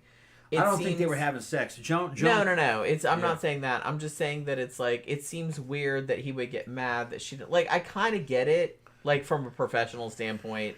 It seems just like professional courtesy. Yeah. That she would have said, hey, I got this show that's, like, competing with your show or whatever it was. Like, to at least give him a heads up, and he was mad about that. I think he got madder about it than he needed to. I think he was overreacting. But I think she understood it, so she was in the mix, and I'm not. So I guess she got it more than I do. I never had the feeling that Johnny and Joan Rivers were sleeping together. No. But I will say, Joan Rivers was hot, especially for a comedian. She's funny as shit, though. Yeah, she was hot for a comedian. Professional funny girls usually aren't cute. She was a cute one. If Johnny was sleeping with a comedian, it would have been her. But I think probably what it was is that we know he liked her. Yeah, he liked her. He really liked her. It could be that he might have had a little bit of a crush on her. Possible. Okay, could have been, and that when that shit happened, he felt like she had betrayed him. That's my only explanation. They could have been knocking it. But I mean, there had to be some reason why he reacted that strongly to what to me seems like a very small slight. So there might have been more to it. My feelings were is that Carson had a crush on her. Possible. And got butthurt. Yeah. That bitch didn't tell me. Is that kind of, I think, which leans towards where there may have been something. But I don't know. It depends on what his marital status were, whether or not he had another little side girlfriend. That didn't seem to matter to him, honestly. Whether she was. I think he was like. I think he might have just liked her. Yeah. And felt that, in a certain way, she belonged to him. Mm. You know, there are women that I like. It's like that's mine. It doesn't mean not sexually. Like Angel. I like Angel. That's like my buddy. It's not a sexual thing. But I feel like, come here, where you going? No. She at the club. Come here, where you going? No, like that. And like, because I'm with her. Because Angel likes me. And she's like our age. She's our age. You're right. But it might be something. Plus her boyfriend just died. Yeah, her boyfriend just died. So I was always just trying to comfort Angel. And it might have been something like that. Where if I get slighted by Angel, I'm going to fucking take it a little bit harder than I would be some chick I don't really give a shit. Don't really know. That I don't yeah, give a well, shit. if it's somebody that you know that's a friend, yeah, then obviously you're going to take offense more than I if think it's that's like what, a relative stranger. That's what I think it was. Because I don't care if some chick slights me. I don't really give a shit about it. But if I like her, she's like my buddy.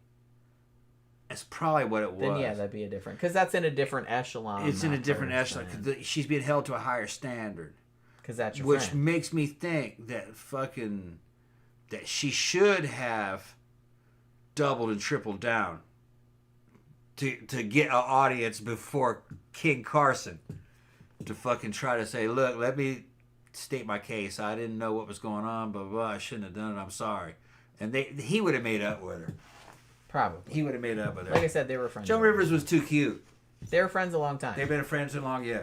I think the reason he got mad was just because he felt like she did that behind his back on purpose. Yeah. I think that was why he got mad. I think she didn't say anything because she was scared of what his reactions would be. That's what I think it was. She was afraid of his reaction. She didn't want to lose her job. Yeah, it might have been that. Yeah. It just might have been. She was just trying to pay bills. Yeah. And had she come clean, he'd have brought her back to the fold. Probably. Yeah.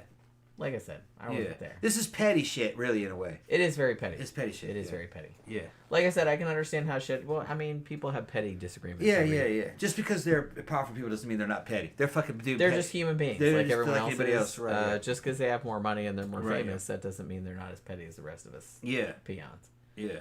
You know what I mean? Yeah. I've gotten pissed over way more petty shit than this. Yeah. And these people are surrounded by people that work for them, so they can't tell them the truth, and they're constantly insulated between a bunch of fucking employees. Had I been there and known him, I'd have said, fucking Joan, I'm going to talk to that motherfucker, because I don't work for Johnny. Said, Carson, man, Johnny, what the fuck, man? You know that bitch loves you. She was scared, man. She thought you were going to fire her. She had all that. She had to pay for the fucking house. You know you love her. Knock it off, man. Stop it. I'm going to put an end to this. Nah, you fucking shut the fuck up. Tom would intervene. Yeah, I would intervene. She's seen me do it. I'd make peace. I'd broker a peace. Yeah, you probably would. I'd broker a peace. But you can't work for people. You can't work for either one. You can't be an employee and do that. Now, they were surrounded by employees. That's part of the problem with these people. They're not surrounded by friends. Yeah, they don't really have somebody that's like an equal to them. Like no, everybody works for them. Telling them when they're full. So of shit. they can't tell them they're full of shit, and nobody. Yeah, you can't tell them because you'll get fired. You get fired. Like, that's your livelihood. Yeah, so. you're like fucking. Yeah. Johnny, man, stop it fucking bullshit. Get your skinny ass over here. Get your ass over here. Now, fuck your money. I don't give a fuck about your house. Bitch, I need you to fucking run at him. Don't you fucking do start wrestling. Don't you fucking you gonna do that with her? After all that time you put in with her? You gonna fuck her over like that? No, she didn't betray you. You need to slap him. No, she didn't betray. I do this shit. Jen see me do it. Okay. No, she didn't betray you. That woman loves you, man. What are you talking about? Nah, stop. Oh, stop you fucking bitching. Fucking crybaby ass bitch. Come on, man. Let's have a drink. Yeah. No, get the boat, man. Get the fucking boat. Johnny, get the fucking boat, Get man. your yacht out. Get the yacht out. Let's go drink. We're going to talk all about it. Let's go drink on the yacht. Yeah, we're going to drink on the yacht.